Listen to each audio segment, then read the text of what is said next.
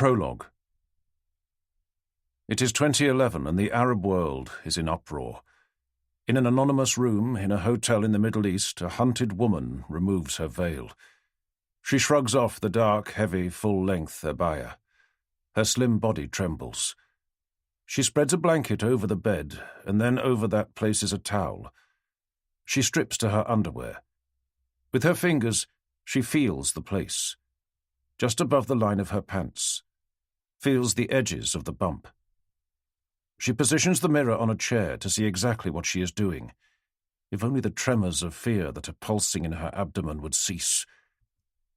She looks at her resources.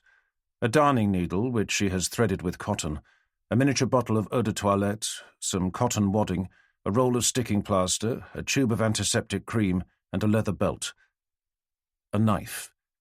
A Stanley knife for cutting carpets or boxes. She presses the button and slides the triangular blade out, wipes it in perfume to sterilize it, then retracts it smoothly into the metal shaft. Slide. Retract.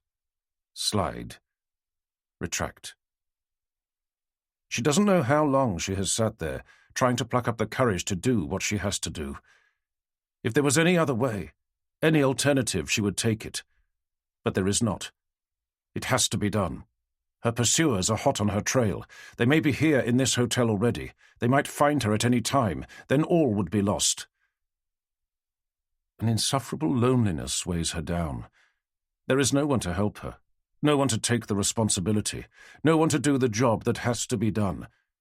She has to do it herself. She has prayed for strength, and, inshallah, she will find it. She doesn't know whether she can bear the pain, but she knows she must try.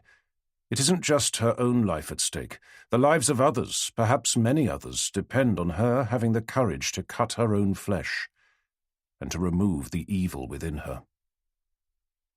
She folds the belt and grips it between her teeth. Then she brings the blade to the edge of her quivering, coffee-colored flesh and begins to cut. Book 1. Chapter 1, BBC Radio 4 Studio, Broadcasting House, London, March 2009. My castaway today is a man who surely needs no introduction to Radio 4 listeners. For 10 years, he has been a warm and comforting early morning presence on the Today programme, his earthy Yorkshire voice easing many of us into our daily routines with a balanced and good-natured probing of the great and good. Before that, he was an outstanding BBC foreign correspondent in Lebanon, Iraq, Turkey, and in the Bosnian War. I'm sure many of us will recall him giving us a chilling eyewitness account of the 1995 discovery of hundreds of bodies, civilians massacred in Bosnia. During the course of his reporting, he has had a grenade thrown at him, lost the top of an ear, and survived, having his tent run over by a Serbian tank. But these days, he says his most difficult task is to get up at 3 a.m. without sounding grumpy on air, presenter Kirsty Young said. He has, he says, never been good at getting out of bed. In the background there was a familiar baritone laugh, liquid and infectious. Young continued. His abiding passion, though, is the charitable work for refugees in Lebanon, to which he has devoted himself for almost 20 years, and for which he was awarded the CBE last year. Looking back, he says he was always struck by the hospitality and humanity of those caught up in wars, their generosity to strangers, and it is something that he says he has tried in his own small way to pass on. He is, of course, Chris Wycliffe. Wycliffe squirmed slightly as she went on to outline his junior schooling at Ripley in Yorkshire, where the geography master once called him too clever by 3/4, and then his time at Bradford Grammar School, where he was caned on at least 4 occasions. His school report, mostly glowing, still made frequent use of the word insolent. He laughed again. So, when you were growing up as a little boy in the Yorkshire Dales, had you always wanted to be a reporter? No, not at all, he said, describing instead a boyhood passion for cricket and, with adolescence, rugby. A place beside Geoffrey Boycott would have suited me fine. Desert Island Discs, the oldest and most reflective of celebrity shows, asks the interviewee to imagine they were marooned on a desert island with little more than a record player for company, and to pick the 8 pieces of music that would help them survive. Wycliffe's first choice was Bach's B minor Mass, which brought back memories of his time as a chorister. After broadcasting an excerpt, Young probed his days at Oxford's Balliol College, where he studied politics, philosophy, and economics. "You gained a 2-2, which some would say was a disappointment of early promise." "I can't argue with that." "Oxford, you have said, was where you discovered girls," she said. "Indeed, one of your contemporaries said your success with women was the cause of much envy." "Well, I'm not sure about that. At that age, it's the central preoccupation of most males. I wasn't much different." Kirsty Young referred to the substantial fan mail he now received as a radio personality. She alluded to an excerpt from one letter addressed to him at the BBC back in 2006, which the Daily Mail had got hold of and published. It was from a woman who, despite being happily married to a barrister, wrote, "I fancy you rotten, and wouldn't mind being serenaded along Venice's Grand Canal just to listen to your rich, chocolatey voice." Another had written that while listening to him introduce a news item on the grouse shooting season, she fantasized about being borne away to the moors on a dark horse by a large, hirsute Heathcliff figure with the voice of Mr. Wycliffe, and under whom she was prepared to suffer any beastliness, any depravity. Relief arrived with a recording of Humphrey Lyttelton jazz, and then a series of still more personal questions. Had he been expected to lose his Yorkshire accent during his early BBC days? It wasn't true, and he hadn't. No, there'd been no voice coaching either, though an early nicotine craving, dispatched almost the day he gave up his addiction to war zones, had perhaps added a deeper timbre. What about that beard? "I started wearing a beard out of laziness when I was reporting in the field," he said. "It's a bit more neatly trimmed now. I'm always surprised when listeners discover my picture on the Radio 4 website and see I have facial hair and say they're surprised, even annoyed, because that isn't how they imagine me." "Annoyed?" "Oh, yes," he laughed. "I've destroyed a piece of mental furniture. You imagine someone one way, listen to them every day for years, and they turn out to look different. It scrambles the picture you get in your head next time you listen." Desert Island Discs, traditionally famous for fawning to the famous, was now expected to get underneath a guest's skin. The next question didn't come as much of a surprise. "Now, I must ask you about the A-level scratch card incident," Young said. Wycliffe had a particularly unpleasant interview on Today a year ago with a bumptious education minister. The question was asked why it was that A-level results had got better every year without a break for 15 years, if not through becoming easier. The minister had doggedly stuck to the party line: good students, better teaching, and restructured education. Marking, he said, had not been softened one jot. The interview made the papers because Wycliffe had been heard to say after the minister departed, and supposedly off-air, "When A-levels are given out on scratch cards, he'll finally be able to get his own." "That wasn't very fair, was it?" Young asked. "No, absolutely not," Wycliffe laughed. "But the minister and I have since had a good chuckle about it." This wasn't quite true. The ministry had made an official complaint to the BBC, and Wycliffe had been pilloried by the head of news. Not so much for what he said, as for not identifying the difference between a microphone that was on and one that wasn't. Young then switched to a different tack, but one which he had prepared for. "What was the most moving experience you ever had as a foreign correspondent?" Wycliffe paused, aware that rushing straight in would make his answer seem as prepared as it was. He didn't want to dispel the impression of spontaneity, the recollection and the weighing of experiences, the catching of sighs and hesitation which Desert Island Discs so values. "I think it was after an earthquake in Turkey in 1991. We'd managed to get to a mountain village that had been cut off for at least a week and found a family camped by the side of their flattened home, from which they had managed to rescue just a battered settee. It was freezing, with sleet coming in horizontally. A small fire was burning in front of the settee amid a circle of stones, on which a small blackened can acted as a saucepan. A stout and dignified woman in cardigan, headscarf, Wellingtons, and improvised skirt would every so often poke the contents of this can with a stick, while a clump of tiny, shivering children on the settee stared goggle-eyed at it. We got some tremendous close-up pictures of the concentrated longing written into the children's faces and the snowflakes on their hair and eyelashes. They clearly hadn't eaten for days, but this food, whatever it was taking a long time to cook. When it was finally ready, we stopped filming to give them some space. It was no more than a cupful of rice, clearly gathered from a floor, because it was tainted with soot and grit. The woman then shooed the children from the sofa, indicated that cameraman Rick Baxter and I should sit, and with quiet pride, offered to share their tiny meal with us. We, of course, graciously declined. After a long pause, a final question, with an unexpected twist. We've heard all about your charitable work, and I understand this was inspired by a tragic incident in your early days of reporting. What happened, and what effect has it had on your life? Has it changed you as a person? That's a big question, Wycliffe chuckled. It had all begun in an obscure town deep in one of the world's most intractable trouble spots 20 years ago. And as he started to talk, he knew there was much he could never tell. This was a story that had shaped his life, and it was a very long way from being over. Chapter 2. Christian Militia Zone, South Lebanon, November 1989. Fuad Adwan coaxed the aged Peugeot over the last broken section of baking roadway, leading up to the hilltop town of Sultaniyye. The chassis grumbled as it negotiated the shrapnel-fractured concrete and skirted the whitewashed stones laid out to mark the edge of a deep crater.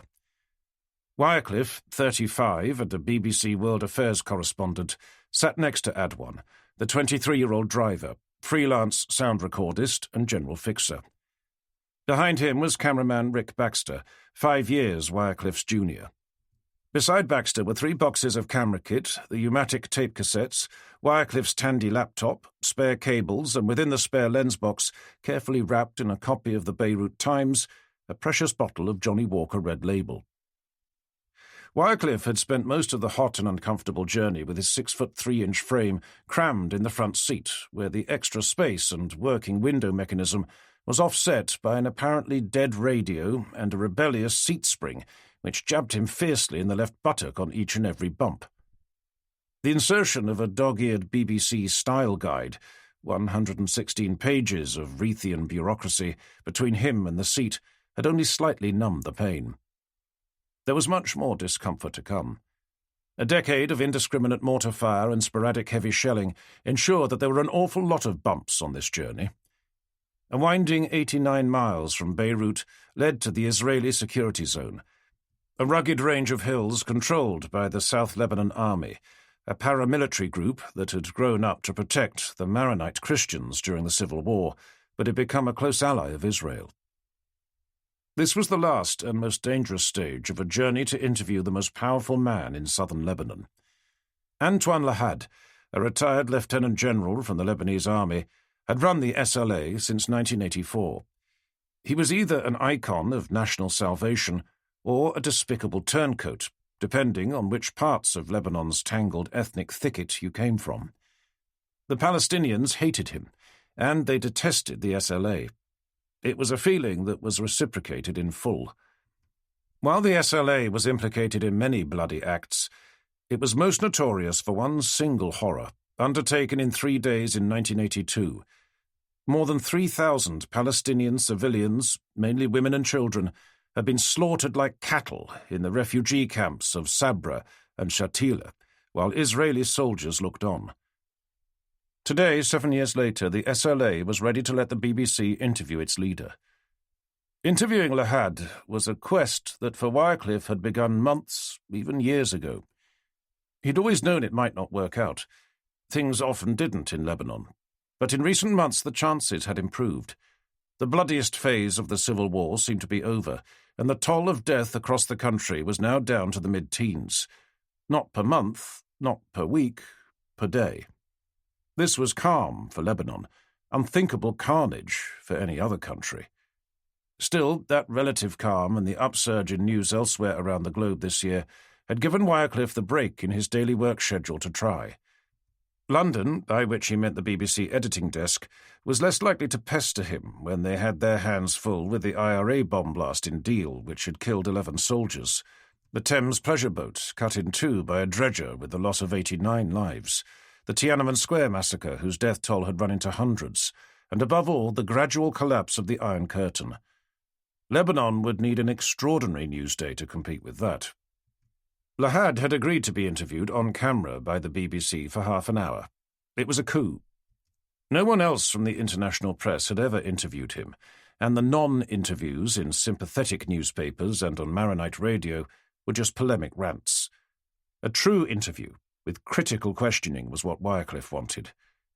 Getting it was another matter. Wycliffe's initial list of questions, demanded by Lahad's officials in advance, were systematically whittled down. Most emphatically, Lahad wouldn't talk about the 1982 massacre, or his relationship with Eli Hobeika, the Christian Phalangist leader who had ordered it. Well, there are always ways. Then there was the location. Wycliffe had been ready to go as far south as Marjayoun, just south of the Litani River, a Maronite redoubt where Lahad lived. The SLA had other ideas. A secret location, finally dictated over a crackly phone line at 5 a.m. that morning. Wycliffe would wait at Sultaniya, a town 2 hours deeper into South Lebanon. He would then be escorted to Lahad's operational headquarters nearby. A longer journey compounded the potential snags. Roadblocks, Israeli or militia action, a car breakdown, or simply a warlord who had changed his mind. Sultaniya, a jumble collection of cement homes, wooden sheds and olive groves, looked deserted, except for the stray goats which wandered around a burned-out wreck of a car and foraged amidst piles of rubbish. Adwan parked the car in the narrow main square as agreed, underneath a broken metal lamppost from which cables still looped towards a nearby house. He then tried once again to get a signal from the car radio, but he went right through the dial with nothing but the odd crackle. "He's broke," he said finally. "Like everything on this blasted car," Wycliffe said, taking the opportunity to get out, stretch his bulky frame and massage his sore buttock. Had he remembered to bring his shortwave radio, he should not only be able to get BBC World Service, Voice of America and Radio Lebanon, but also Israeli Army Radio and the ad hoc station run by the SLA. As it was, they had not heard a news bulletin since 6 a.m. It made him all the more nervous about the huge risk they were running. Wycliffe's senior colleague, Jim Moore, was away in Edinburgh for a long-booked family wedding. This meant leaving the office in Beirut in the youthful and inexperienced hands of Tezina al-Khalifa. Of mixed Lebanese, French, and royal Saudi parentage, Tezina had buckets of confidence, connections, and charm, but she was still only 22 and utterly new to the BBC's rigid style. She had spent most of her brief time since graduation from the Sorbonne covering Lebanese politics for a Gulf-based Arab-language news magazine. She used her beauty to charm elderly but powerful politicians who routinely underestimated her nose for news. Wycliffe had recruited her as a stringer, a journalistic freelancer 3 months ago, at a pifflingly small rate. Her job was to add some backup to the reporting. Good contacts, excellent Arabic, a few stints monitoring the local language news broadcasts for anything missed by Caversham, the BBC's Reading-based monitoring facility. Neither Moore nor Wycliffe envisaged her doing much up-front reporting. She was there to help them prepare for the unexpected. She was there in what journalists universally call CYA mode. Cover your ass. Wycliffe had been warned that Tezina was a looker by Associated Press Bureau Chief Mike Toller, who'd recommended her, but he hadn't been quite prepared for the extraordinary glamour and poise she possessed. When he sat down to interview her, he was so distracted he dropped her application form, mislaid her Lebanese security credentials, and forgot the questions he had intended to ask her. That was when he first experienced her laugh, something so warm and infectious that Toller had described it as being bathed in sunshine. Whatever her talents, she'd need to fit BBC needs, and Wycliffe had done his best to prepare her. He bluntly told her to forget trying to convey Lebanese politics to a UK audience. The great British public struggles to follow anything from the Middle East, except death and disaster, preferably along the known fault lines of Arab versus Jew and Sunni versus Shia. "Lead from the facts," he said. "You'll lose their attention, and that of the editors with much more." The facts need careful wrapping. Wycliffe had passed her a copy of the style guide and recounted the essentials of reporting Lebanon for the BBC. First, good reporters avoid emotionally loaded descriptions. Say guerrillas, or preferably militants, not terrorists. Say explosion or blast if you hear one. Don't use the term bomb until you know for sure it is one. In a typical minute of airtime, there is barely enough for the what, when, and how essentials of a bombing or attack. The who needs careful handling, and you'll rarely have time for much on why, even though that may interest you most. All news stories have to compete for airtime with whatever is happening elsewhere. It's not a story for London unless we have at least 10 dead bodies here, if they are locals. Road accidents, gas blasts, and other civil carnage isn't news until we're in the realms of 20 to 30 dead. Dead or kidnapped foreigners are more interesting, of course. The minimum for London interest is 3 Europeans, 2 Aussies or Kiwis, or a single Brit or American. Brutal, yes, but absolutely standard. Wycliffe had left her his boilerplate file, in which 3 typical Lebanese news events were effectively pre-written in BBC style. They were called bombing, clashes, and other, respectively. All she had to fill in was the body count, always headline and first paragraph, the source for this number, preferably a hospital, and to remember to pick initially the lowest figure if death tolls varied. "If you get conflicting numbers," Wycliffe had said, "be conservative. Say you have 26, 15, and 12 from different sources. Then say, at least 12 people have died in. That's the best way to handle it. Nothing is worse than grabbing a headline with reports of 85 deaths and having to roll back to 17 later on." All that he had passed on in the interview, while trying not to stare too deeply into those big coal-lined eyes. He had done all he could, but now everything was in Tessina's hands. She was the CYA resource. But now there was no radio for him to check up on her. Without being able to pick up news bulletins, he was running blind, and that always made him nervous and irritable. There had been talk months ago of London making available to Middle East region one of their 3 precious new satellite uplinks.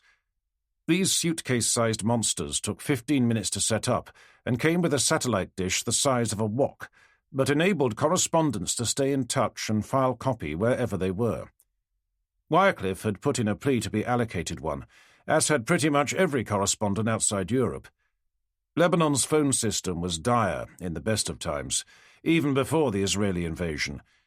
But that could equally be said of Lagos, Nairobi, and even Mexico City.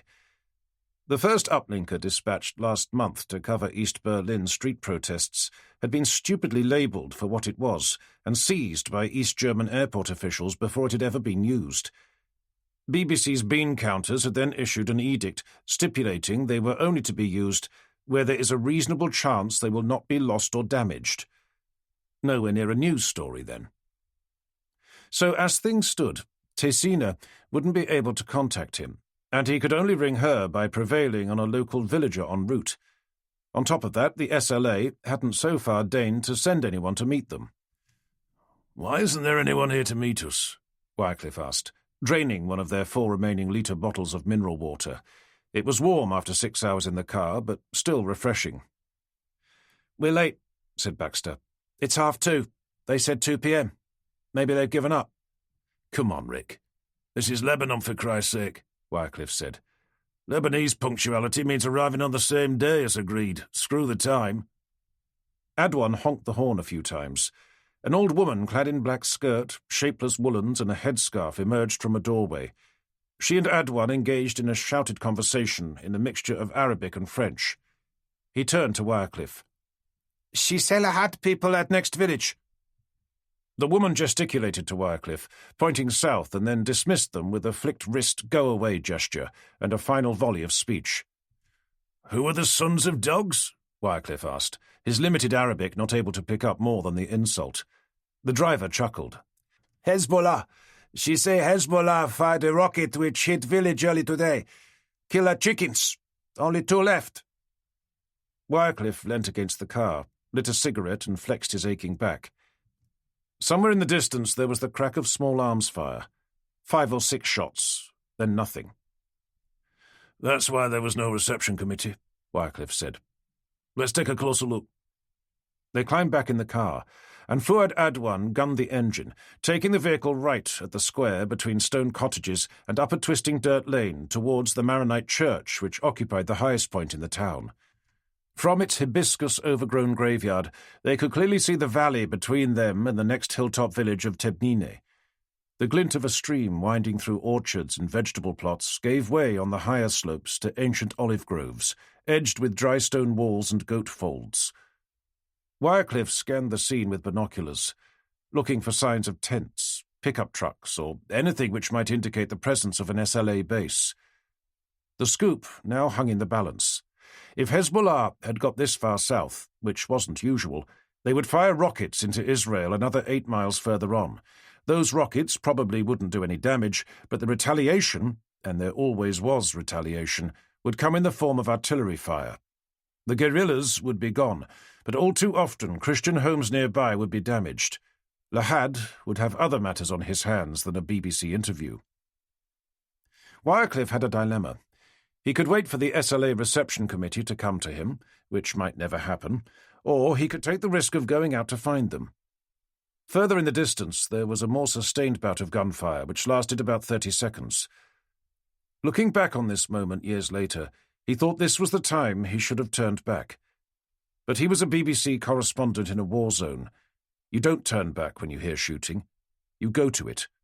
That's where the news is. What do you think, Fuad? Wycliffe asked. Would the road be mined? The Palestinian shrugged. God willing not. Too far south. But who knows, the SLA are crazy bastards. I vote we wait here. It's where we're supposed to be met, Baxter said. Give 'em an hour. Wycliffe looked at his watch. Nope, I think they've forgotten us. An hour waiting is another hour out of touch. Let's go. Baxter groaned as Adwan started the engine. They drove back through the town, taking a sharp right down the rutted hill into the valley, passing a wheelless and rusted Soviet truck, Syrian army markings still visible, and a reminder of how fought-over this terrain was. The vehicle might have met its end in the Arab-Israeli wars of 1948, 1967, or 1973, or more likely in the Syrian interventions in Lebanon of 1976. Or perhaps later still. Take your pick. The labyrinth of Lebanese suffering defeated all but the locals, who knew every twist and turn of the country's agony. From Tebnine, a dust cloud betrayed the passage of another vehicle, travelling towards them at speed, horn blaring. It gradually distilled into a battered pickup with at least 2 armed figures in the back. Wycliffe's stomach tightened. He reached over to the back seat and fished out a large piece of dirty white card with the word press written on it in marker pen letters a foot high. He pressed it against the windscreen and prayed, as he always did in such circumstances, for literacy amongst the militias. 400 metres away, the other vehicle started flashing its headlamps. Adwan pulled off the road and slewed to a halt, flashing lights in response. "Our reception committee, finally," Wycliffe said, tossing the press card into the back seat. The pickup screeched to a halt beside them. There were at least 6 armed men in it. An angry-looking driver leaned out and yelled something at them. "BBC!" boomed Wycliffe, pointing to the cardboard sign as he and Baxter got out of the car. "Interview! Lahad!" He pointed further up the road. Moad! Moad! moaned one mustachioed man standing in the body of the pickup. He was beating his chest with a fist, his face full of tears. Taped in the vehicle's front window was a picture, hastily edged in black, of René Mouawad, the Christian president of Lebanon, and underneath the single Arabic word, Qatala, murdered. "Jesus, Mouawad's been assassinated," whispered Baxter. Wycliffe groaned as his worst nightmare appeared before him. Fuad shouted for a confirmation from the SLA driver and got one. Yes, Morwad was killed today by a car bomb. The most important man in the country blown to pieces. He's only been president a couple of weeks, Baxter said, as if Lebanon's crazy fratricidal politics paid any respect to such things. Fuck the bloody radio! Fuck! Fuck!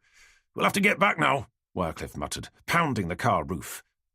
Everything, including Wycliffe's BBC career, now depended on how Tessina handled the story in their absence. For all the preparations in the boilerplate file and all the advice to her, Wycliffe had known he had left himself vulnerable. He had known it. Murphy's law of broadcasting, the big story breaks always when only a junior is on duty. Now, this had happened. There was nothing in the boilerplate about presidential assassinations. She would have access to the Reuters terminal, and probably copy from the Associated Press in the adjacent office too, if she used her initiative. Maybe someone from the AP would offer a helping hand, maybe not, as they would be run off their feet too. She might be able to hold the fort for a few hours on spot copy, but London would very soon be wanting to speak to him for interpretation, background and analysis. He had broken the cardinal rule. He was off base, 6 hours' drive away at least from Beirut, and out of contact. Wycliffe began to ask the SLA men about the president and where the nearest telephone might be, but the pickup was already pulling away.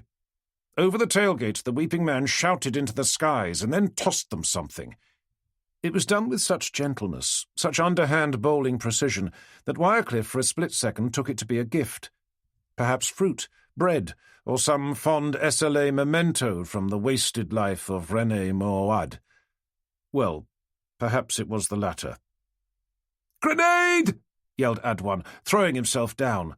Wycliffe saw, as in slow motion, the grenade fall 10 feet behind the Peugeot. It bounced a foot off the ground, turning gently, a little puff of dust following it into the air as it described a balletic arc, showing the full 360 degrees of its elegant killing simplicity. The ringed safety pin was missing, the detonator lever released and standing out, the typical 3-second fuse almost gone. All this Wycliffe absorbed in a silent millisecond, as he hurled himself as far forward along the side of the car as he could. Baxter had dived into the car's back seat. There seemed no sound of explosion, just an enfolding hiss of static, like a TV without a signal. In his head he was shouting, screaming even, but he could hear nothing but this fizzing, roaring ocean. Chapter 3. BBC Radio 4 Studio, TV Centre, Wood Lane, London, April 2009. James Naughtie, in thick cardigan and headphones, looked at the clock. The time is now 7:15. Now, it's often said that Britain is a greying nation, yet the care homes industry, according to a recent report, is failing to provide the level of care that we should expect. There was, as you remember, that shocking report on the Beaches, the care home in Nottingham, now closed down. However, according to a report just released by the new Care Quality Commission, more than a third of care homes are not up to the job. To discuss this, we have on the line Sandra Elgood of the Commission, and in our radio car, Paul Neasdale, who represents the Care Industry Association. Over the headphones, Wycliffe heard it too, gallery producer Sandra Kulchek said, "We've lost the radio car, Jim. Chris, we've got David Willey from Rome, but let's hold him and move Simon up. His interviewee is primed." "We seem to have lost the radio car," Naughtie intoned. "Never mind, we'll come back to this story in a few minutes. We'll also be interviewing Health Minister Andy Burnham at 8:10. Cue Chris. Time check. "It's 7:19, Wycliffe said. "British Airways has just reported its latest quarterly results, and once again losses have risen. Here's Simon Jack with the details," Wycliffe said, nodding to the younger, besuited man sitting at a console nearby. BA Chief Executive Willie Walsh was primed to go at the BBC's tiny studio at the London Stock Exchange. The interview would probably be a minute, perhaps even less, which was pretty much all the time that such a confined space was bearable, at least to captains of industry. As the business segment kicked in, Wycliffe took a sip of coffee and looked closely at page 6 of the Financial Times, which was propped up on his keyboard next to a half-finished fruit salad. He checked it against his scripted piece on the banking crisis in Ireland and spoke to the gallery. "Can someone look at this script quickly before we get the Irish finance minister on the line? The figures look wrong. Isn't this billions, not millions?" Wycliffe got an acknowledgement from the gallery. They were anxious not to screw this one up, seeing as the last time the minister had been asked for interview, he'd been unable to get in before thought for the day, and ended up being pushed off the schedule. There hadn't been time to squeeze him in before the weather, which had to be started by 7:58 a.m., or they'd risk crashing the 8 o'clock pips, the sacred signal that marks the formal news bulletin. Just as he was turning the page on the FT, Wycliffe did a double take. Like the uncanny ability to hear your own name whispered in a crowded room, he had picked up somewhere on the page the name Tesina. It took him a few moments to find it. Yes, being quoted under her married name, Christodopoulos, in a report from Dubai about a new satellite channel for which she was the first female head of news. So she was still breaking glass ceilings. Was she happy or not? Did she ever think of him? He always thought of her. Always. Every day, as he was waking up, even though he hadn't seen her for nearly 20 years. The discovery unsettled him for a moment, so that when the Irish finance minister finally did come on the line, Wycliffe had mislaid the questions he wanted to ask him. It was the effect Tesina had always seemed to have on him. Chapter 4. Lebanon, November 1989. Wycliffe had lucid memories of that fateful day. He could still feel the searing heat of the blazing car, with Baxter still inside, struggling to get out. He tore open the door, leaving a layer of skin on the searing metal handle, and pulling the moaning cameraman out to lie shivering on the ground. He somehow retrieved the insulating space blanket from under the driver's seat, knowing Baxter would need it. Then he ripped a sleeve from his own shirt to make a tourniquet for a jagged shrapnel wound high on Adwan's inner thigh, and struggling with only partial success to stop the bright blood squirting out. He bellowed for help, turning in every direction and roaring in French, English, and broken Arabic that there were 2 injured in need of help. The yells clattered around the dusty hills. Was there no one nearby, or were they too scared to come? He scrutinized his injured crew, wondering how to get them both to safety, after the sickening realization that no water or first aid supplies had survived the conflagration. Baxter, shaking and incoherent, had weeping mottled burns to face and hands, but attempted to stand. An agonized yell revealed the cameraman had a shattered ankle, too. He tumbled to the dusty ground. Adwan, pressing the tourniquet to his leg, called for Wycliffe to listen to him. The young Palestinian, father of 2 young children, was conscious enough for a selfless gesture. "Take Rick for help. I'll be all right." "That's a terrible leg wound," Wycliffe said gently, seeing the impromptu tourniquet already dyed scarlet. "I'm worried about it." Baxter was unable to walk, but with burns that were perhaps too painful to risk him being carried. But would he die of shock left alone? The weight of decisions was crushing. Adwan ran the risk of bleeding to death if left alone, or worse if phalangists found him. A Palestinian refugee with a Lebanese ID card listing him as Muslim was as good as dead down here. The BBC accreditation he also carried would make little difference. If he hid his ID, they might assume he was Hezbollah, a recipe for torture first, then death. That Fuad Adwan was willing to drive a BBC crew deep into enemy territory had marked out an extraordinary but nonchalant courage. So Wycliffe made the decision that of the 2, Baxter, a British national and clearly so, was safer to be left behind. The SLA would not harm him, at least not deliberately, not as an act of policy. Wycliffe knelt by the side of the barely conscious Baxter.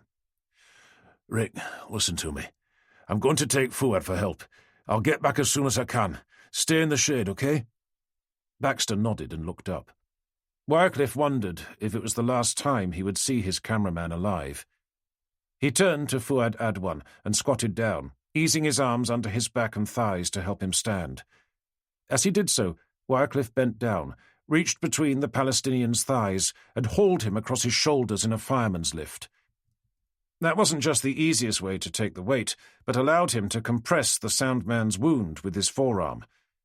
Getting him up there wasn't difficult. Wycliffe was a big man and Adwan wasn't, but he was still a good 10 stone, 140 pounds. During rugby training at Balliol, Wycliffe had once run 400 metres in just over 2 minutes, carrying a 100-weight sack of potatoes on his shoulders. But carrying someone for an hour or more, uphill, back to Sultaniye, was going to be more of a challenge, especially without water and in 30-degree heat. "Tell me about your kids, Fuad," Wycliffe said, trying to stop his charge slipping into unconsciousness. "How many have you got?" "2. There is Hakim, who is—" he whispered. "How old is he, Fuad? How old is Hakim?" "He's 10 years. A lovely boy." Wycliffe coaxed out the details of Fuad Adwan's life, the 2 kids he doted on, his young wife Noura, his own 4 brothers and 3 sisters, his father, Abu Salim. How far was it to Sultaniye? 4 miles, maybe 5? Uphill, it felt like 20. After the first half hour, having changed positions half a dozen times, Wycliffe realised he was drenched with Adwan's blood. The sound man had long since failed to respond to his conversation, and looking back, all he could see was a long, gory trail of crimson drips pocking the dust down into the valley. The journey never seemed to end. Wycliffe realised that this would have been part of the same journey north that Fuad's grandfather had taken, back in 1948, when the family was forced out of their home in Jaffa, now Haifa. More than 50 years later, Fuad himself was taking a part of that journey, and in even more danger. A child was tending goats on the edge of the town. Wycliffe bellowed in French for directions to a doctor. The child pointed and ran alongside as Wycliffe lumbered on to the indicated house. The woman he saw there identified herself as the town's midwife, and from the moaning coming from a nearby room, she was busy. He laid Adwan gently down onto a rug to ask her to look. He was unconscious, and the blood flow appeared to have stopped. The midwife listened to his chest, checked his pulse, and shrugged an apology. "Désolé. Fini," she said, with the brevity of one just as familiar with the end of life as the start of it. The same medical scramble, ending in one case with the cries of a child, and in the other, silence. Wycliffe spent the next 10 minutes trying to resuscitate Adwan. She went back into the bedroom after first telling him to move the bloody corpse off the mother-to-be's best rug. From then on, things got hazy. Wycliffe had no recollection of the phone call to Taysina he made from Sultaniye, nor of the call to the duty editor in London, nor of hiring an informal but outrageously expensive taxi there to get Baxter and himself back to Beirut. He had no recollection of that long and grim journey, of stumbling into the cramped BBC office at 11 p.m. that night, having taken Baxter to hospital. But he did recall the shock on Taysina's face at seeing him, her blood-spattered boss lurching into the newsroom and demanding to see the day's copy. Only after she had given him the sheaf of papers and he had watched the VCR tape of the piece used by the 6 o'clock news did he agree to go to the bathroom and let her carefully remove the shirt, thick with dried blood, that had matted into his chest and back hairs. "I think you need a new shirt," she had said, as she gently soaked it with wet paper towels, then, millimetre by millimetre, peeled it off, a process that had taken half an hour. Once he was stripped to the waist, she washed off the dried blood on his hair, neck, and back. Her warm and slender hands, slick with soap on his chest and back, were a sensual frisson and a comfort, the first for many hours, and he tremblingly surrendered to it. She held his hands and said kind words. In the mirror, he was shocked to see his own eyes, haunted, aged, alien, and the top half-inch of his right ear, gone, with barely a speck of blood. It hadn't hurt at all until he saw it, and then it hurt like hell. How he had got through the next 2 days of back-to-back TV and radio bulletins, he had no idea. The car bomb that killed the Lebanese president and 25 bystanders had weighed 1/4 ton, big even by Lebanese standards, and had blown the armoured Mercedes carrying the president dozens of feet into the air. Radio 4 presenter Brian Redhead had asked Wycliffe who could be behind it, and the answer was simple: almost anyone. The truth was that Muad was a genuine moderate, Probably the only man capable of uniting a fractured nation. Dozens of different factions, seeking profit from Lebanese agony, had a motive for killing him. 3 days after hurriedly depositing Baxter in hospital, Wycliffe finally found time to visit him. He'd made sure the cameraman was in a private hospital in the east of the city, where those with money had the best treatment. His burns to face, hands, and neck were no more than second degree. The ankle, smashed by a large piece of shrapnel which tore right through the car, was now pinned. For Wycliffe, another blow arrived a week after the assassination, after the editorial and staff department phone debrief, where all the platitudes and sympathy and false admiration had been trotted out for his attempts to save Fuad Adwan. It was then that BBC regional manager Alistair Marsh, who had flown in specially from Jerusalem, took Wycliffe aside into a stairwell and gave him an almighty echoing bollocking for being stupid enough to take a Palestinian soundman into SLA-held territory. Marsh, a sharp and clever Scot, who had been a legendary foreign correspondent in his day, wasn't interested in Wycliffe's explanation that only Fuad Adwan was available that day. That Adwan had volunteered counted for nothing either. Marsh didn't care that he was the best soundman in Beirut, nor, as he put it, did he care a toss that Adwan could pass himself off as a Christian, with enough of an accent and slang to fool the keenest phalangist. Most unjustly of all, Marsh didn't even consider the fact that Fuad Adwan's death was as random as most deaths in Lebanon. Wycliffe knew that Adwan wasn't killed that day because he was a Muslim. He wasn't killed because he was a Palestinian. He died because a jagged lump of metal from a grenade thrown by a grieving gunman happened to tear an artery in his leg. His leg, not the leg of anyone else who was in the vicinity. Marsh may deep down have agreed, but his conclusion was that Wycliffe was culpable because in his frenzy to get a scoop, he'd put an enthusiastic young freelancer in danger. "Your ambition got the better of you," Marsh said, his pale eyebrows arched beneath his balding pate. "And it's not for the first time." That was not a judgment that Wycliffe could contest. He didn't even want to, because the truth was that Marsh's conclusion exactly matched his own. Marsh did give Wycliffe one break. He volunteered to put together the formal BBC letter of protest at the killing, to be signed by the Director-General. He might ask Wycliffe for detailed advice for exactly whom to give it to, given that the SLA didn't have liaison officers or a Beirut head office. In any case, copies would be sent to the Lebanese government, the press office of the Israeli army, which was the SLA's paymaster, and to the British embassy in Lebanon. One thing that Wycliffe had forgotten completely only emerged a month after Fuad Adwan's death. It was the photograph of Adwan's wife, Noura, and her 2 children, a boy and a girl, which Fuad had kept in his shirt pocket. Wycliffe had bundled them together with his identity card and other personal effects which had survived in the same container as the space blanket: a cotton bag with an electric razor, a comb and a toothbrush, a neatly ironed white short-sleeved shirt in a plastic bag, to which was clipped a letter in the neatest Arabic from his wife. Enclosed within the letter was the little girl's drawing. It was a smiling stick man with a box, which seemed to contain another face. Wycliffe stared at it for a long time before understanding. A television. The child had portrayed her father's work for TV. And now he was dead.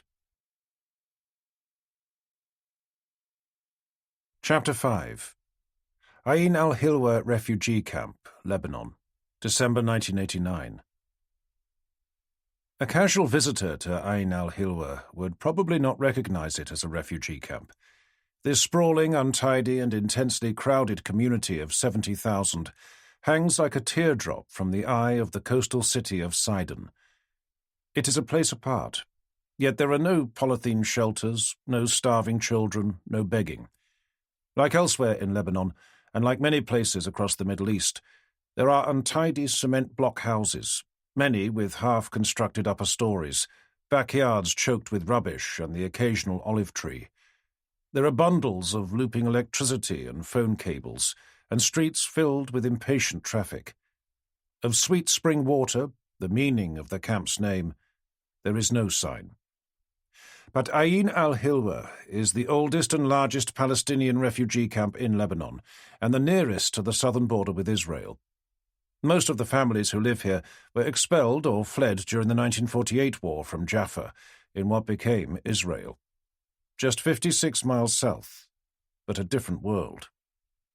Since then, 4 decades of social stasis and economic stagnation, 4 decades of being a lost people within another state, has done nothing to calm the Palestinian sense of injustice.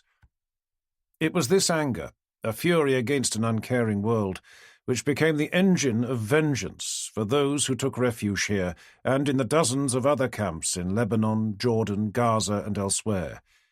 It was this anger which set the political and sectarian fault lines which, ever since, have been rumbling right across the Middle East. Wycliffe had first had Ain al-Hilwa pointed out to him by a fellow passenger on a jet coming into land at Beirut International Airport back in 1984. Flights from Cairo, having stayed well out from Israeli airspace, turned sharply east across the coast south of Sidon and curved around the town to line up with the main Beirut runway. This took them right above the camp, often quite low, even though the airport is another few dozen kilometers to the north. Aircraft can stray across the camp with impunity. Israeli warplanes photograph it by day, and by night occasionally create sonic booms which wake the inhabitants. It is a different story on the ground. Once the Israeli ground forces withdrew south of the Litani River, Ain al-Hilwa became a no-go area. Lebanese officials rarely go there, police never, Christian phalangist militiamen at their peril. Even the Lebanese army, riven by religious and factional differences, knows that the weapons in the camp and the experienced fighters who wield them are more than a match for them. Bomb plots, murders and kidnappings were planned in Ain, wanted terrorists or guerrillas hidden, ammunition stored and bunkers built, ready for the day when Palestinians rose up to reclaim their homeland south of the border. To Wycliffe, Ain al-Hilwa was like Northern Ireland, complex, dynamic, important and fascinating. Above all, it was tragic. Wycliffe had once gone to Ain in an attempt to meet and interview the notorious terrorist Abu Nidal, who in 1982 had organized the shooting of the Israeli ambassador in London and single-handedly provoked one of Israel's many invasions of Lebanon. Nidal, who described himself as the evil spirit who moves around only at night causing nightmares, was said to have visited the camp in disguise from time to talk to associates. But Wycliffe's Palestinian go-between from the Fatah Revolutionary Council couldn't find him. It was a wild goose chase, just like the quest for an interview with the SLA's Lahad. Today's journey, though, wouldn't rate a headline anywhere outside the BBC staff magazine.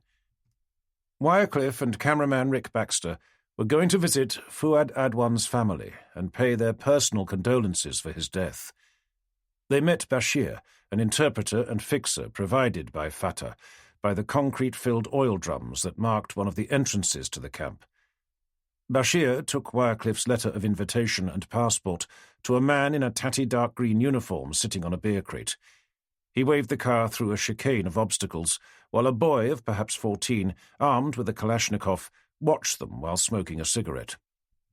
5 minutes later, Wycliffe arrived at the 2-roomed cement block house where Adwan had lived with his father, Abu Salim, wife Noura, her sister Fatima, and their 6 children. This extended family ate, slept, and dreamt of a better future in just 2 rooms, neither more than 12 feet square. Faded curtains on wire further divided the rearmost of these tiny spaces, a 3-foot section for the women to dress, and a couple of narrow bedrooms. At the back in the alley was a plastic curtain which cordoned off an alcove, over which a plastic bag was slung from a single nail. This bag, filled with water and peppered with tiny holes, was the family's shower. The only toilet was a crater by a broken sewer 50 meters away, shattered by an Israeli mortar in 1983 and never repaired. There was a pervasive smell of bad drains. After the exchange of traditional and formal Arab greetings and the offering and acceptance of mint tea, the BBC pair were offered the comfort of a small square carpet reserved for visitors. Abu Salim, "We're here to offer our deepest condolences," Wycliffe began, turning to the interpreter, who duly started to speak. Abu Salim, his keffiyeh headdress and jalaba proudly starched and cleaned for the occasion, motioned for them to sit first. Wycliffe eased himself gingerly to the ground, while his younger colleagues crouched. Mrs. Adwan then brought in slices of fresh ripe mango. In Ain, such luxuries were hard to come by. Baxter, reluctant to help himself, took his cue from Wycliffe, who took a small slice. "So, please tell me, who killed my son?" Abu Salim's roomy eyes fixed Wycliffe.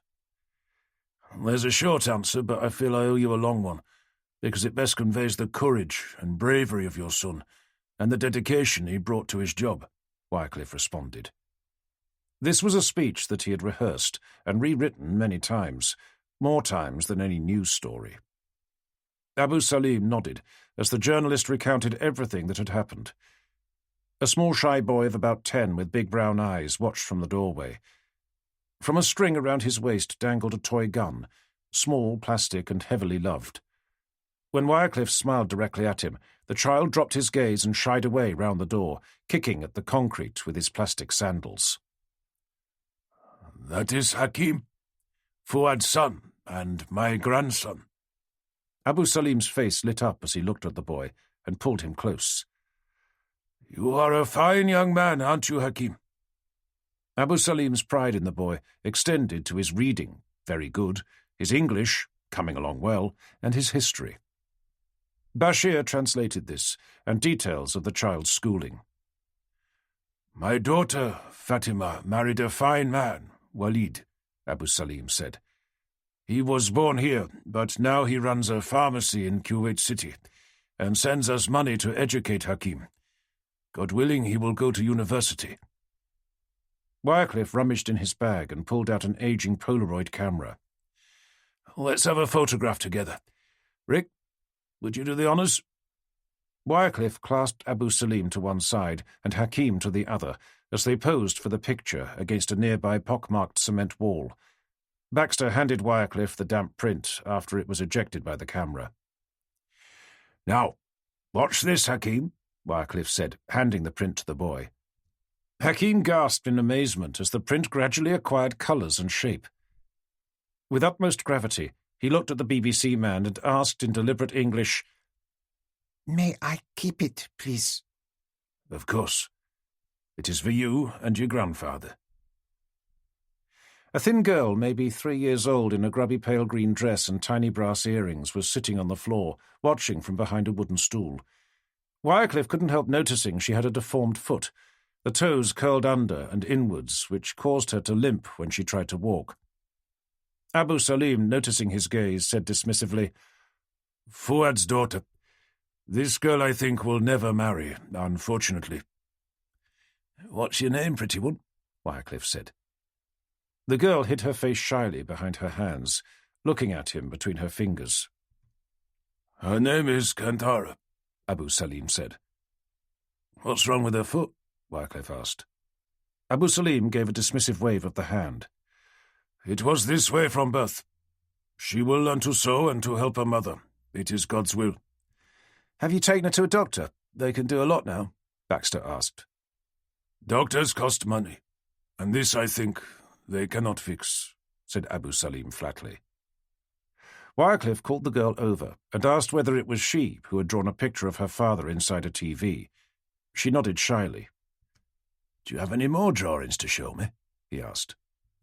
She nodded, and with great solemnity brought out a large envelope, in which were some scraps of paper with pictures of the family and her house, drawn as a red box with green windows and a door, and 3 figures peering out.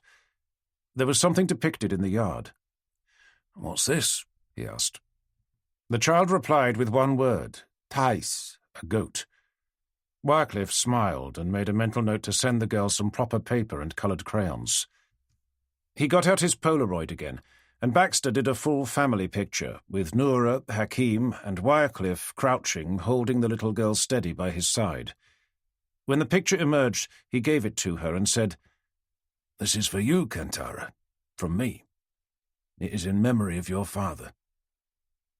He shifted his backside on the carpet, trying to find a position that didn't give him backache or cramp his lower legs. He watched the little girl, who navigated the room by lurching from stool to wall to table, and the thought occurred to him that something really should be done to help her. After 15 more minutes, he asked Abu Salim if they could take some pictures and perhaps recreate on film some of the moments of their visit. Yes, of course. Abu Salim barked at Noura to come and sweep the room, even though it was already spotless. For a news program? Wycliffe, feeling distinctly uncomfortable, told him that it would be, perhaps as a part of a package about life in the camps, or perhaps as a special on the real cost of news. He didn't use the terms human interest or soft feature, but that is what in journalistic terms the death of Fuad Adwan now was. The thousands of deaths in the Middle East, the slaughter in refugee camps like Sabra and Shatila, the bombs, the bullets, and the unfathomable factional strife were numbing to viewers. In the end, it was the close-up of a family tragedy that elicited most empathy. The bewildered faces of bereaved children, the tears of widows, and the homes where a son or daughter, mother or father would never return.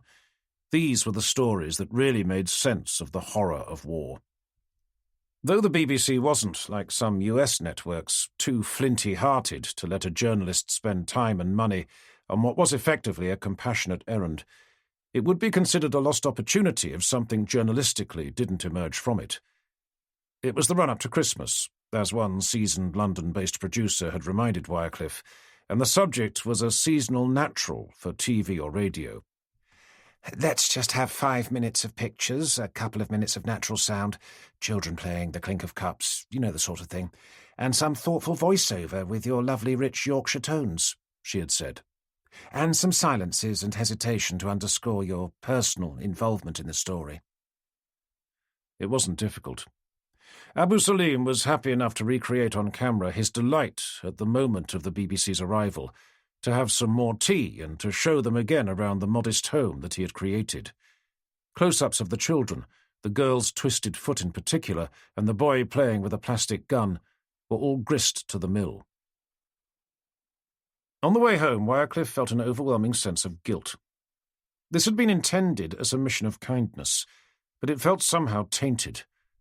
Of course, he had come to the camp partly to assuage his own guilt at taking Abu Salim's only son, Noura's beloved husband, and the father of 2 delightful children, on what turned out to be a deadly mission.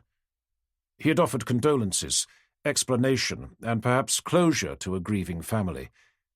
But he had taken something, too, by intruding on private grief for footage to be seen by millions. As one journalist had told him many years ago, in news, nothing, absolutely nothing, is sacred. St Bride's Church, Fleet Street, London, April 2009. Lady Leonora Simons stood at the lectern at the Great Wren Church, now dedicated to journalists, and looked out with satisfaction. Before her was a congregation of the great and the good, powerful, well-placed people who had turned out on a vilely wet evening to support a charitable cause of which she was the chief trustee. Prime Minister Gordon Brown, much to her regret, had cancelled at 2 hours' notice, but the government was instead represented by Douglas Alexander, the International Development Secretary, and Baroness Royal, Chancellor of the Duchy of Lancaster and leader of the House of Lords. She could see Rupert Murdoch and his son Lachlan, plus the editors of The Guardian, Daily Telegraph, Financial Times and News of the World. Also present were 3 members of the BBC's Oversight Board, the BBC Trust, including Richard Beyer, a former chief of BBC News who had known Wycliffe for years. Thank you very much, ladies and gentlemen, for being here today. As you know, the Fuad Adwan Foundation has now reached a milestone. As of yesterday, I can announce we have raised £2 million to offer international scholarships for the education of promising students from the refugee camps of Lebanon. After some applause, she went on. Before I hand over to Chris Wycliffe, I would like to extend my great thanks to him on behalf of the whole committee. Not only did he set up the foundation, but he has used every opportunity and all of his extensive contacts to raise money. None of this would be possible without him, but to be honest, I don't know how he does it." Chuckles rippled through the audience. "Chris has to get up at 3 a.m. every morning to present, along with John Humphreys, Sarah Montague and Jim Nocty, the most demanding radio news program in the country. Yet even at 10 p.m., I can get a call from Chris about developments in this or that camp in Gaza or Lebanon. So, without more ado, I'll ask him to share that oh-so-familiar voice with us once again." Wycliffe kissed Lady Simons on the cheek as she left the lectern. It was with some relief that he was able to get on with the real business of the evening, which was to launch a medical aid project for the camps to go side by side with the educational one. 2 hours later, he was standing outside in the drizzle of Fleet Street, celebrating a successful evening. He hailed a cab and set off back home to Dulwich.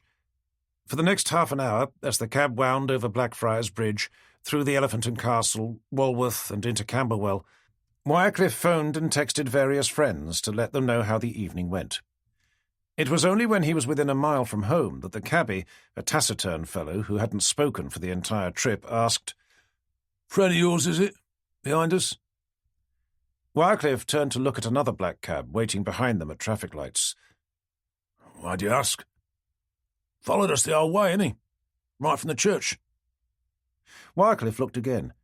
He could see the driver well enough, a middle-aged man in a flat cap and car coat, but could see nothing of the passenger. "Coincidence, I expect." "Nah, didn't like anyone getting between us," the cabby persisted. "I only noticed when he overtake the van in Camberwell. Bit dangerous, like." "If you think so.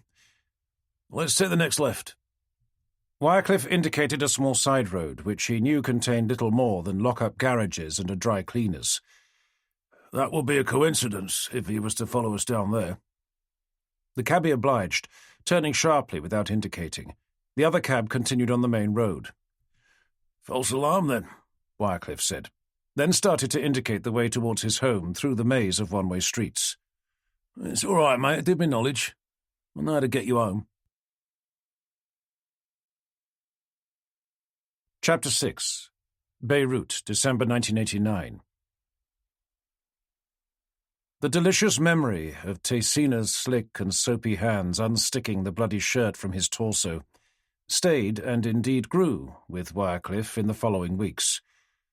For a woman of Saudi origin, albeit educated in the West, this was an astonishingly forward act. Speculation on her motivation excited him more than he dared admit. After all, traditional Saudi rules do not allow a woman to even show her face in the presence of any male over puberty who isn't part of the family. But touching a man's bare chest and back, not actually a stranger, but worse than that, a senior colleague, was an act of enormous personal self-confidence. Indeed, Wycliffe thought, it would have been considered very forward even for liberated Western women. He savoured again the memory of her face, those bewitching kohl-rimmed eyes and full lips set in concentration as she delicately applied antiseptic to his ear. Though Tessina had been to lunch a couple of times with him and Bureau Chief Jim Moore since being recruited as a stringer, she had been shy of discussing her background. All he knew was that her father was a member of an obscure branch of the Saudi royal family, but an unusually enlightened one, having been educated in Europe and the US. Still, he wasn't so liberal as to give up all the trappings of Saudi privilege. So, as well as Tessina having 3 brothers, she had dozens of half-siblings through her father's 3 other wives. Wycliffe wanted to know much more. It wasn't easy to do so. Tessina didn't spend much time in the bureau. Freelancers rarely did. There wasn't much space, and they were expected to provide their own resources. There were only 2 desks in the basement, only one reliably working IBM computer, 2 intermittent phone lines, one of which was hogged by a hated French-made telex machine, which jammed on almost every urgent message. It was only the access upstairs to the Associated Press coffee machine, meeting room and bathroom which made life bearable. Of course, when Tessina went up for coffee, all work in AP stopped for an ogling break. Wycliffe had fielded many inquiries about the social availability of the honey with money, as she was known to AP's largely American staff, to which he could do nothing but shrug. So it was another 3 weeks before Wycliffe and Tessina found themselves in the office together. She had, at Moore's request, visited some of the northern camps beyond Tripoli and close to the Syrian border to cover the factional killings that had taken place there. It wasn't the easiest assignment, but she did it without complaint, assisted by a driver-stroke-fixer she knew and trusted. Now, having recorded only her third-ever radio piece, this for the BBC's From Our Own Correspondent, she needed some help on editing the tape. She watched intently as Wycliffe showed how to make edits and dub her voice report from one tape onto the excellent recording she had made of sniper fire during the night. "This is really impressive material, Tessina," he said. "Some really moving accounts, and written with a light touch." "Thank you." She smiled, and almost imperceptibly arched one dark and carefully trimmed eyebrow, as if to say, "Of course it's good. What did you expect?" Her almond-shaped eyes had the whitest whites he had ever seen. At first he'd thought her irises were the colour of chocolate, but in this light, and so close he could almost taste her, he saw they were threaded with filaments of ochre, hazel, and tangerine. After they were finished, he checked how much cash he had, jotted down the expenses he was also due to receive soon, and then, with as much casualness as he could muster, offered to take her to lunch at Place 14. This was one of the tiniest, most intimate and expensive restaurants in Rue Morneau, where it was impossible to book a table during the evening, but easier and slightly less expensive at lunch. She jolted him by politely but immediately declining. She had a piece to do for a Qatari banking magazine. The phrase she neglected to mention that he'd hoped to hear was, "Thank you for the offer, let's do it another time." Refusal just made him more determined. As she walked out, he knew then how much he wanted her. He had to get close to her. But how? Finally, he decided on a plan. He would create an assignment that they could do together. Chapter 7. London, May 2009. Conway Hall, Red Lion Square, wasn't going to be the most comfortable place that Chris Wycliffe had ever been. He'd agreed in January to moderate the annual May Day debate. It was usually something controversial, but this was going to be incendiary. The provisional title for tonight's debate, set many weeks ago, had been, "Can the war in Afghanistan be won?" For which the obvious retort was, yes, but by whom? Inevitably, matters had got overtaken by events. Following a particularly bloody incident 2 weeks ago in which an American airstrike in Herat, targeted at a Taliban commander, had killed 90 civilians, the title was now, "Is America Assaulting Islam?" In the yes camp was the historian, feminist, and Oxford Don, Dr. Helen Steele. Opposing her, the military historian and Atlanticist, Professor Robert Cummings. Wycliffe's reputation for avuncular firmness and his undeniably booming voice made him the ideal candidate for referee. With free entry and the usual minimal level of stewarding, the meeting was bound to be rowdy, if not downright riotous. Wycliffe wasn't disappointed. Dr. Steele's initial affirmation of the contention drew on the history of U.S. military intervention, the hypocrisy of stated aim and actual intention, and the dangerous conflation of the Taliban, which ran Afghanistan, with al-Qaeda, which merely based itself there. Professor Cummings, having chipped in with some early caveats during Dr. Steele's speech, soon found himself being booed from the floor and addressed the floor directly. "I'm sorry, but the U.S. is actually doing the world a favour by tackling one of the most anti-democratic, authoritarian and extremist ideologies. You couldn't even fly a kite under Taliban rule in Afghanistan, or listen to music, or educate your daughters." Someone at the back bellowed something. Wycliffe urged the audience to let the professor finish his point. "We've got more than half an hour reserved for questions later, so please let him finish." A tall Middle Eastern-looking youth walked calmly towards the stage. "As always, the Americans are attacking Islam," he said. He was dressed in a dark business suit and leather gloves, but gestured angrily towards the panelists. "America wants to crush the Muslim world. This is a new crusade." "We'll be able to hear the evidence for that, for and against, if you would just take your seats," boomed Wycliffe. However, One petite young woman in headscarf and glasses remained standing even as others sat, and called out shrilly, "The professor forgets that when the US wanted to throw the Russians out of Kabul in the 1980s, it was happy to arm and train the same Mujahideen fighters who became Taliban and Al-Qaeda. They never hid their views, but America didn't care so long as they killed Russians. So don't pretend America cares about women's rights." Wycliffe interjected. "You'll have plenty of opportunity to make these points later. I'm sure many other people have equally strong views, and we should be able to hear a representative sample as long as you wait." "What about the victims of American bombs? They can't wait," she yelled, as two stewards in orange jackets approached her. "They were at a wedding. What about women's rights not to be bombed?" As the historian resumed his point, the woman could be heard yelling as stewards attempted to eject her. There was a scuffle towards the back of the hall as audience members, including the tall, besuited youth, tried to intervene to prevent them. For the remaining hour of the debate, low-level heckling was almost continuous, and Wycliffe found his nerves strained. A Palestinian flag was unfurled towards the back of the auditorium, and a bearded man seized the roving boom mic just as an elderly lady was due to ask her question.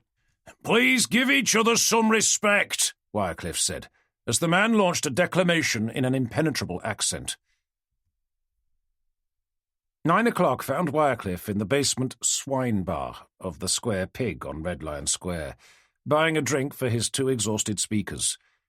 Dr. Steele was clearly the more distressed by the rowdy scene, even though the crowd had been on her side. Cummings, an affable, rotund figure with a great sweep of silvery hair, was making light of it. He was just starting an anecdote about how he suffered far worse after a British Embassy ball in Lahore, when the hijabbed female heckler walked up to the table and dropped some leaflets in front of Cummings. "Perhaps we can talk as equals now, Professor." "The debate finished at 8:30, I'm afraid," Cummings responded. Wycliffe reasserted his role as moderator. "I think you made your points well enough earlier, young lady." "You think it's about talk, don't you? Afghanistan isn't just something on the front page of the morning papers you read while you eat toast and marmalade. It's life and death for some people." "It's a point well made. But come on now. My guests deserve some respite. I'm sure if you leave your email address, they may be happy to continue some civilized discourse later." Wycliffe was aware that other diners were staring openly. "People like you do us no favours," Dr. Steele said to the girl. "To stop the war, you have to win an argument, not just shout loudest. How can you argue when bombs are being dropped on you?" She gestured sharply at them, knocking over Dr. Steele's Campari and soda and sending leaflets spinning to the floor. Steele gave a little cry of alarm. The bar manager was over in a moment. "Is everything all right here?" "Yes, it's fine," Wycliffe said. Turning to the woman, he said, "Look, why don't you sit down?" Cummings looked at his watch. Look, thanks for everything, Chris. I've got to go. Catch you later, Helen." 2 minutes later, Dr. Steele was gone too, after a brief goodbye to Wycliffe, a peck on the cheek and a promise of lunch. Wycliffe waved her off, sat down with a sigh, and looked at this young woman. Her large dark eyes and eyebrows gave her an intensity of gaze and betrayed a Middle Eastern origin. Behind the cheap and unfashionable spectacles, she was pretty in an elfin way. Her boyish figure was hidden beneath a shapeless fleece and scruffy jeans, but it didn't stop Wycliffe speculating out of habit what it might be like. "Drink? I take it you're old enough?" "Yes, but I don't." "Ah, yes. Wish I didn't, but I do," Wycliffe said, supping his remaining half-pint. "I don't like to see good drink spilled, any more than I like to see food wasted." "No comparison, is there?" "What's your name?" She paused to consider the request. "Kantara. And I'll have a Coke, thanks." "You don't like the Americans, but you don't mind them having your money, then?" "I think it's yours they'll be having." "Touché," Wycliffe said, as he gestured to a waitress and ordered. For 2 hours they talked politics. Hers were a confused mélange of left-wing idealism and Islam. She debated well around the collision of feminism and conservative Islam, but with grating earnestness. In turn, he challenged the simplicities of her view. She didn't interrupt when he told her about his life, his foreign correspondent experience, and wheeled out a few of the battle-hardened veteran-type anecdotes that normally went down well at dinner parties with his wife Imogen and her friends. Kantara had clearly calmed down, but through all of this declamation she had a curious smile playing around her lips. Perhaps he was finally getting through to her. It was nearly 11, and 3 pints and 2 cokes later, when Wycliffe realised he knew nothing about her. "Where's home?" "You know my home pretty well." "Lebanon?" he queried, with the intuition that sometimes comes with drink. "Maybe," she said, flashing a cheeky, girlish grin that lit up her face. "Don't you remember me?" "I'm sorry, have we met? The last time I was in Lebanon was 20 years ago. You'd have been a very young child," Wycliffe said. "I was. Wait a second." The woman bent down to undo a shoelace. She slid off a scuffed and unfashionable shoe, then pulled off a pink sock. "Still don't remember?" she said, showing him a foot with purple nail varnish and a neat scar along one edge of the insole. "Look.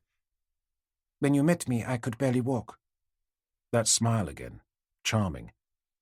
Wycliffe gasped. "Are you Fuad's daughter? The little girl at Ain al-Hilwa?" He gazed at her in amazement. "So you had your operation?" "From the BBC life insurance money. As you saw, I can walk without difficulty now." "That's very gratifying. So, what are you doing in London?" "I'm here with your foundation. Didn't you know?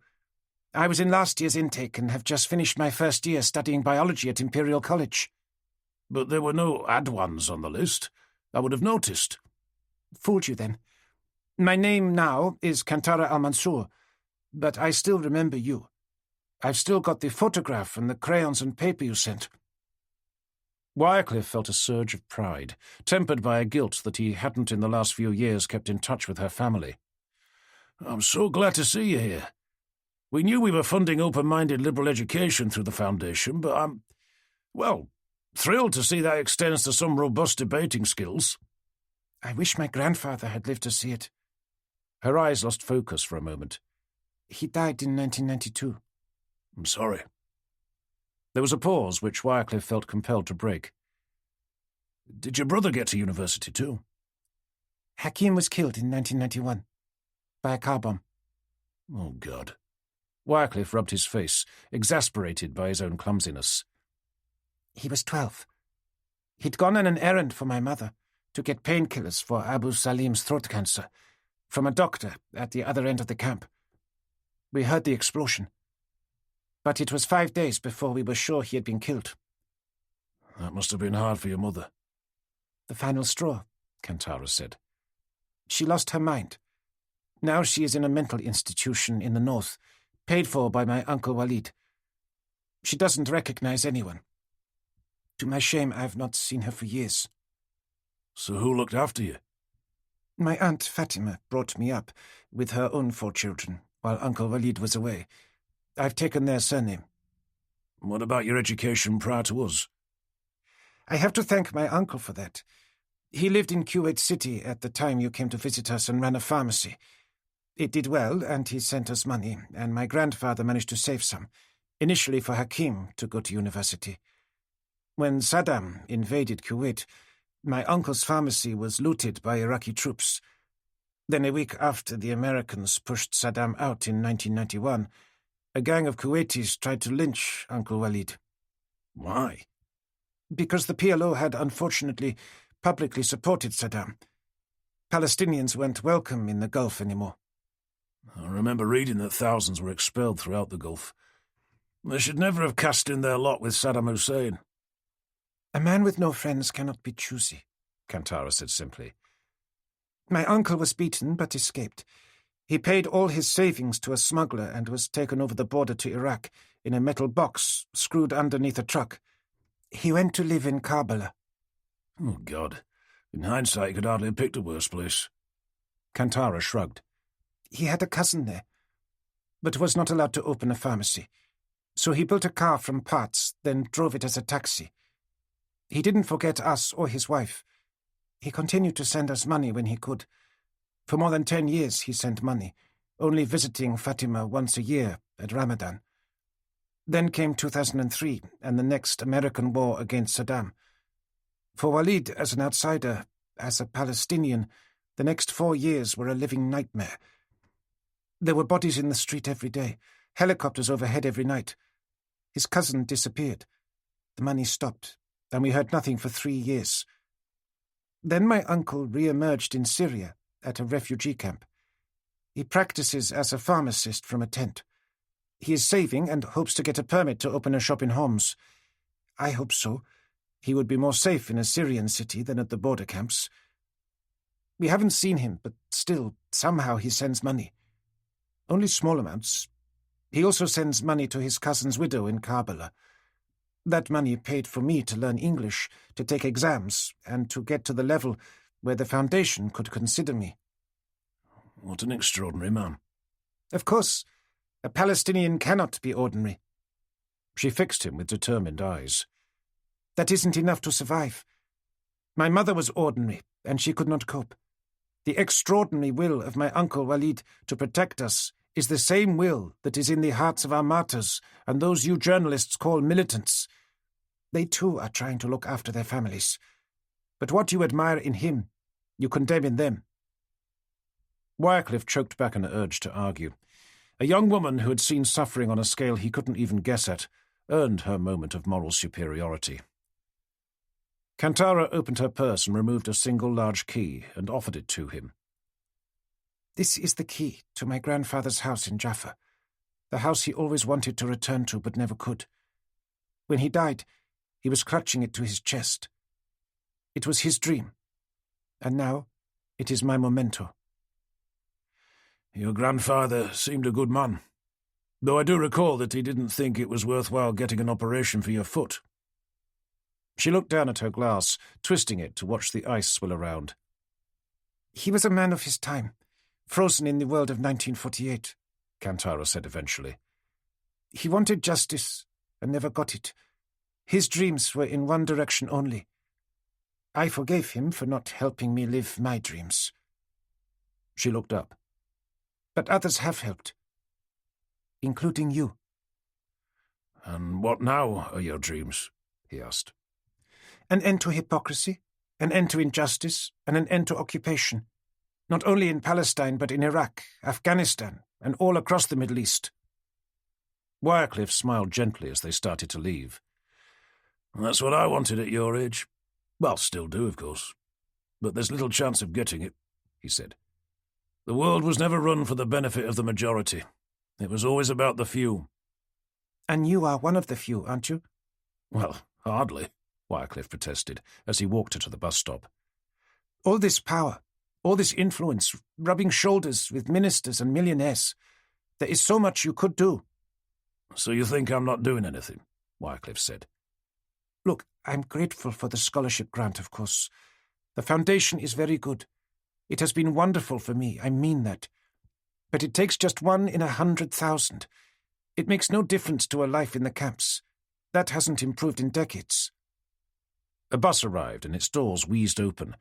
She stepped on and turned to him. It was good to meet you again. You have to realize that in the end the Arab peoples must find their own voice, she said.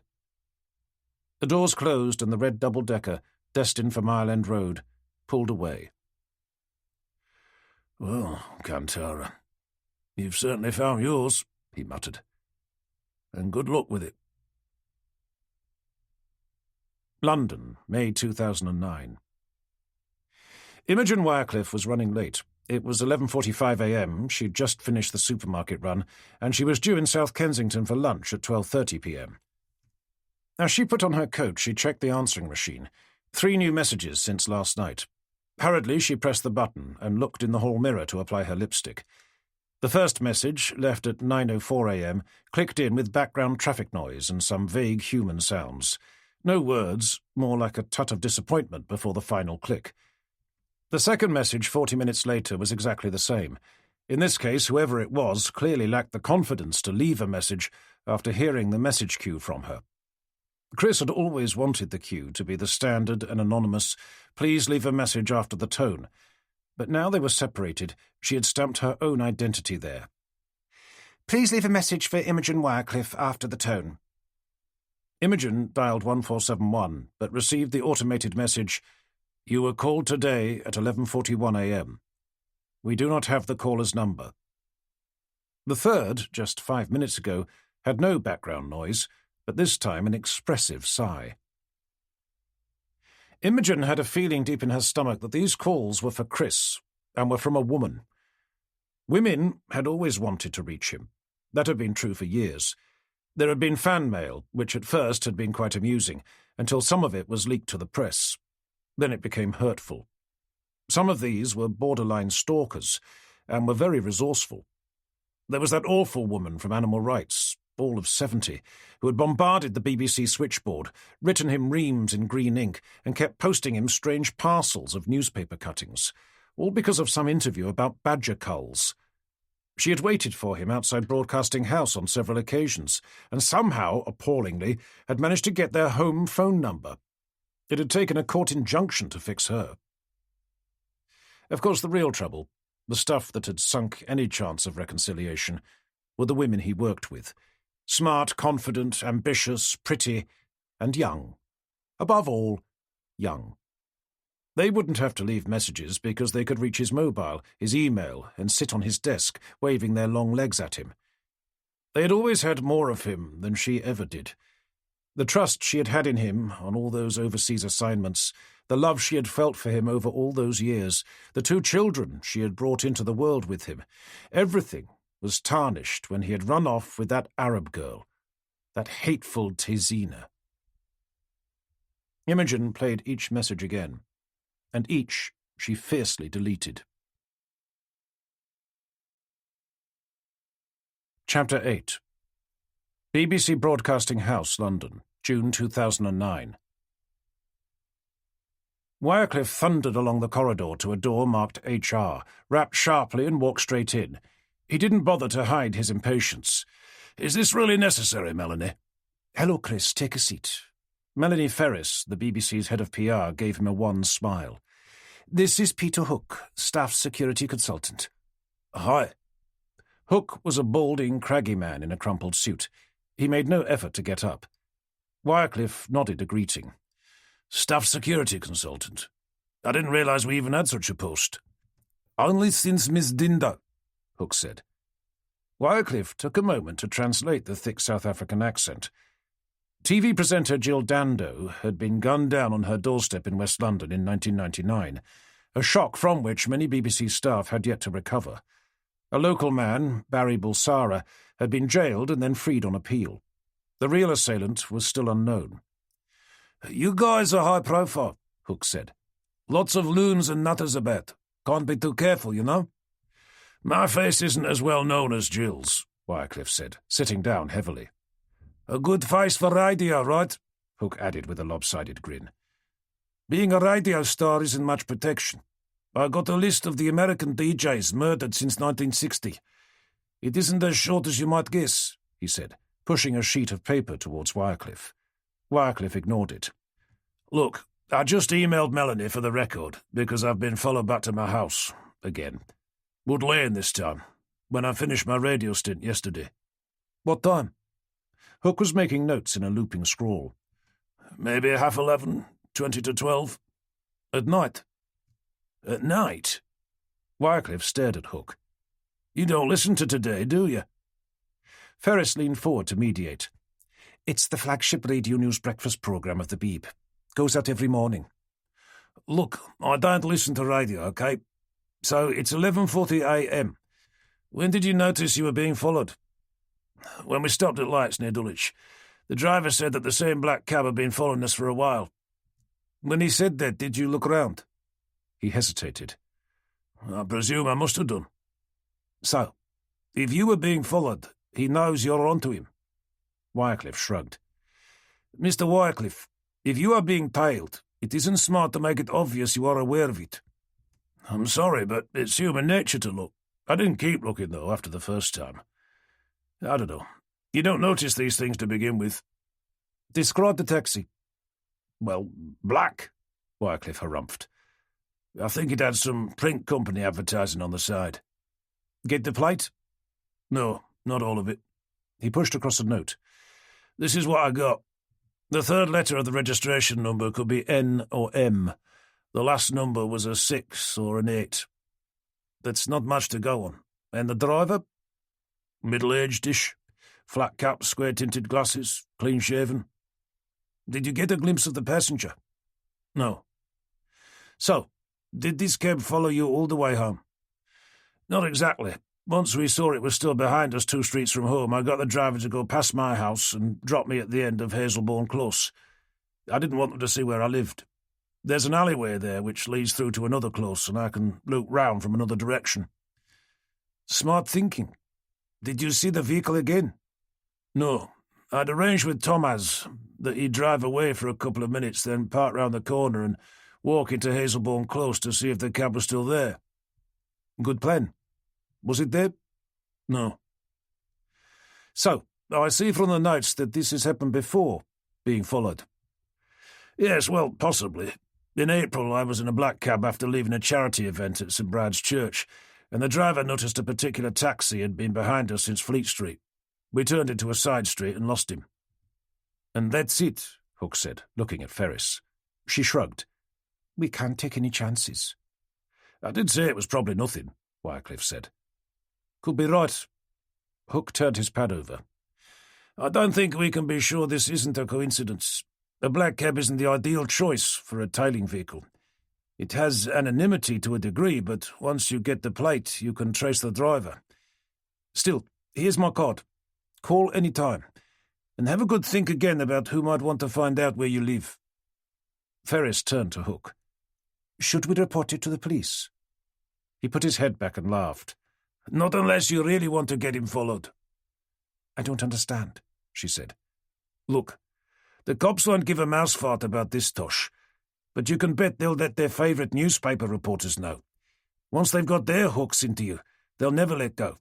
Secret lovers, divorces, estranged kids, deranged fans. They'll try to be ready for the scoop when it breaks. So no, don't tell the cops. And what if it really is serious, like Jill's was? She asked. A public figure like him? Easy peasy for a professional. No special branch protection officers, known movements, often in public. Mr. Wycliffe, if they want to kill you, they will. Beirut, January 1990. Wycliffe greeted the rumour that Tessina was dating an Associated Press photographer with bad grace. Craig Douglas was young, rugged, and, like so many photographers, had that indefinable element of cool which women find irresistible. Whereas a correspondent can observe carnage from a distance, a photographer really has to get in close, to see the bodies, to scope out the damage. The flip side of the excitement was the danger. For every dead correspondent in a war zone, there were a half-dozen dead photographers. Douglas, a native of Arizona, was famous for his leather jacket, which sported 7 bullet holes, and for his car, a matte black Ford Mustang with an armoured driver compartment. He'd had the car, shipped from the US at some expense, and filled it with the latest radio gizmos. It was said that he could monitor the walkie-talkies used by Druze, Amal, and Phalangists, and even some Israeli military circuits. The AP Bureau was abuzz with the fact that he and Tessina had been seen in one of East Beirut's swankiest French restaurants. The day after Wycliffe heard the news, Tessina unexpectedly arrived in the bureau. She wanted to use the IBM because her own computer wasn't working. She had driven in from her father's flat in Ashrafia, the most exclusive district in Beirut, and needed to transmit a story to editors in Abu Dhabi by the 4 p.m. deadline today. Wycliffe was working on a radio piece for From Our Own Correspondent on the gathering storm between Michel Aoun's Maronite forces and the growing Syrian presence in the Bekaa Valley. In the cramped office, the backs of their chairs were almost touching. The phone rang. Wycliffe answered. A journalist from a magazine serving the Druze community, a man called Ishmael that Wycliffe had cultivated for some time, gave him a tip. Hezbollah fighters were expecting Syrian forces to move beyond the Bekaa Valley in support of them soon. If true, that would ratchet up the violence across the whole south. Israel might get involved again. Ishmael was going to meet some Hezbollah officials in a restaurant in the south of Beirut tonight. The district was deep into dodgy territory, but would Wycliffe like to join them? He thanked him and said he'd call back. Jim Moore was out filming in West Beirut, but was due back by 3. It was Moore's turn to cover the evening monitoring, so it was possible for Wycliffe to be away. Still, it was probably another case of wild bragging by Hezbollah. They'd been predicting Syrian help for months, and he would need an interpreter. He turned and looked at Tezina, working away on the IBM. Yes, of course. Perfect. London, August 2009. Imogen Wycliffe had a firm set of practices when leaving home. She checked the window locks, set the radio so that someone would appear to be in, and punched in the burglar alarm code, the month and year of her marriage to Chris. Leafy suburb though Dulwich may be, rough old Peckham was just around the corner. Since being burgled 6 years ago, she'd always been nervous. She never went to Peckham, never shopped there, or did more than drive quickly through the exhausted grey streets. A Cambridge rowing blue in her youth, now at 52 she exercised little and had little physical or indeed mental self-confidence. That she put down to a bruising and failed marriage. Now she was in this large house by herself, with Michaela away at York University and Philip at boarding school, she nurtured a fear. This anxiety, no more than a flutter in her stomach, was always that Peckham might come to her. She emerged from the house. It was a warm day, and she reminded herself to water the window boxes later. She emerged from the garden gate, car keys in hand. Her BMW 4x4, passenger-side wing mirror gaffer-taped on and recent scratches in its silver paintwork, was 40 metres down the street to her left, but she felt something drawing her gaze in the other direction. To her right, someone in a voluminous green hooded parka was leaning against a neighbour's wall 10 metres away, smoking. God, it must be roasting in there. The way the untipped cigarette was being held, high and horizontal from the fingertips, looked oddly feminine, like a nurse might examine a thermometer. The expensive, well-cut black leather gloves added to the impression. But this was no woman. Height and proportion, large hands, long legs in well-pressed white trousers, and the large loafer-type shoes were masculine. His face was hidden by the fur-edged hood. He failed to even glance in her direction, though this would be the natural thing to do. All this, assessed in an instant, made her more nervous. This person wasn't from Peckham, she was sure of that. He was a stranger, in the full sense of the word. An alien, as the Americans would say, radiating some kind of discomfort with his surroundings. Quite how one can rationalize such an impression, she wasn't sure. At one level, that should be reassuring. Imogen had learned not to challenge the local youths who hung around the street corner. Intimidation wasn't just a hint of violence. That was oversimplistic. It was the sullenness, the otherness and aggressive language that were the common currency of these youngsters, male or female. If anything, the girls were mouthier than the boys. She remembered being shocked when in November 2007, with her elderly mother in tow, she had challenged a 12-year-old girl who had barged into them both and was called an effing whore for her trouble. Right outside Waitrose, for goodness sake. Now, she found, it was always easier to avoid the challenge. Wait until later to pick up the rubbish tossed in the garden, clean the small amounts of graffiti that emblazoned the gate, or, on one sick-making occasion, remove the prodigiously used condom that someone had lodged in the laurel hedge. Something about this man seemed different, less cocky, more uncertain than the type of youngster commonly seen outside. He was observing Imogen, obliquely and somewhat nervously from within that hood. Emboldened, Imogen took a couple of steps towards him. "Can I help you?" she said. The hood wagged twice in the negative and turned away. He stood and started to walk briskly away. Imogen watched him go and felt some rising sense of foreboding.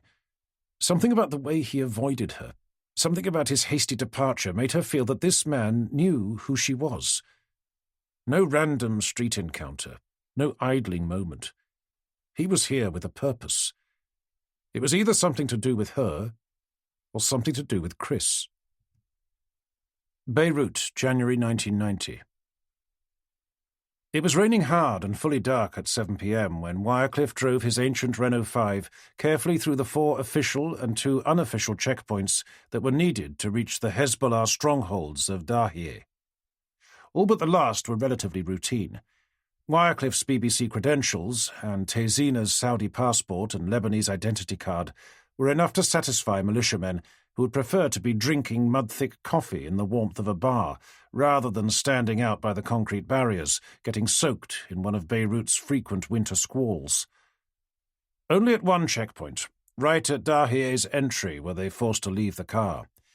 A bearded Hezbollah official in fatigues and cap watched mesmerized as Tezina emerged in her knee-length black leather skirt, white blouse and tight-fitting zip-up jacket. He led them into a bakery and offered them tea, while a minion photocopied their documents on an ancient Xerox behind the bar. The restaurant they were due to meet at was hard to find, and Tezina's questioning of the militiamen brought a complex set of directions. In the end, they found the place. It was right opposite the new Hezbollah TV station, Al-Manar, whose towering steel superstructure, paid for by Iran and dripping with satellite dishes, was a grandiose come-get-me to the Israeli Air Force. Inside a low-ceiling basement restaurant, Ishmael was already sitting with 2 small bespectacled men, both chain-smoking. A noisy generator rattled away somewhere behind the kitchen and lent wafts of diesel to the fug.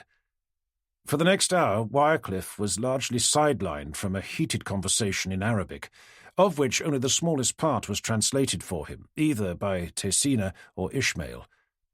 Though he could pick up the drift, the subtleties eluded him, especially the rapid-fire interchanges in the guttural vernacular of South Beirut. There was plenty of tea and undrinkably thick coffee, plus a thick pall of cigarette smoke. When the food finally came, pita breads, tabbouleh, and greasy lamb, Wirecliff didn't feel much like eating. "They're claiming that the Syrian 1st Armoured Division will come from Bekaa Valley tomorrow or next week," Tezina said. "I don't believe it, and actually I don't think they do." Wirecliff looked at his notes, which included plenty of unfinished sentences with question marks, though Tezina's Arabic notes looked copious. The 2 Hezbollah men weren't senior military types. They were probably apparatchiks, trying to sow fear and uncertainty into other Lebanese communities by using the press. They hadn't provided any evidence for their supposition, and Syria for sure wouldn't be letting them in on their military plans. Wirecliff knew that the assignment had never stacked up on journalistic grounds. It was just an opportunity to spend time with Tezina. However, she'd been fairly cool to him on the journey down, which he supposed would make sense if she was now dating Craig Bloody Douglas. He was already feeling sorry for himself and a little queasy from the smoke and diesel, so asked to be pointed towards the toilet. It was out the back behind the generator. Wirecliff felt his way along a dirty, partially lit corridor and past a large rusted refrigerator under which a crowd of cockroaches scurried. A steel fire door was straight ahead, but he thought he could hear the sound of gurgling water echoing to his right beyond another metal door. A padlock hung on a chain from the wall, but the door wasn't closed. He pushed it, pressed the light switch and went in. As the strip light kicked in, he realized he wasn't in a bathroom at all, though there was water seeping down the wall from a broken pipe. It was a storage room, whose windows had been whitewashed, and it contained a dozen carefully stacked wooden crates. Wirecliff recognized the red script that had been stenciled on them as Farsi. He couldn't read it, but clearly whatever was in these crates had come from Iran. Checking behind him, he walked in and tried the lid of the nearest crate. It wasn't on properly. Someone had already opened it, undoubtedly to check the contents, just as he was doing. Inside were dozens of shiny new RPG rocket launchers, still with blue-tinged protective plastic coating around sight and trigger assemblies. The next crate had also been opened. Inside was a secure metal cabinet, with taped seals and warnings in Farsi, and on it an instruction book in French. He opened it. The diagrams made it obvious that this case contained a wire-guided anti-tank missile, plus launcher, battery, and guidance system. From the warranty stamp, it had all been made by Aerospatiale in France just last year. Suddenly nervous, he pocketed the instruction booklet, lowered the lid and retraced his steps. He eventually found the toilet through the fire door. It was the dank and revolting squat hole that he had expected. He used it, flushed it with the bucket and dipper provided, and made his way laboriously back into the restaurant. The atmosphere had improved in his absence, with the two Hezbollah officials laughing uproariously at something. Tezina's giggling had clearly disarmed them. I just told them my joke about the Israeli cabinet minister, the pig and the aubergine. I don't think they'd heard it before. Time to go. I think you can tell me in the car, he said. The joke was neither as funny nor as dirty as he'd expected, but anything that poked fun at the Israelis was bound to go down well in Hezbollah land. Let's face it, he thought, they haven't got much to laugh about. Being Israel's #1 target, an accolade bestowed since the eclipse of the PLO, didn't make for relaxation. Tezina seemed far more animated on the way home, so Wycliffe risked the question that was preying on his mind. I hear that you've met Craig Douglas. Oh, yes, she turned to him. He's so funny. I really like him. She placed her hand briefly on Wycliffe's leg. Had you heard how he got all those bullet holes in his jacket? Wycliffe sighed. Of course. Tezina ignored him. He was in El Salvador when the death squads came into town. He'd hung the jacket over a lampshade in the house he was staying at. Yes, I know, he said. Which they took to be a person at the window and opened fire. He, meanwhile, was sleeping in the bath. Yes, we've all heard it, Wycliffe said, turning sharply onto a main road without braking. Tezina laughed as she gripped the dashboard.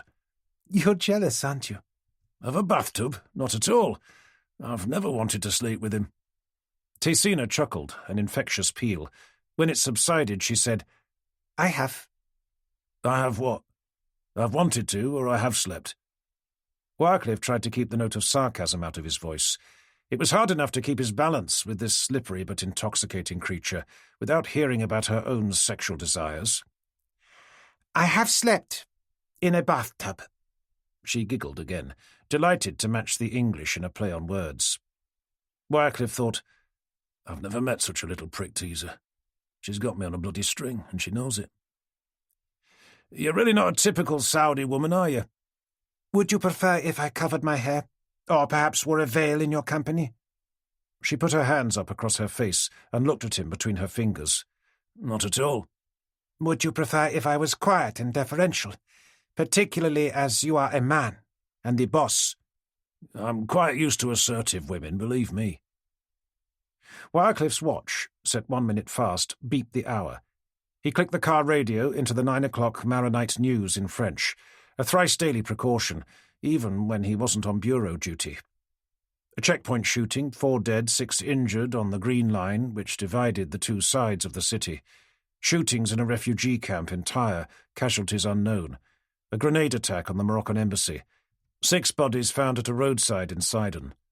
All in all, a quiet night. Nothing anywhere near enough for a BBC story. Quickly tuning to the Arabic Druze channel, Tezina confirmed that the shooting was at one of the checkpoints she would have to cross to get home. So how about a drink? She said. Give the checkpoints time to calm down.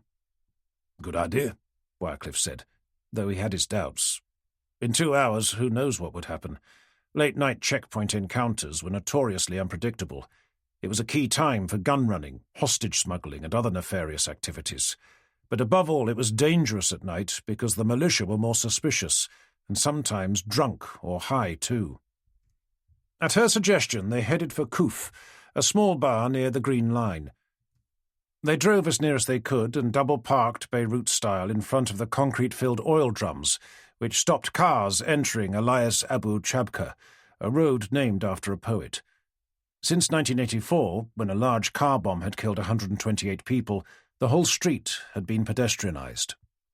Kuf had Moroccan-style lanterns outside, a friendly, balding barman who Tezina seemed to know, and a long, dark-tiled bar. They took stools at the bar, crammed in amongst a dozen businessmen.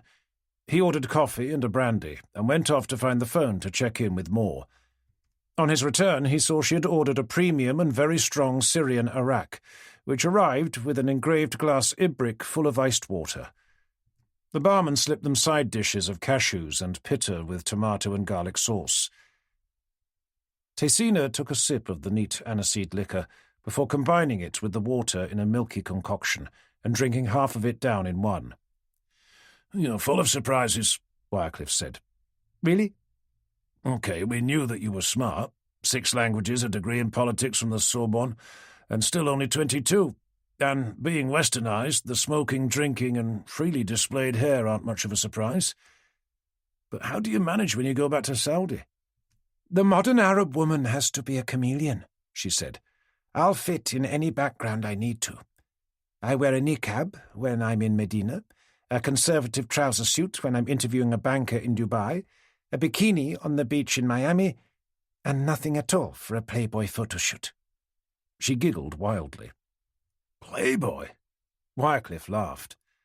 The provocative images flitted in his mind, as they were meant to. They were quiet for a while, and then she said, "You know, every time the plane lands at Riyadh, I feel like I'm entering a medieval prison. I spent half my life abroad, and going back is like entering a great darkness. My mother was born in Beirut and is half French and half Druze, so my father quite understands why I can't bear to go back to Saudi too often." "I can imagine." "Have you ever been on the Riyadh butterfly route?" she asked. Getting only a quizzical response, she continued. "It's the British Airways flights to London, but you could equally see it on Air France to Paris or American Airlines to New York. You'll see dozens of Saudi women board the plane at King Khalid Terminal 1, swathed head to toe in black, the full niqab, nothing visible but eyes. The moment the seatbelt sign goes off, they'll troop off to the bathrooms and change." "Yes, I've seen it," Wycliffe responded. "The tight jeans and strappy tops.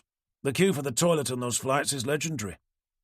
"It's not just a change of clothes, but lipstick, jewellery, high heels, perfume, and a lot of hair brushing." She laughed. "But what you may not know is that these women, the Western-educated daughters of the wealthy, were already dressed underneath in the sexiest underwear. The well-to-do Saudi housewife probably possesses more silk, more stockings and camisoles, that kind of thing, than her Parisian counterpart. Believe me, Arab erotic creativity flourishes in privacy, and is all the more alluring for being hidden from view."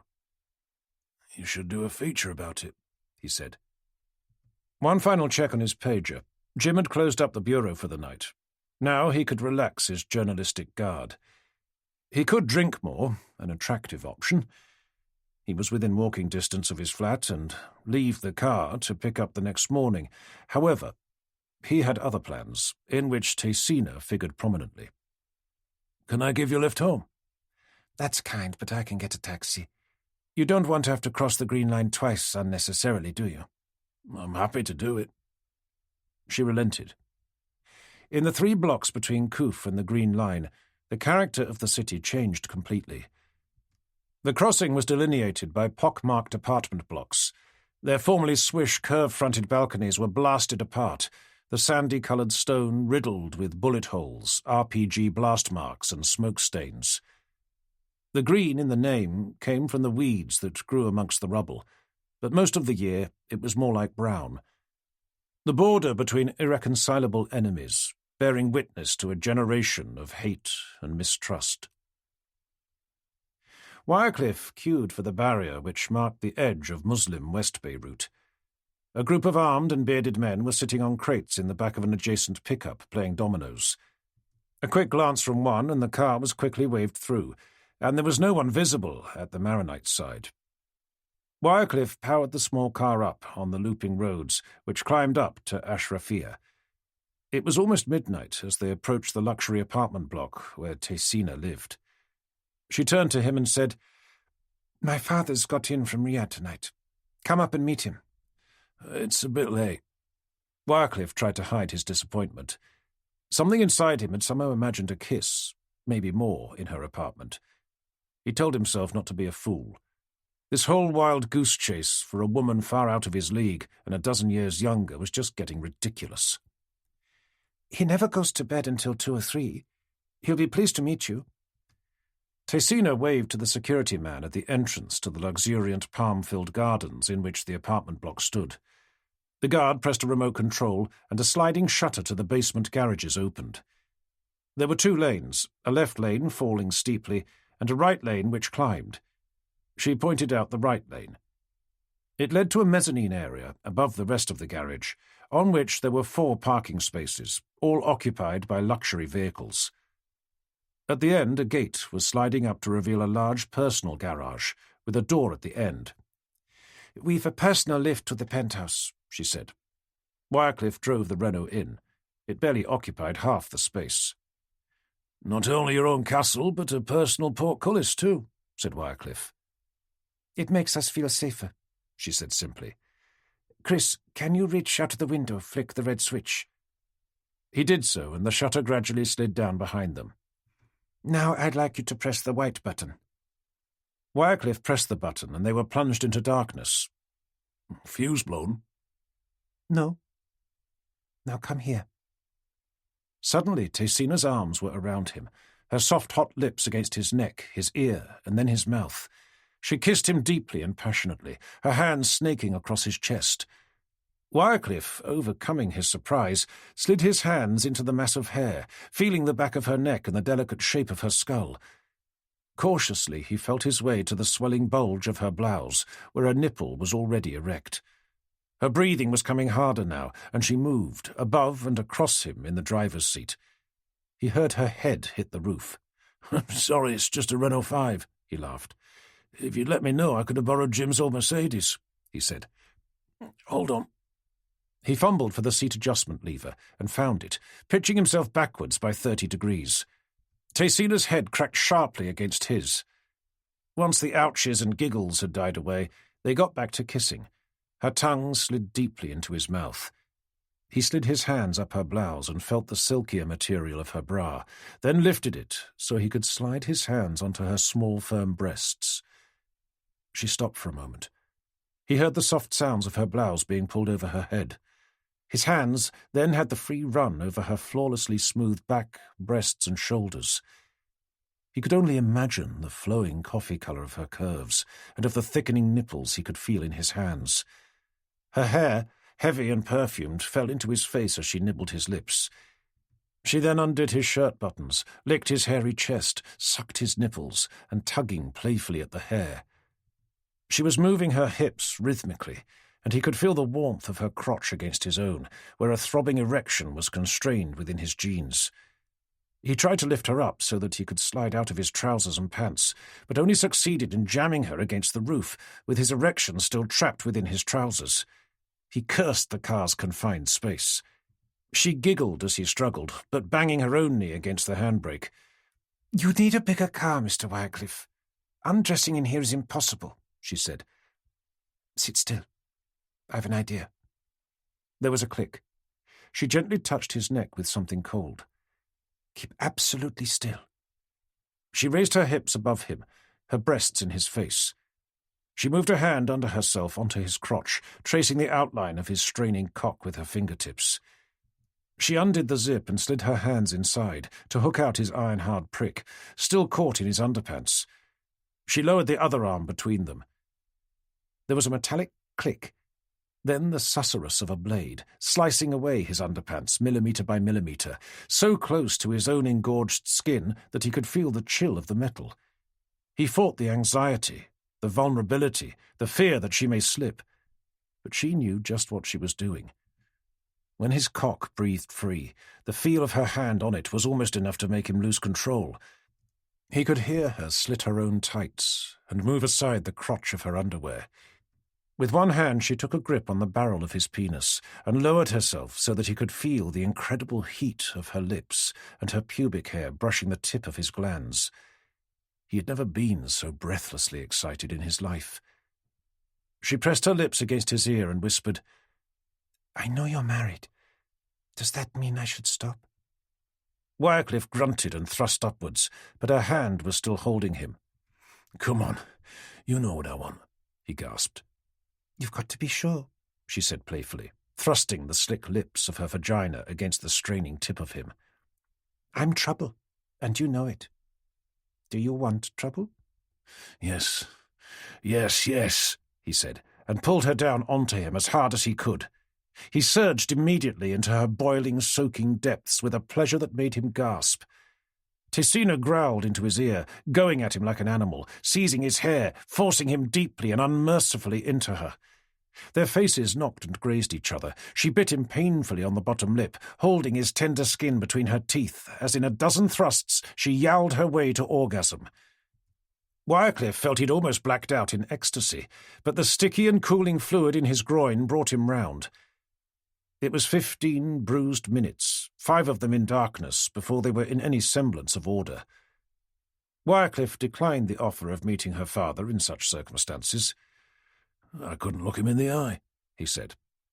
Tessina laughed. "But just remember, you did say you wanted trouble." "I did. I know it." It was a prophecy that in later years he would ruefully recall. Tessina would turn out to be more trouble than he could ever have imagined. Mortal danger. Not just to his marriage, not just to his heart, but to his very life and those of many others. If he had known, if he had any kind of clue, he later thought that he should have resisted that deadly allure.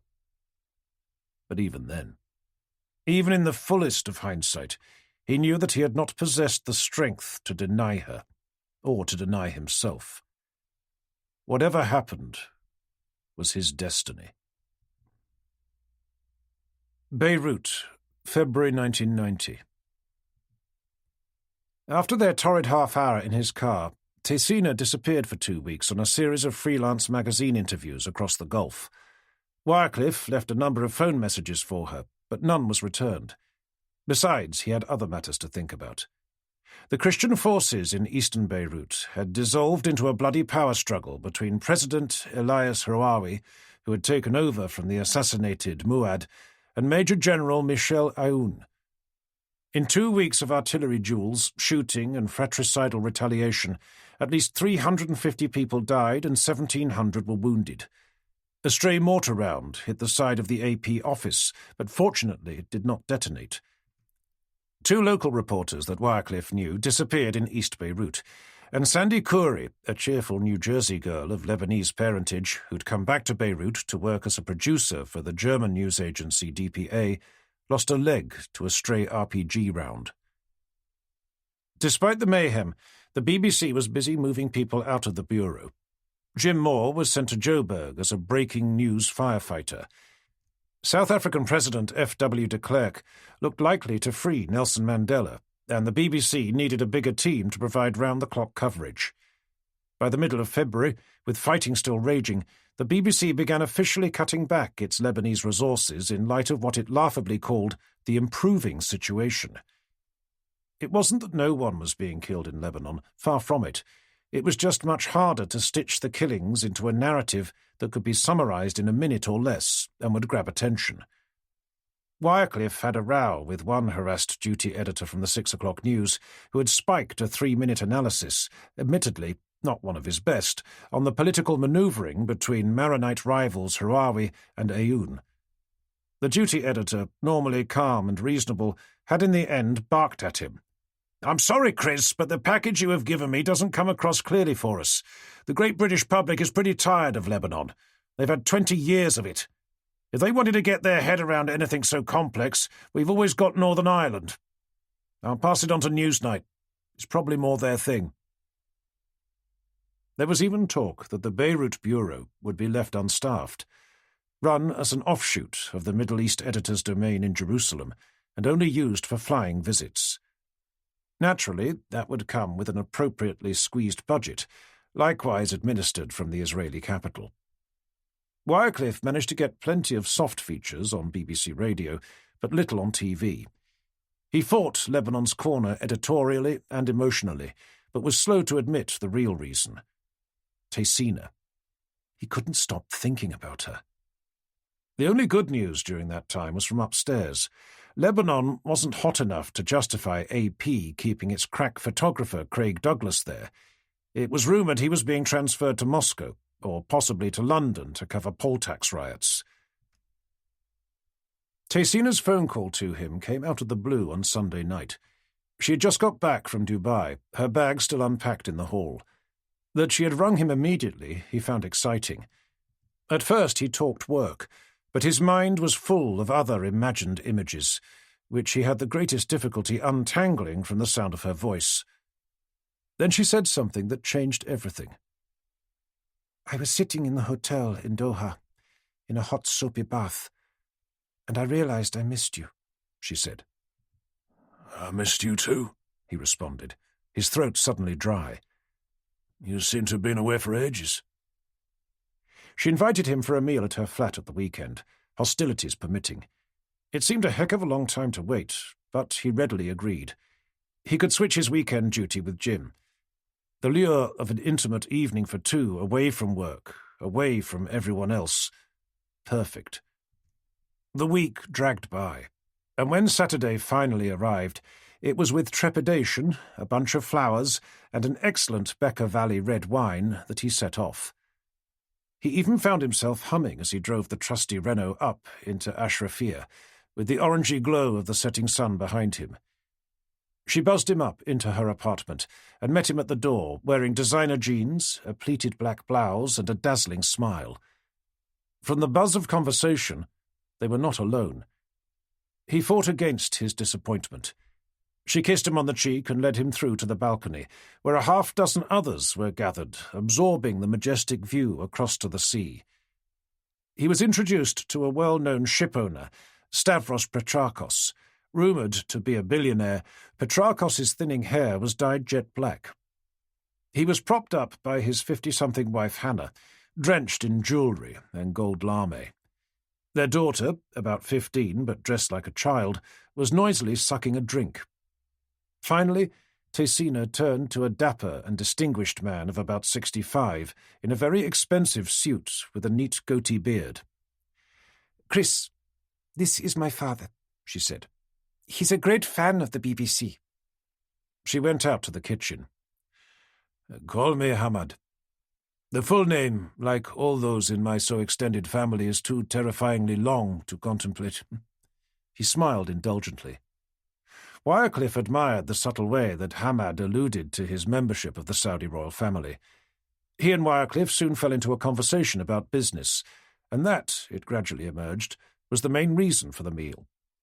Beirut was still the beating commercial heart of the Levant, but was worried that it was increasingly losing banking and eventually commercial business to the safer but arid sheikdoms of the Persian Gulf.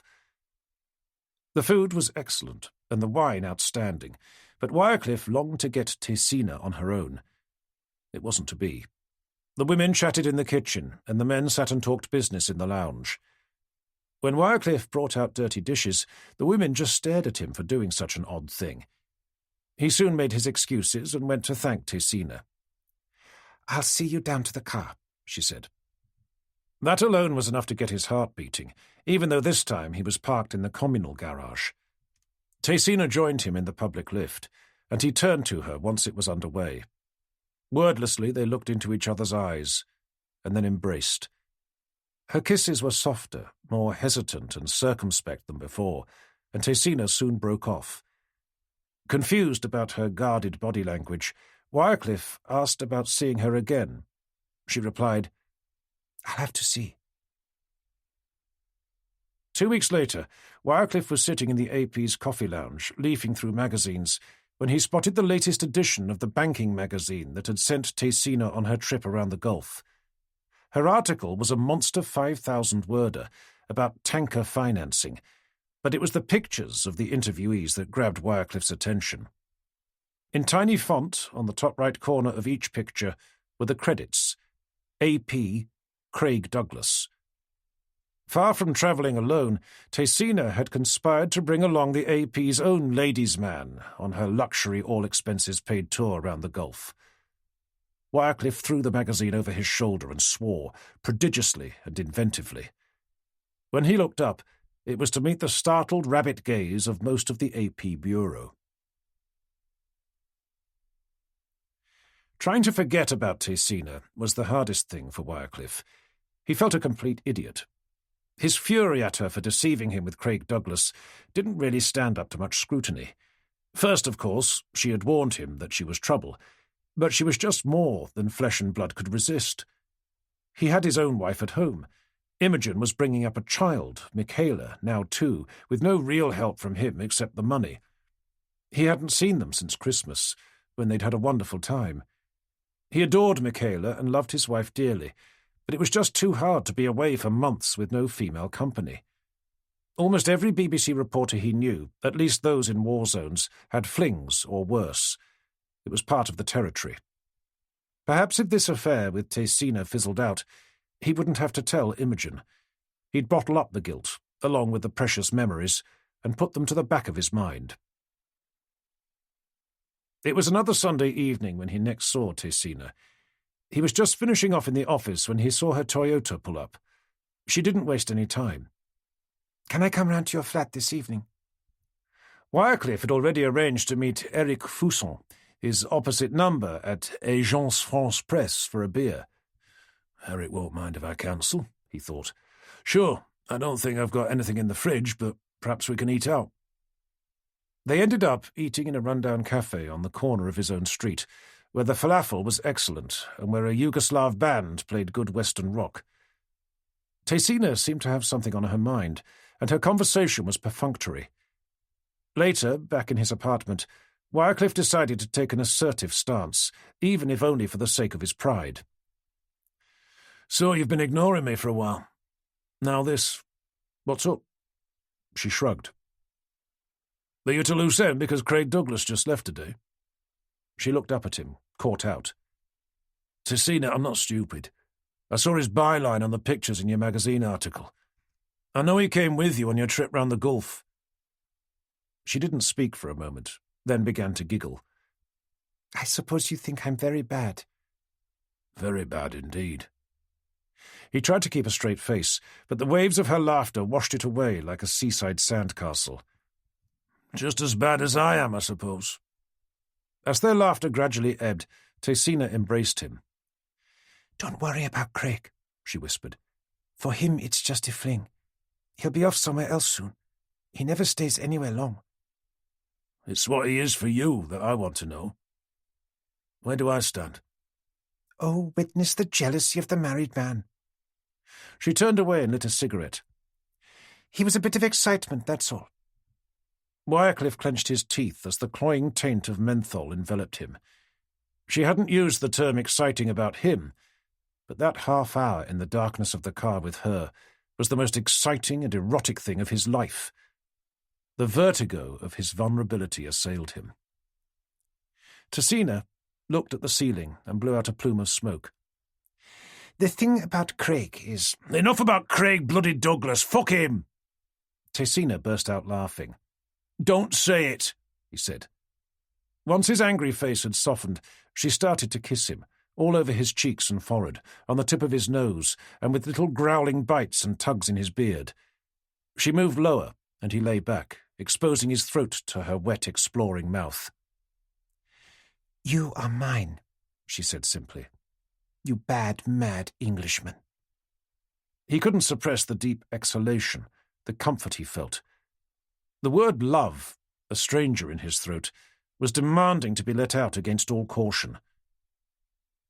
"Which way's the bedroom?" she asked, getting to her feet. He started to lead her, but she headed off in the opposite direction. "Where are you going now?" he said. "I'm just getting my suitcases. They're in the car. You don't mind if I move in, do you?" Chapter 9. London, August 2009. Wycliffe's inbox was a mess. Hundreds of invitations, requests, pleas for news coverage and charitable press releases.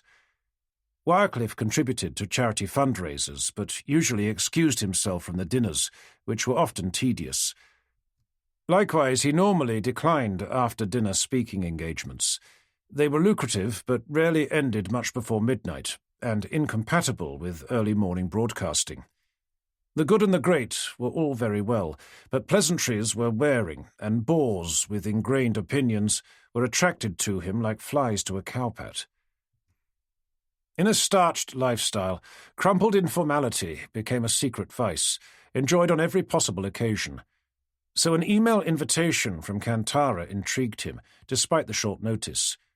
She was holding a flat-warming party tomorrow, Friday, at 8 o'clock. She described a homely little place she'd just rented in Mile End Road in London's East End. She'd been forced to vacate her room in one of Imperial's student halls of residence to save money. Wycliffe was a little concerned that the Foundation grant wasn't apparently sufficient to keep the daughter of Fuad Adwan close to her college.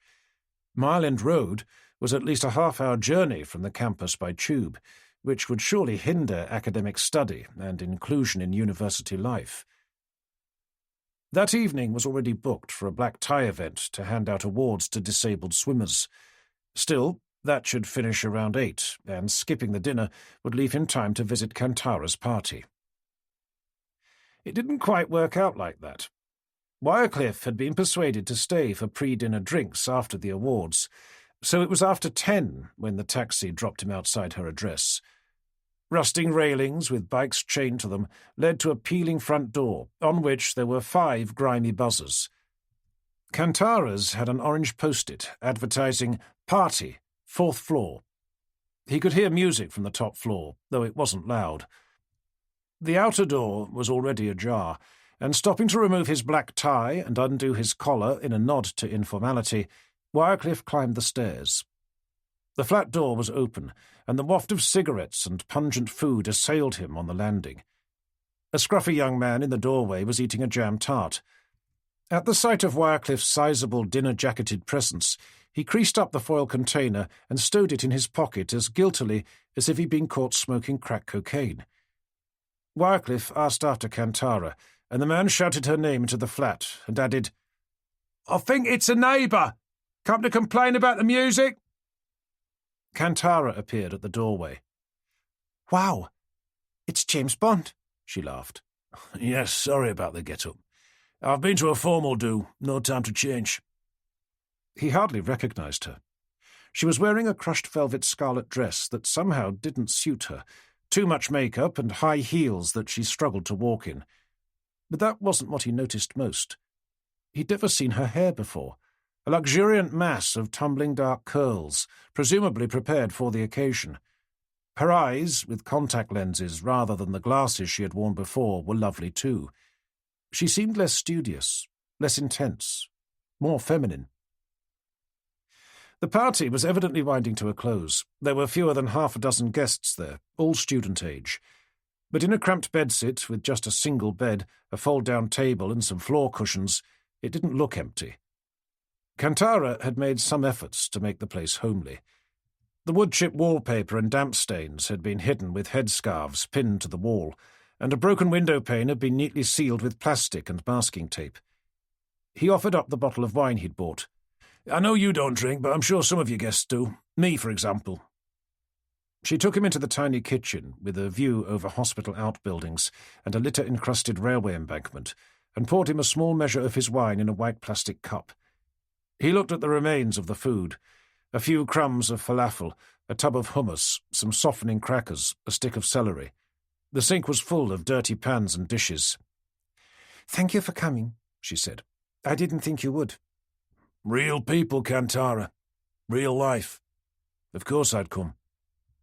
She introduced him to a couple of the others there, a rather spaced-out young man named Alan with a ginger crew cut who was studying medicine, he said, by taking lots of it, and Tina, a washed-out mother of young twins from downstairs with a fiercely tight ponytail and hoop earrings.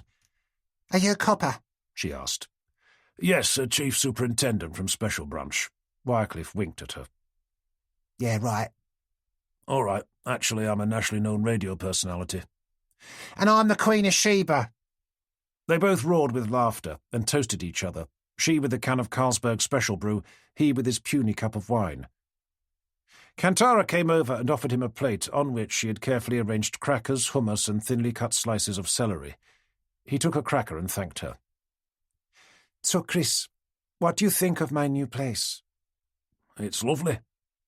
A white lie, but only at one level. Loveliness is a relative term. He thought of 1989 and Ain al-Hilwa, the 2 crowded rooms at the refugee camp, the open sewers and the plastic bag for a shower. The memory of a little girl with a twisted foot came flooding back. My student room at Imperial was better. It wasn't damp and the toilet flushed properly. But I couldn't afford it. I've already emailed the trustees about that, Wycliffe said. You shouldn't have to live this far out after just a year. Tina broke into the conversation, and with greedy blue eyes sliding over Wycliffe's face, said she was leaving. She took Kantara's arm and led her out onto the landing. Wycliffe refilled his plastic cup, stepped past Ginger Allen, who was dancing alone with his eyes closed, and stood with his back to the wall, next to the open doorway. "Tara, who is that gorgeous bloke?" Tina demanded. He couldn't hear Kantara's reply, but imagined it. "Off the radio? Really? Well, I hope you shagged him." Tina's raucous laughter echoed round the stairwell. Kantara's retort was angry in tone, but one he still couldn't discern. "Well, pardon me for breathing. Just asking, ain't I?" Tina said, the clack of her heels receding down the concrete stairs. "If you don't want him, send him down here. I can find Radio 4. Just twiddle his knob." Kantara came in and slammed the door, turned off the music and stalked into the kitchen, where she noisily set to with the washing up. Wycliffe, suppressing his amusement at the exchange, noticed that Alan, now the only remaining guest, was flagging. The medical student had sunk to the floor and was nodding his head to an imaginary beat. Wycliffe stepped over him and joined Kantara in the kitchen. "Hello there, Tara," he said. She shook her head with a grimace, squirting detergent into a pan and scrubbing it fiercely. "That Tina is awful. I don't know why I invited her." "Don't be embarrassed," Wycliffe said. He took off his dinner jacket, hung it on the back of the door, undid his cuffs, rolled them up, and put the cufflinks carefully in his trouser pockets. He found an apron on the draining board and put it on. "Here, give me a bin bag and I'll tidy up in the other room." He came back in a few minutes. "Where'd you keep your disinfectant?" "Why?" "Alan's been sick. I've cleaned it up with newspaper and mopped the carpet, but it still pongs a bit." He nursed Alan for another hour as he knelt over the toilet. Wycliffe had told Kantara he would pay for a taxi to take the student home. The trouble was, Alan was barely conscious. He couldn't remember his student address, only his family address in Manchester. Kantara knew that he had been staying in Imperial's Pembridge Hall in the first term, but had moved. She didn't know where to. She searched her own mobile's phone book for friends in common, while Wycliffe searched the address book of Alan's mobile. Neither worked out. The out-of-hours emergency number for Imperial was no use either, with the duty officer woodenly citing the Data Protection Act for refusing to disclose student information to third parties. By 3 a.m., after pouring black coffee into Alan and finally discovering he could hold it down, Wycliffe said he'd take him home by taxi. "Your home or his?" Kantara said. "Ideally his, but failing that, my flat in Barron's Court. I'd rather he didn't wake up in my place with someone he doesn't recognise, but he can't really be left on his own in this state, and I wouldn't feel right leaving him here with you." Wycliffe bade goodbye to Kantara and ended up carrying Alan down the stairs. As he ruefully considered the responsibility he had landed himself with, Wycliffe reminded himself that all this was a lot easier than the last time he'd carried a young man. In the cooler air outside, Alan was finally able to stand, so Wycliffe walked him to the main road where he hailed a cab. They headed to Imperial 7 miles away, while Wycliffe, using a website of Imperial's accommodation on his iPhone, engaged in a game of 20 questions to establish where Alan lived. After abortive trips to East Side Halls and Garden Hall in South Kensington, a round trip of more than 8 miles, Alan finally remembered he now lived in Brixton, 5 miles away in South London, having dropped out from college at the end of the summer term. On the final leg of the journey, Alan recovered enough to ask Wycliffe slurringly who he was. When told, he nodded sagely, as if he'd expected it all the time. "She's in love with you, mate." "I don't think so." "Yeah, she is. When I asked her out last term, she said there was only one man in her life, a BBC man who'd saved her from something." "Really?" Wycliffe said sceptically. "Yeah. You know she's a Palestinian refugee, don't you?" "Yes, Alan, I do." "From the camps, like, in Beirut?" "In Sidon, actually. Ain al Hilwa, Wycliffe said, looking out into the rain-swept London streets. It must be pretty tough there. Yeah, tougher than we can imagine. The taxi had come to a halt outside the address Alan had given. The student looked at the meter and gave a squeal. It's all right, Alan. I've got to get home from here anyway. I'll owe you the 60 quid then, Alan said, getting out. Thanks, mate. No problem. So you're quite fond of Kantara? Wycliffe asked. Yeah, she's really, really nice and pretty. But she's lonely, and she needs someone. When I asked her out, she was kind. Wasn't horrible about it, like some are. But she said the bloke who held her heart was a real man, in a different league from all others, and that she'd loved him with all her soul since she was 3 years old. Wycliffe was too stunned to speak. Anyway, Alan said cheerily, I'd come along tonight, just in case she had changed her mind. August 2009.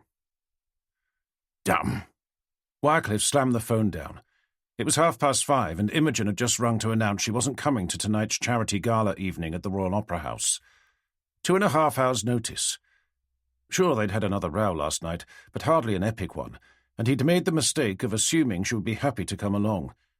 She knew it was a fixed point in his diary. She knew it was one of the few black tie events that mattered to him.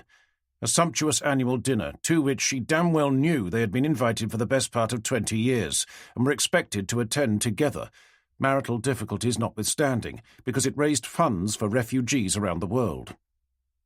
Now she suddenly claimed she had never liked it. Yes, he'd had to agree that those stuck under plastic in sodden camps in Rwanda, the baking hills of Eritrea, and even in Lebanon, would be astounded that wealthy benefactors would be guzzling, for their benefit, a 7-course meal with separate wine for each course. Imogen had often said it was disgusting, and yes, he could see her perspective. Still, the high and mighty had oversubscribed for this epic feed, and the chance to hear a recital from the ROH's world-famous chorus. The Fuad Adwan Foundation was in line for 5% of the funds raised, 17 grand last year, and now he had no one to take. Imogen would be well aware that it would be tough to get a replacement at short notice. Lady Simons would have been the obvious choice. She was the only presentable female foundation trustee, but was already booked elsewhere. Imogen had suggested, presumably sarcastically, that he take Samantha Mason, the foundation's leggy and twice-divorced administrator. Wycliffe had once foolishly slept with Samantha. It turned out to be an exhausting and noisy performance. Samantha would take an invitation to the ROH as a green light for an encore, which wouldn't bode well for getting up at 3, as he had to for the Saturday edition of Today. Even if he made that clear, Samantha's legendary inability to hold a drink and her inevitable flirting would be taken as evidence of his poor judgment by those seated around the table, many of whom Wycliffe had known for decades. No, Sally wouldn't do. Did she have to be a she? Although Wycliffe would no doubt be able to get one of the crusty male trustees of the foundation to take the place, it just wasn't done to have a male partner, however deserving, however relevant to the cause, especially at an event billed as a dinner and dance. No, the only possibility was Kantara. She was presentable, female, teetotal, and an emblem of the foundation's good work. She was also less likely to be booked on a Friday night, Wycliffe noted with a twinge of guilt. The only slight worry was any outbreak of militant Middle Eastern politics or feminism in her conversation, but he thought he could handle that. In any case, the fact that he had helped her get an education through the foundation would at least blunt the gossip that such a young escort would otherwise engender. He texted her and got an immediate response. "Yes, please. What at to wear?" ? That hadn't occurred to him. Stupid. Of course, Kantara wouldn't have a cocktail dress. It was hardly on the essentials list for the average Palestinian refugee. He prayed she wouldn't wear that vermilion number from the party which made her look like an underage Bulgarian prostitute. No, she'd have to buy something, and he would have to pay. He looked at his watch and whistled. 2.5 hours to dress himself, get her to Oxford Street, get her dolled up, and then off to Covent Garden. Could it be done? It had to be. He picked up the phone. Meeting at Oxford Circus Underground Station was the first mistake. They took 10 minutes to find each other in the unforgiving homebound crowd, and then fight their way into John Lewis, a department store big enough to have all she could need. Amazingly, Kantara was totally unfussy. The dress was settled in minutes flat, a conservative mauve number with puffed shoulders. But in her hurry to make the rendezvous, she'd forgotten makeup, tights, and worst of all, any shoes that might match. All she'd brought was a hairbrush, earrings, and some eyeliner. An hour later, Wycliffe was sitting counting the minutes outside a changing cubicle, clutching in his hands a designer handbag and a pair of mauve shoes with an 1.5 inches of heel. Against Wycliffe's better judgment, the clucking and matronly shop assistant had suggested she have sheer stockings with a suspender belt with matching heart shapes, but had to show Kantara how to do it up. From the laughter in the changing room, all was not going well. However, when she emerged, Wycliffe knew it had been worthwhile. "How do I look?" she asked. "Fabulous. Like an exotic princess," he said. She beamed. "Isn't she just the most gorgeous creature, sir?" the assistant said. "Just the hair and makeup now. We've an in-house hairdresser." "Oh, it starts in half an hour and I'm supposed to be there already." "Sorry," Kantara said. "I'm trying to be quick." He couldn't be angry. It wasn't her fault. She'd had almost no time. "Look," he said, shrugging the purchases in his arms. "I'll settle the bill as is. Here's 100 in cash for the rest, the taxi and whatever. Ask for the Royal Opera House. Don't arrive more than 30 minutes late because we'll be seated couple by couple." "Oh, how exciting," trilled the assistant, turning to Kantara after Wycliffe had gone. "My father never took me to anything so glamorous." "Nor mine," she responded. "I grew up in a refugee camp in Lebanon." "Oh, my word," said the woman, covering both surprises well. "Well, Cinderella, you shall go to the ball." Kantara had never in her life seen anything like the gilded aristocrats who sailed serenely into the opera house from an endless fleet of taxis. She waited in an informal queue with bejewelled dowagers and leonine gentlemen in evening jackets as a discreet security check was made. Her lack of an invitation card caused only a slight stir. Wycliffe was paged on the PA and came to get her by the cloakroom, where she had followed the queue of others and deposited her new pashmina. He smiled and winked at her and told her how wonderful she looked. He looked slightly quizzically at the key, her grandfather's key to his old house in Jaffa, that she wore around her neck on a string of beads she had made as a child. He looked into her face, saw her set jaw, which expressed her determination to make this statement, and then smiled. Almost immediately, and before they had a chance to exchange another word, she was caught up in a throng of Chris's admirers, who clucked and cooed admiringly over the girl from the camps, and my, how well she had done, and what was this key? She had tried to catch Chris's eye, but instead an elderly gent with a kind face and hands as white and crinkled as parchment introduced himself as Sir Neville something. He took her elbow and asked which was her favourite opera. Expressing mock horror that this heavenly medium was unknown to her, he proceeded to explain overtures, arias, and the joy of Sutherland, Domingo, and Callas. She laughed gently at this dashing gent, while he deftly snagged a glass from the tray of a passing waiter and gallantly offered it to her. "Every pretty girl deserves champagne." Kantara took a sip of the enticing fizz, gasping at the bubbles which went up her nose and the astringent subtlety of its flavour. "Nice," said Sir Neville, "but don't have too much." He looked over Kantara's shoulder and announced, "Ah, enemy vessel ahoy! Must be going. Have fun." A large matron with a vast shelf of wrinkled bosom steamed past, tucked Sir Neville closely under her fleshy arm, and steered him efficiently away. He looked back at Kantara and gave a brief wave, which she laughingly returned. Soon they were being ushered into the ballroom under the soaring cantilevered roof decked with glittering chandeliers.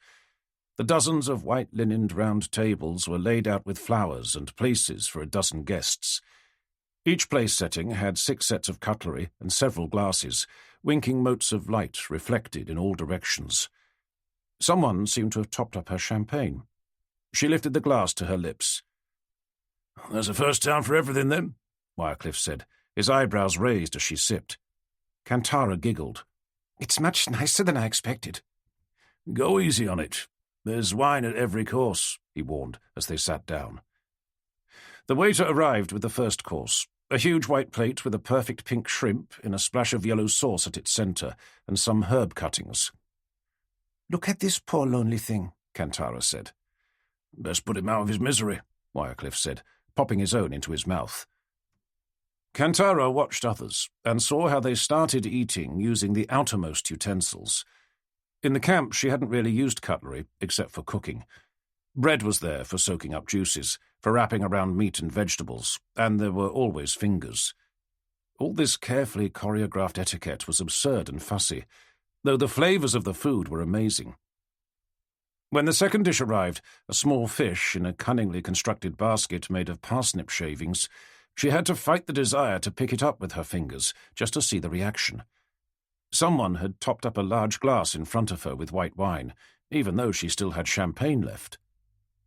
She watched Chris, unbearably handsome, with his neat beard framing his smile, a crisp white shirt and sleek jacket. He winked at her and brought his lips deliciously close to her ear. "Just sip it," he whispered. "Don't try to drink it all. You'll be on the floor before dessert. I'll get them to bring you some water." "I feel fine," Kantara declared, rather louder than she expected. "You do now," he muttered. "You might not later. Trust me on this." Two beautiful sisters took to the stage and sang an impossibly moving duet, though Kantara couldn't follow a single word. But her heart pulsed with the trilling voices and the singers' graceful arm movements. She thought she hadn't ever been so happy. Tears started to slide down her face, and she looked admiringly at Chris, who was caught up in a whispered conversation with an elderly lady on his right. Opposite her, an extraordinarily graceful dame with a long neck and sloping shoulders smiled at her in sympathy.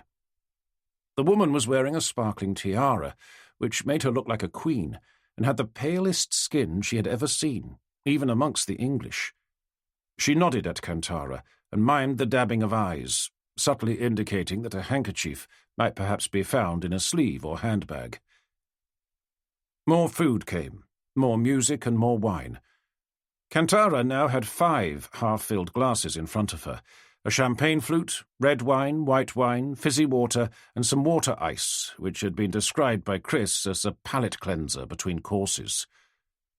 On her left, 3 guests, a voluble blonde woman and the men to either side, were engaged in a sharp debate about Palestine. Part of her wanted to intervene, but something about the academic tone of the debate fascinated her, and she didn't want to fracture it. As she listened, it was clear that they all seemed to have read so much and were bristling with facts. They knew the populations of the refugee camps and what the UNHCR had said in its latest report, and they each had opinions of the political stance of the United States, the Israeli cabinet, and various Lebanese factions. Yet it was equally clear that none of them had ever lived even for a day, even for an hour, as a refugee. Without that sense of loss, of a real home and a real homeland nowhere but in your memories and in your dreams, you couldn't begin to really understand what being a refugee meant. The discussion was interrupted by a speech. A white-haired man, exuding bonhomie and wit, introduced the next music, a solo cello sonata by Bach, and led the applause as a tiny Chinese lady in a floaty dress tottered onto the stage in high heels. She sat, and with some rather jerky and nervous movements, manipulated the heavy wooden instrument until it rested between her knees. Then she closed her eyes, not even looking at the music stand. From the very first majestic drawing of the bow, a deep, sonorous and plaintive cry sobbed from the cello. No words, but every expression, every human sadness and hope were lovingly enfolded in those tremulous sounds. Kantara's heart was in her throat. All the loss and the pain she had ever felt floated up with the sounds high up into the hall. "You all right?" Chris whispered to her, pressing a clean cotton handkerchief to her hand. In reaching for it, she knocked a glass of red wine, but Chris deftly caught it, and only a small maroon splash sullied the tablecloth. "Oh, I'm so sorry." "Hush," he said, pressing a warm, comforting arm around her chilled shoulders. She felt a frisson of loss, as after only a few brief seconds it was withdrawn. Kantara didn't recollect when the music had stopped. She was offered coffee laced with cream and gulped it down after having watched the delicate cubes of brown sugar dissolve gently into it. Around her, people were now standing, conversing and laughing. Fragments of conversation whirled, and she had some difficulty separating them into meaningful strands. At least one person, the royal-looking lady who had sat opposite, was leaning down talking to her and offering to guide her somewhere. Kantara smiled, that being all she felt she knew how to do. With Chris's gentle hands, she stood to what seemed a rather dangerous height. The lady clutched her elbow and propelled her gently away and into the largest and most sumptuous bathroom she had ever seen. A row of chattering women in silk and organza, all palely radiant, were checking their makeup along the length of a huge gilded mirror. The lady, who introduced herself as Madeline, a long-time friend of Chris's, steered Kantara to the head of an informal queue for cubicles, with a whispered, "Overdid the champers," to the woman next in line. She gently but efficiently manipulated Kantara onto the toilet and said, "I'll just be out here. You don't feel sick, do you?" Kantara shook her head, and Madeleine seemed hugely relieved. Some minutes later, while sitting in the cubicle, she heard another woman talking to Madeleine. "Who's that exotic creature, Maddie?" "She's a refugee girl from the Lebanese camps. Came with Chris Wycliffe." "I bet she did," the woman tittered. Now. "Still, they do say he's a bit of a Lothario." Kantara angrily flushed the toilet and strode out, letting the door bang. "He's not like that, you know." "Are you all right now, dear?" said the woman, a striking 40-something with startling blue eyes, who was brushing her luxuriant dark hair. "We thought you'd fallen asleep in there." Madeleine silenced her friend with a haughty look and glided over to Kantara. "Your charming escort will be worried about you. Let's get you back, shall we?" Kantara felt a lot steadier now. Perhaps her anger had punctured the champagne bubble she had been floating in. The dancing was due to start, but Wycliffe asked her if she wanted to go home, and she said yes. He reminded her to retrieve her pashmina, and after his seemingly endless goodbyes with friends and admirers, steered her through the throng and out into the cool night air. Lines of black cabs were already waiting, their engines rattling. He led her to one, and they climbed in, safe and alone together for the first time that night. Kantara felt for Chris's hand and squeezed it. As the taxi pulled away and headed out along Bow Street towards the Aldwych, she turned to him. He was looking out at the bright lights, pointing out the Savoy Hotel on the Strand, and recounting some anecdote about a press conference there. She leaned over and put her head against his shoulder. He turned to her, and she lifted her head and looked directly into his eyes. "Will you kiss me?" she said. He looked momentarily surprised, then planted his lips lightly on her cheek. She turned her head so their lips brushed wetly. She lingered, despite his prickly beard, and enjoyed his breath on her, the softness of his lips and the enfolding warmth of his arms. It was her first kiss. She'd waited 19 years for it. Waited 19 years for the man she loved. After dropping her off at home and evading the invitation for coffee, Wycliffe sat back in the cab and ruefully took in his predicament. Her tentative pass at him in the cab had shocked him, because he had been so very careful in not trying to encourage any feelings. Still, she had looked absolutely amazing in the dress. New contact lenses showed her expressive eyes, and her hair cascaded in ringlets.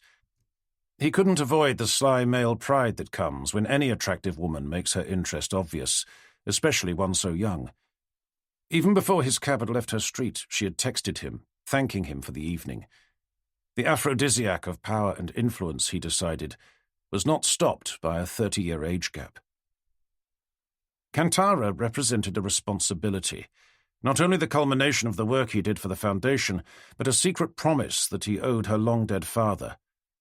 Fuad Adwan's slow and gory death in his employ still brought Wycliffe feelings of guilt. Kantara was Fuad's only surviving child. She was still 22, the same age as Wycliffe's own daughter. For men, however worldly, that age barrier was a sexual Rubicon, crossed only by the scoundrel. He had been unfaithful too many times, but consenting and experienced adults know the score. The more he got to know Kantara, the more he realized that beneath the tough and embittered experience of a refugee lay a complete innocence as a woman. Hurting her in any way was the last thing he could countenance. But now she had somehow fallen for him. One way or another, hurt looked likely to happen. What he needed was a strategy, an exciting diversion, something to build her some emotional independence so that she could ease her way into other relationships. He had a few ideas. He would get to work on them tomorrow. Yes, there were already a few contacts, those that owed him favours. Perhaps he could slot her into the BBC somewhere. Chapter 10. York, September 2009. Michaela Wycliffe, in her second year at York University's Alcuin College, had been persuaded to act as a student host at Freshers' Week. She and her best friend, Catherine Quinlan, both studying archaeology, had agreed to come back a week early on the basis there might just be some male talent among the fresh-faced 18-year-olds. That, as they soon realised, was a triumph of hope over experience. "I don't reckon much to it so far," said Cat, fingering her mass of copper-coloured curls in a frequent but pointless attempt to straighten them out. She nodded her head at the way-faced juveniles loading up on subsidised lunchtime beer in the Student Union bar. "A bunch of feckin' train spotters with sellotape spectacles." She giggled in her Irish brogue as someone whacked up the jukebox volume again. Michaela nodded and finished her pint of cider. "Same again, Cat. Why not? Look what they've got set up for us tomorrow. 10 o'clock until noon, campus tour with dull-ass Dr. Geraghty. Noon till 1, junior common room Q&A. Everything you need to know from cake to condoms. All afternoon, open zone in the JCR, followed by a beach-themed bar crawl organised by the Student Union. Jeez, why did we get involved?" Michaela stood to walk to the bar, stepping over the recumbent form of a youth whose York University T-shirt already looked stained with vomit. "I told Ned I wasn't wearing a bikini," Michaela said. "I'll wear shorts, T-shirt and sandals, weather permitting, and that's it. I can't have them leering all over me." When Michaela returned, she saw that Cat was in conversation with a tall, dark-haired man wearing a suit, tie, Burberry raincoat, leather gloves, and an expensive-looking shoulder bag. In the Student Union bar, where even middle-aged professors wore ripped jeans and T-shirt, he stood out like the proverbial pork chop at a Jewish wedding. "Mickey, this is Rifat," Kat said. "He's thinking of taking a master's degree here next year and wanted to look around." Michaela in an instant assessed the bitter chocolate eyes, coffee-coloured skin and luxuriant eyelashes. Nice, she thought. Best I've seen today. "Good to meet you. Can I get you a drink?"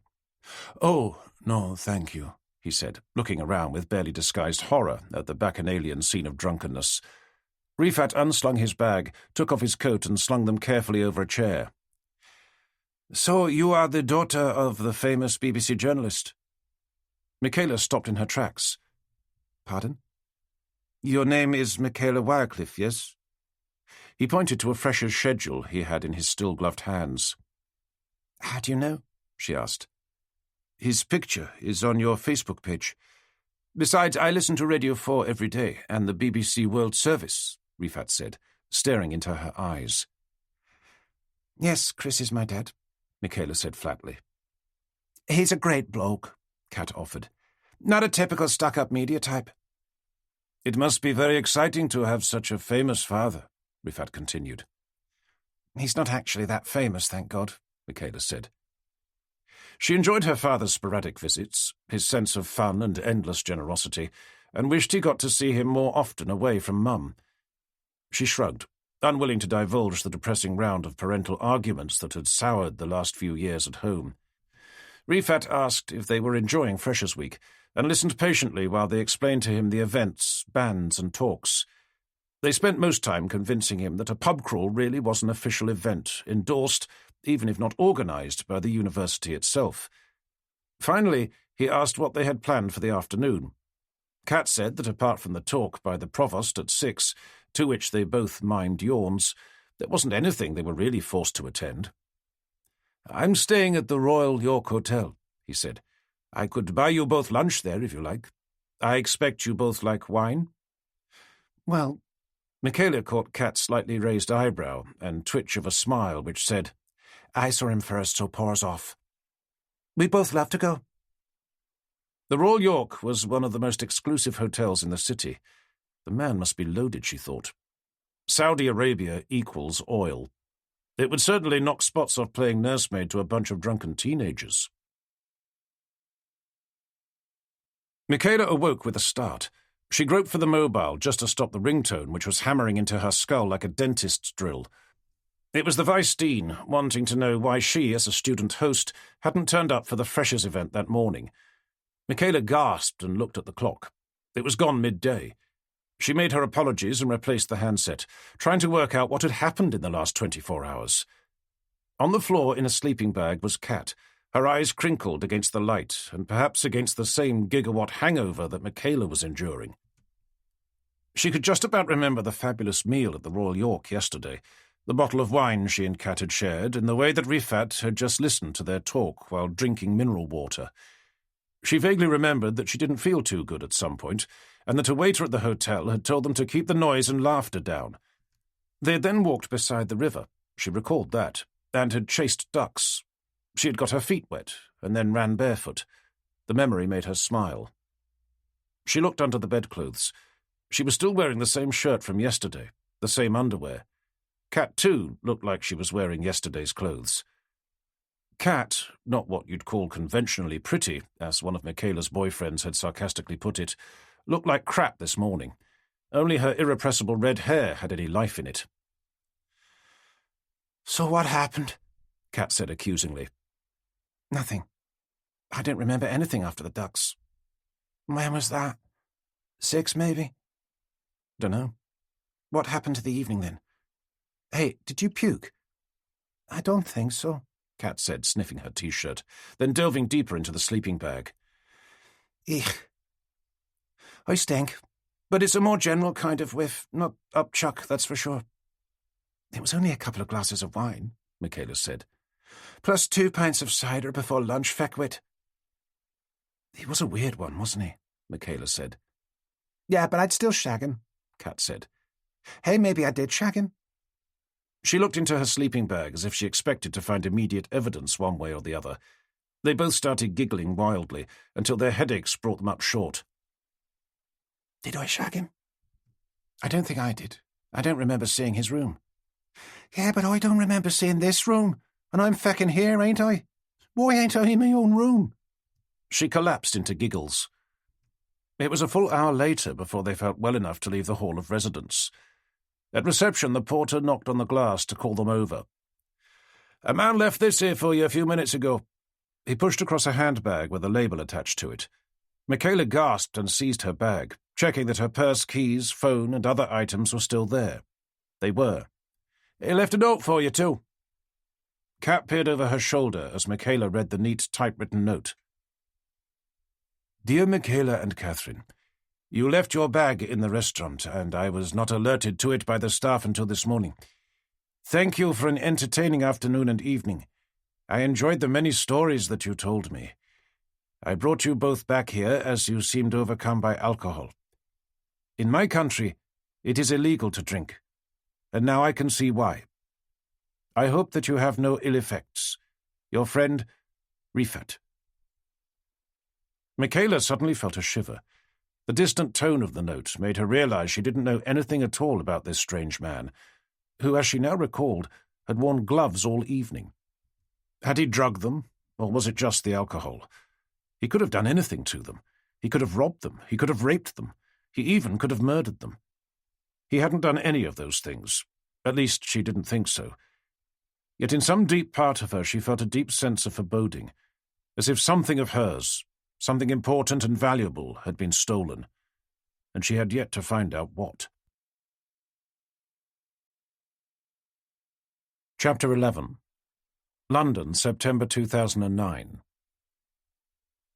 9 o'clock isn't quite the end of the working day for a presenter on the Today programme. The pips that mark the end of the show and the final news bulletin remove the performance stress, but they also remove the excitement. Wycliffe had been on with John Humphreys, a tenacious and feared interviewer whose style had not mellowed despite his advancing age. However, today it was Wycliffe's turn, grilling a Scottish government official over the early release of Abdelbasid al-Megrahi, a story that the editors had been working on for the whole day. The Libyan was the only person ever jailed for the Lockerbie airline bomb, and his release back to Libya on compassionate grounds because of his terminal cancer was greeted with incredulity in the US, where most of the 243 victims came from. Though the relatives of the families came across clearly, the interview with the official had been unedifying and inconclusive. Humphreys, Wycliffe felt, would have done better. The short debrief meeting afterwards would later lead into a sheaf of paperwork, emails, and the planning of features for the coming days. It all had to be tied up before the first wave of mid-afternoon sleepiness kicked in. Some things, however, could not be dispensed with. For Wycliffe, this was his decidedly unhealthy but absolutely irresistible mid-morning egg and bacon bap from the BBC canteen. A big wholemeal bun, the only healthy bit, plus lashings of butter, a sizzling rasher of bacon straight from the grill, a fried egg on top, and a dollop of brown sauce. Wycliffe made his order, picked up a coffee and made his way between the ubiquitous plant trellises and lemon walls to a quieter area where the cacophony of mobile phone calls was just a distant buzz. He noticed a familiar figure sitting alone and gazing out of the window and went to join her. "Kantara, how are you settling in?" "Oh, hi. Take a seat." It was the first time he'd seen her for 3 weeks, part of wanting to create some space between them. She was wearing a bright green silky scarf which set off her russet-coloured woolen dress. The contact lenses made a huge difference too, and she had retained the fuller, wavy hairstyle that he had first seen at the Royal Opera House. "Sorry I didn't reply to your texts or emails. Things have been hellish busy." She smiled wanly. "A small message would have been nice." I know. He held up his hands in surrender. "So, how's it going?" "Really well. I'm just doing admin at the moment, and I've got another month's probation, but they're hopeful that a part-time production assistant slot could be coming up on the Arabic service." "Bush House, eh? I think you'll enjoy that. It's a great cultural mix with a real overview of world events. Here at Wood Lane, I'm sure you're finding it a bit too British. Top of the Pops, Blue Peter and Newsnight." Kantara smiled. "I'm really grateful for this, for everything you've done for me. There are some very clever people in there. I hope I don't turn out to be too stupid." "Nonsense. I spotted your talent the first moment I saw you. Well, as an adult, anyway, when you burst in on my meal back in May." "Really?" "Of course. You were clearly determined and articulate. Didn't want to see that energy go to waste," he said. "All the same, it's notoriously difficult to get into the BBC." "Well, you're not in yet. Probation and all that. And you're probably on a pittance. Besides, I didn't really have much to do with it. I just mentioned you to a couple of people I know. That's all anyone can do." "You're not just anyone, are you? Presenter of the Today programme. How many listeners does that get?" "About 8 million, he shrugged. "It does mean I know a lot of people. One of them is Jonathan Whedon, a producer in From Our Own Correspondent. He knows everyone at Bush House. I'll ask him to keep his eyes peeled for any openings." "What about Imperial?" she said. "Term restarts next week." "These things are actually pretty flexible," he said. "I could get the Foundation to request a year in absentia. I'm sure there are ways around it." He had to be careful. In one of her text messages, she had asked him to come with her to a classical cello concert at the Royal Festival Hall. He had evaded that, but felt now he should still keep in contact. Something social, but not dangerous. "I'm meeting a couple of documentary maker friends of mine for a curry in Brick Lane this evening. Not so far from you," he said. "Really? Anyone I might have heard of?" He mentioned a prominent left-wing film director, now well established in the mainstream, who from her reaction she had clearly heard of, and a slightly less well-known producer whom she hadn't. "So what are your plans this evening?" "Training manuals and a leftover curry," she laughed. "You can join us if you want." "Really?" "If that fits in with your plans. It's not going to be an all-evening job. I still have to be up early tomorrow, so I have to be tucked up nicely by 10 or the nation's news gets mixed up." That's the way to do it. Set up a cast-iron excuse for disappearing promptly and head off any trouble. The evening went well. Wycliffe knew it would. The combination of wide-ranging conversation laced with humour and anecdote, and a splendid meal at the Tiger's Tail, where he knew the owners well, couldn't fail to impress. Though he'd had a fair bit to drink, she hadn't touched a drop, probably wary after the lapse at the Royal Opera House. It was 8:15 p.m. when the taxi pulled up outside Kantara's flat. Wycliffe got out first and bowed in mock gallantry as he held the door wide for her, then shepherded her up between the rusty railings to the drab front door with its chaos of doorbells. "Would you like a coffee?" she said. "Better not," he said. "Work tomorrow." "Go on, just a quick one. I bought some brandy, Courvoisier, because I know you like it." "How do you know that?" "It was what you asked for at the Opera House." Wycliffe, feeling guilty that she spent her meagre resources on such a luxury, relented. But the trip up the cold, depressing stairwell made him wish he'd been a bit more strong-willed. He waited at the top of the landing while she opened the door, and the smell of stale cooking wafted out. She showed him in, and as soon as the door closed behind them, she put her arms around him. He returned her first kiss, but then unpeeled her arms. "Kantara, we have to talk. This can't go on." "I've been trying to talk to you for weeks, but you don't return my calls, emails, or texts." "Look, this is really awkward for me." "Don't you find me attractive?" "Of course I do. It isn't that at all. Look, I'm married." "But you're separated. You don't even live with her." "Look, what would your late father think if he saw that I set up the Fuad Adwan Foundation in his name to help young people from the camps, but then started having an affair with his daughter? For Christ's sake, I've got a daughter your age." Kantara walked into the kitchen, slamming the door behind her. Cupboard doors banged, and there was the clink of glass. She emerged with a large brandy and handed it to Wycliffe. "You'd better have this. I shan't drink it. In fact, I'd better give you the bottle." "Kantara, for God's sake." Wycliffe looked heavenward and closed his eyes. "What would you have me do?" "I don't know," she cried. "It may not make sense, but I just can't help loving you." London, September 2009. Immediately she opened the front door, Imogen knew something was amiss. Quite what, she wasn't certain. Like leaving a tap running or the iron on, there is a certain sort of nerve in the human mind that gets jangled. She propped the first 2 bags of groceries against the downstairs loo door. The hall looked in order, the kitchen no different, except that some letters and papers were on the floor. She soon saw why. The back door to the patio was slightly open, and a breeze was wafting through the house. Perhaps that was what she had detected. She couldn't believe she had left the door open. It had been locked last night. Normally she would use it each morning to check the bird feeders in the back garden, but she hadn't done that today.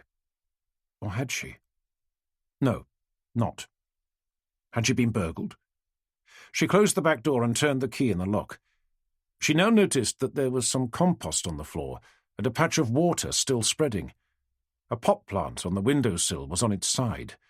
It was one of those flimsy supermarket herb pots, a coriander, which she had watered this morning because it looked dry. If the water was still spreading, it could only just have fallen over, perhaps in the last 2 minutes. A fist of terror seized the pit of her stomach. Someone had broken in, and they might still be here. Upstairs, maybe, unable to get out except past her.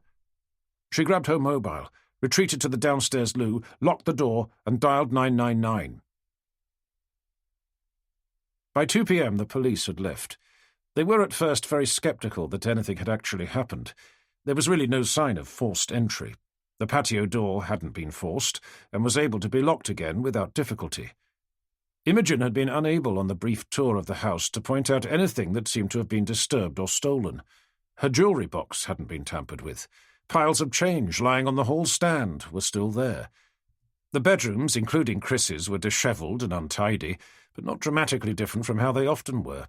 Her own was just as she had left it.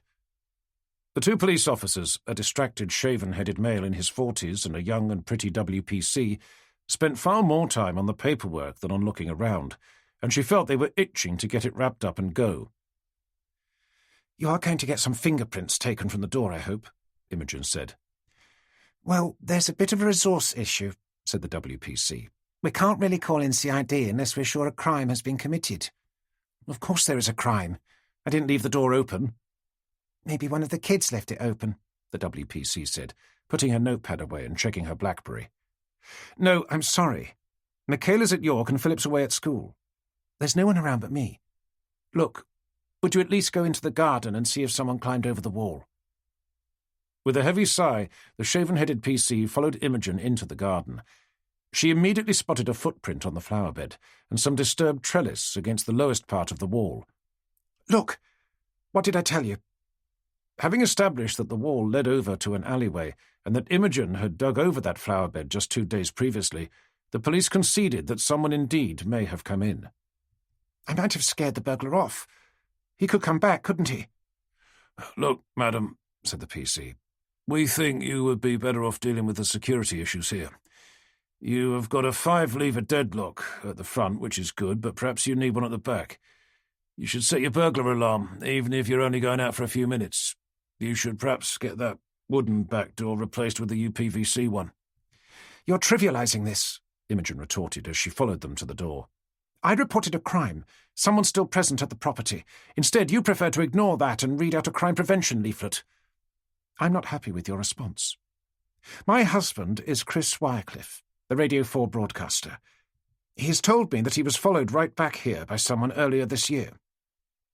The PC stopped and turned. "He did report this, I presume?" "I don't know. Probably, yes." "Well, if he hasn't, I do suggest that he does so. Here's my direct line." He handed her a card. "All right, we'll keep an eye on the place for the next few weeks, put some high-visibility patrols through the area. If you have any concerns, call the non-emergency number here. I do want to assure you that we take this seriously." Yes, Imogen thought as she saw them off. You do now. It was only after the police had gone that she made the most surprising discovery of all. She had taken the police through the main bathroom, as well as her ensuite and the downstairs WC, but now she realized that in the main bathroom, shared by Chris and the kids when they were around, there were no toothbrushes in the tooth mug. There had definitely been 3 yesterday. She remembered putting one back for Philip that he'd left at his bedside. The 2 others belonged to Chris. I must be going mad, she thought.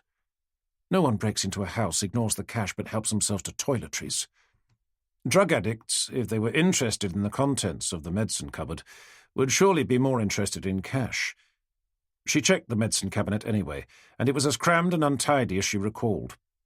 She opened the vanity unit drawers to see if the toothbrushes were there. No. The Louvre doors below opened onto a chaotic cupboard where Chris kept spare toiletry bags. Many of these were airline freebies, but he'd augmented each with a Braun battery-operated razor, toothpaste, nail clippers, and 2 weeks' supply of blood pressure tablets. This was a hangover from his foreign correspondent days when he needed to be ready at a moment's notice. But Chris had always said that they saved his bacon quite frequently when he had overslept for the BBC car for today and needed to brush up en route. She went back into Chris's room. This was the room he'd slept in on and off for 20 years, but not for at least 10 days. He'd been at the flat in Barons Court most of the week and on a trip to Edinburgh. He'd normally let her know if he was going to be in. It was usually if he wanted something that was in storage. There wasn't much space at Barons Court, so he'd left plenty of clothes behind. She checked the wardrobes and drawers. It was almost a week before Imogen began to sleep properly again. Chris had agreed to sleep at the house until she felt comfortable, but he was hardly a benign influence. His early departures for today, hours sleeping late on other days, and general bad temper. They had endured a couple more rows, the worst of which was the most pointless. "Imogen!" Wycliffe shouted. "Have you been buggering about with my laptop?" Of course not, I wouldn't dare. "The bloody desktop has been reorganised. Some of the icons are in the wrong place, and it's running slow." Well, it wasn't me. Maybe it was Philip. "He's got his own bloody laptop and an Xbox and an iPad, for Christ's sake. I'll give him a piece of my mind." But neither Imogen nor Wycliffe made the obvious connection, that the break-in, with no apparent purpose, actually did have a purpose, and that the moment Wycliffe backed up his laptop onto a data stick and then copied it across to his main PC in the flat in Barons Court, he was furthering the ends of a mortal enemy. Someone who would now be monitoring his every move. Chapter 12, Surrey, England, October 2009. "Look at that magnificent creature, eh?" Jeff Perry said, proudly offering Wycliffe a look through his bird-watching telescope. Wycliffe crouched down and squinted through the eyepiece. The buzzard, perched on the branch of a Scots pine about a quarter of a mile away, was caught beautifully in the late afternoon sun, speckled underwing plumage clear as it preened itself. "Marvellous," Wycliffe said. It was more than 2 years since he'd seen his old colleague. Jeff Perry, the ultimate unflappable old-school British journalist, had spent 20 years in Beirut. A gifted linguist and Arabic specialist, he'd joined Reuters in the 1960s, been posted to East Berlin and Moscow, married a famous Russian pianist, and then been summarily divorced, before finally returning to the home of his beloved Arabic with a posting to Cairo in 1972. This was just in time to cover the 1973 Yom Kippur War. He was almost killed during the first few days when an Egyptian armoured personnel carrier took a wrong turning outside the telex office at Port Said. It had blindly reversed right into and then over the Reuters car in which he was sitting typing reports of the crossing of the Suez Canal. He survived by climbing out of the smashed-back window, which was then pointing skywards, lugging with him his precious 1943 Corona Sterling portable typewriter, and the even more precious scheduled story, which he had almost finalised. 2 years later, Reuters posted him to Beirut, just as the Civil War was getting underway. Wycliffe's memory of meeting Perry was indelible. It was 1985.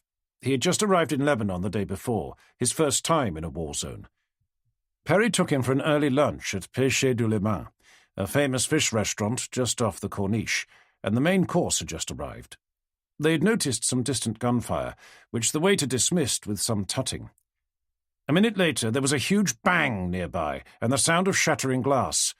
3 men, armed to the teeth with AK-47s and rocket-propelled grenade launchers, ran past the front windows shouting.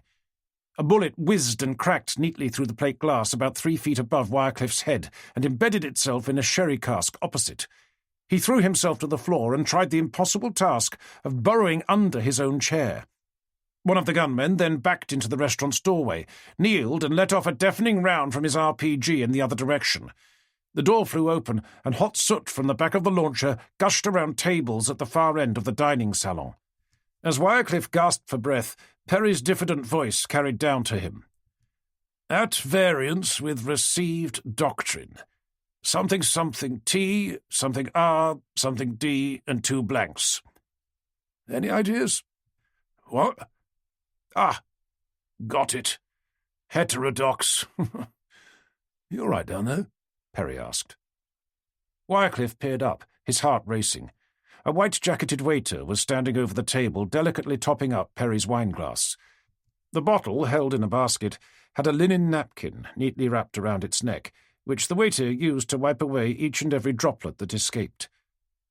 As he moved away, Wycliffe could see the Reuters man delicately filleting his bream, while frowningly finishing the Beirut Times crossword. This was Wycliffe's first experience of Beirut sectarian gun battles during the War of the Camps in 1985, and, despite what Perry said, one didn't get used to it. At least he never did. On particularly bad days, when the telephones were down or the BBC office, not much more than a carbuncle of a basement underneath the office the Associated Press used, was cloaked in dust, it was in Perry's large house in the hilly East Beirut suburbs that he found sanctuary. During one Israeli air raid, Wycliffe watched from Perry's balcony, safely in the Maronite Christian quarter, as the Dassault Mirages screamed in. Like silvery needles, they scudded over the west of the city, rocketing refugee camps and the PLO fighters within. Perry and Wycliffe mapped as best they could each distant pop of an impact and puff of smoke, while imbibing from Perry's personal cellar of magnificent Becker Valley wine and eating stewed aubergines with yoghurt, tabbouleh, and pita bread. Perry had taught Wycliffe almost everything he knew about being a war correspondent, from negotiating your way through roadblocks to retrieving essential equipment from a bureau when it is under mortar fire. So Wycliffe was absolutely staggered by what he heard during a bibulous Fleet Street lunch in 2007 to mark the old hand's retirement. Perry's one-time Reuter boss, a grizzled, wall-eyed Scot called Colin Slaughter, leaned across to Wycliffe during the speech of appreciation and asked, I wonder if it was vetted by MI6. What? Wycliffe said, turning to stare into the one bloodshot eye that seemed to be looking at him. A spy. For 30 fucking years. Can you believe it? Slaughter slurred. I was his boss for a decade, and I didn't know until last week. You'd have thought that the least the bastards would chip in on his salary and expenses. Months later, Wycliffe had taken up an invitation to join Perry for a spot of bird-watching, and had asked him flat out about MI6. Perry, who was watching a siskin chasing insects through a hawthorn bush, lowered his binoculars and replied, I suppose everybody knows now. He wouldn't tell Wycliffe how he'd found time to compile reports while working flat out for Reuters in a war zone, or how he sent them. So how much is a spook's pension? Wycliffe eventually asked. I'll let you know when they put me out to grass, he smiled. I'm still operational. Apart from this nugget, Perry remained infuriatingly vague, rarely responding to any of Wycliffe's questions about SIS, the real organization popularly and falsely known as MI6. I really don't want to be buttonholed for the Today program. We all remember what happened to Dr. Kelly, don't we? I don't want to comment on any dodgy dossiers, Al-Qaeda operations and so forth. Wycliffe had always reassured Perry that he was asking out of curiosity. It was true, though he'd had to concede that Frank Gardner, the BBC security correspondent, had once noted their friendship and asked whether Perry would be willing to talk to him. He wasn't. But just occasionally, Perry would volunteer something, sometimes something extraordinary. So it was, when Wycliffe had his eye on the buzzard, just stretching its wings to take off, that Perry said, Al-Qaeda in the Arabian Peninsula is going to cause the West some very real trouble in the next year or two. Wycliffe watched the bird lever itself into the air and arc out of view in a few magnificent wing beats. Oh, yes. It's quite unlike bin Laden's setup. They're technologically very savvy, run by a US-born cleric. Did you know that? And I believe they will soon be taking suicide bombings into places they never have been before. Into the US, you mean? No, I mean into the human body. Explosives inside the body. It's the logical next step, isn't it? Bombs have been getting smaller and smaller, borne along by progress in both explosive power and in detonators. Car bombs, then motorcycle bombs, explosive belts, and so on. We've had Richard Reed, the shoe bomber, bombs in turbans in Afghanistan. You may also recall the assassination of the Lion of Panjshir, Ahmad Shah Massoud, in Afghanistan in 2001. Was that the one where the attackers posed as journalists? 2 Tunisians, travelling on Belgian passports with a small but highly effective bomb inside a TV camera. This was pioneering stuff, actually. Massoud wasn't easy to get to. He was a military commander and a former Minister of Defence, but by posing as journalists, the attackers got close enough to him. It's largely a forgotten story because it happened just 2 days before the September the 11th attacks, but it was way ahead of its time. How will they get explosives inside people? Well, the obvious ways are in body orifices. Wycliffe laughed. You can't exactly get a lot in like that, surely. You might be surprised. I was in a briefing last week. Reports from the prison service suggest that prisoners conceal some, we might say, quite challenging objects in their rectums. Not just ordinary mobile phones, but BlackBerries. Ouch. Ouch indeed, but true. What a strange subject to get briefed on. Not at all. Remember last August? There was a suicide bombing attempt on the life of Prince Mohammed bin Nayef. Wycliffe recalled the news item. A suicide bomber had somehow penetrated intense security to reach the head of Saudi security. The bomb killed the assailant, but only lightly wounded the target. Now, what I'm about to tell you is classified. The assailant, a known Al-Qaeda member, was supposedly planning to repent, Perry said. Prince Nayef had agreed to meet him during Ramadan, which is the traditional time for atonement. The assailant said he represented other AQAP members who were ready to quit, and was sufficiently persuasive that the prince allowed him to come to his own private residence in Jeddah. Of course, knowing Al-Qaeda as he does, he took no chances. The man was kept for 30 hours by Saudi security agents before he was allowed to meet the prince. That was enough time to pass anything he had swallowed. He was searched by hand and taken through airport-style security scanners at the detention centre at least twice. Nothing was found. Perry stopped for a moment as he focused the binoculars. "Oh, look, a female linnet. There, on the third fence post." "Quite lovely," Perry said, then resumed. "So, how do you imagine that he got the device right into the room with the prince?" "Search me," Wycliffe shrugged. "I'm sure they would," Perry laughed. "Awfully thoroughly. No, there are two things that are really worrying our boys and girls in Vauxhall Cross. One, how did he conceal that bomb? Was it truly in a body cavity? Second, how was it triggered at precisely the right time after such a lengthy period?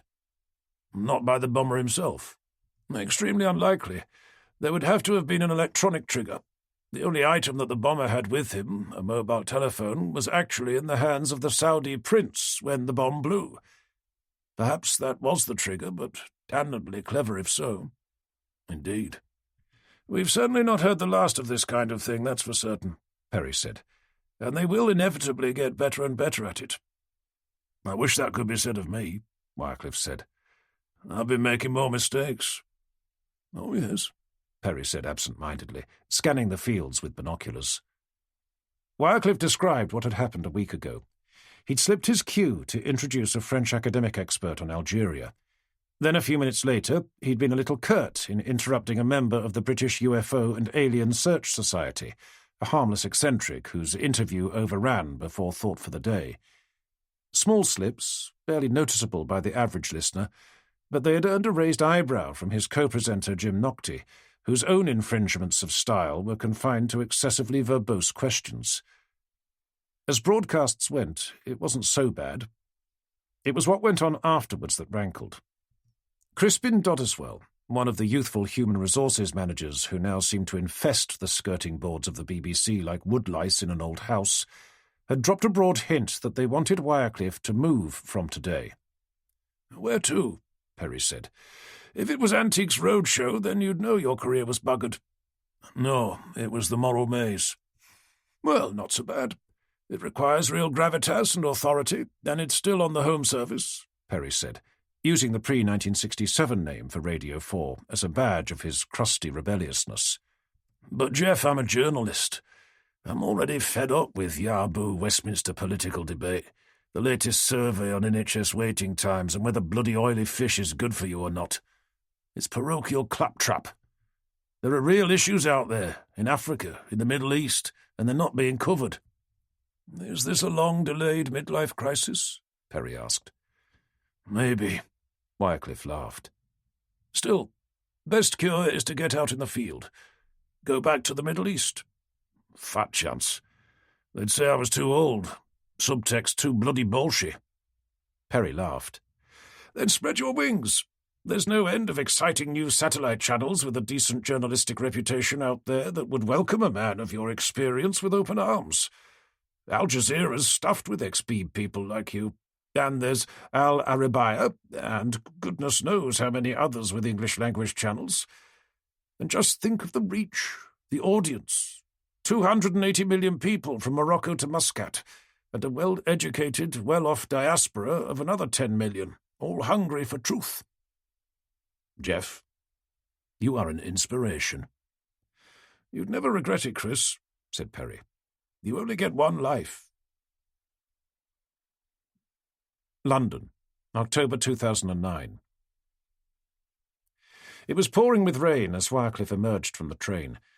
Hunched under his umbrella as he climbed the leaf-mulched stairs from the platform, he cursed the BBC bean counters who had decided a month ago that he and the other Today presenters were no longer worth the cost of a car to get home.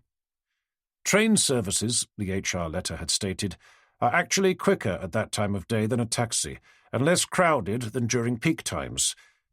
The Trust has decided, as part of its licence fee rationalisation strategy, that such high-profile expenditure is no longer justified. The finance manager for news had made it plain over a miserable canteen lunch with the Today team that after the revelations about expense fiddling by MPs and the fees the BBC pays for luminaries such as Jonathan Ross, that no such hostages to the Daily Mail would be available. Definitely time to move on to pastures new, Wycliffe decided. It was a good 15-minute walk home from the station, so Wycliffe poked his nose into the smoke-filled office of ABC Cabs. Soon he was squeezing himself into the velour-covered seats of an aged Nissan, whose dangling pine-scented air freshener was no match for the ingrained fug of cigarettes and sweat. "Hello, Mr. Chris, home is it?" asked Savraz, the Iraqi-born driver who had become Wycliffe's de facto confidant for the last few weeks. "Heard you on the radio this morning, always giving trouble to ministers." "Yes, well, they do ask for it," Wycliffe said absent-mindedly, as he checked his iPhone for emails. There was an email from Tessina. "Hello, Chris. Long time no see. Hope you are well and life is treating you kindly. Delighted to get your message. That really came out of the blue. I am in London for a few days, and before I fly out on Friday, I'd like to buy the famous radio presenter a lunch. I'll ring you, and we can fix a time. Kisses. Tess." He read and reread the email, his heart thumping. The last time they had been in contact was nearly 2 decades ago, and she had brusquely shrugged off his attempt to meet her again. This time he had an excuse in his initial email of looking for a job with Arab Satellite Broadcasting, where she was recently appointed head of news. The cab had already arrived outside his house, but he asked Savraz to wait a moment. Wycliffe carefully tapped out an affirmative but businesslike reply, rereading it twice to remove any signs of excessive enthusiasm. "Kisses, Taz," she had written. He remembered Tessina's kisses all too well, but reminded himself that she signed off with kisses to everyone from her aunts to her hairdresser. Now, of course, she was long married, a wealthy businessman called Nicholas Christodopoulos, who reputedly had a yacht as big as a car ferry with its own helipad. "Good news, yes?" Savraz asked. Wycliffe grinned. "You could say that." He barely noticed the rain as he sauntered into the house. London, October 2009. Black leather gloves resting on the window ledge of the apartment, he stared out at the London morning rain. The window, closed against the cold that he couldn't stand, held rivulets which bumped, halted, combined and then sped again, working their way down the cool glass. If this rain wasn't so cold, he would love to be out, in the green of the park, and to feel its life-giving stream on his skin. Until he came to this country, Rifat had never experienced such frequent rain, nor the grumblings that it brought to the peculiar British people. No one back in Medina would ever complain about rain. Down in Curzon Street, the traffic was jammed again. The apartment, backing onto the Saudi embassy and one of the perks of his father being a diplomat there, had provided the perfect base for what he had to do in London. Now, after 6 months of hard investigative work, Rifat had got the results he wanted. Information that confirmed what he had long suspected. Still, before he took final vengeance, there were other things he wanted to check. He returned to the dining table and the laptop. The Trojan software he had installed on Wycliffe's laptop had just sent him its daily update. The illicit software, invisible to the victim, had stored the keystrokes that the BBC journalist made, and monitoring which programs he was using, Rifat had already found the passwords into the BBC's secure internal messaging system. Most days he found time to read Wycliffe's emails. Many were brief exchanges between colleagues, some to the BBC bureaucracy, which showed an apparently frustrated journalist, and dizzying arrays of forwarded invitations and requests for his time. None of that interested Rifat. More promising was the contacts with his friends, many of them women who expressed themselves in unguarded and often flirtatious tones.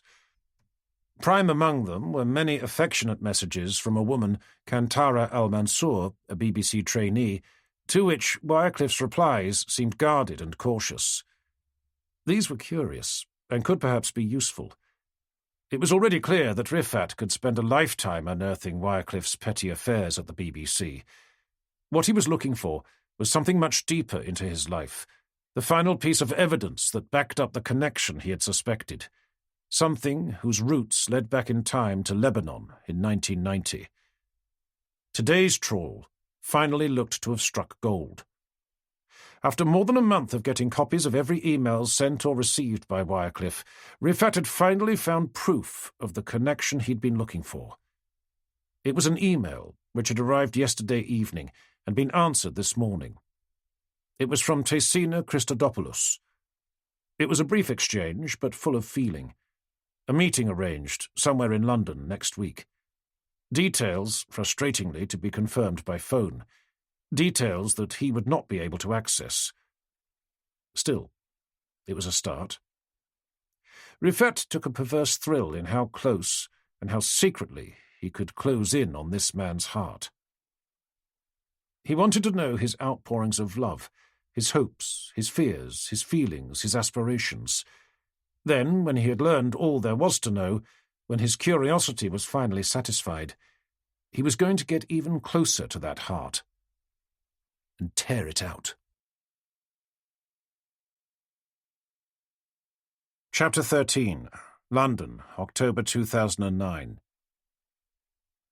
Wycliffe had interviewed prime ministers and presidents, film stars and dictators, business moguls and former terrorists. He was never nervous as long as he'd had the time to brief himself and immerse himself in his subject. Preparation, the foundation of all good reporting, built his confidence.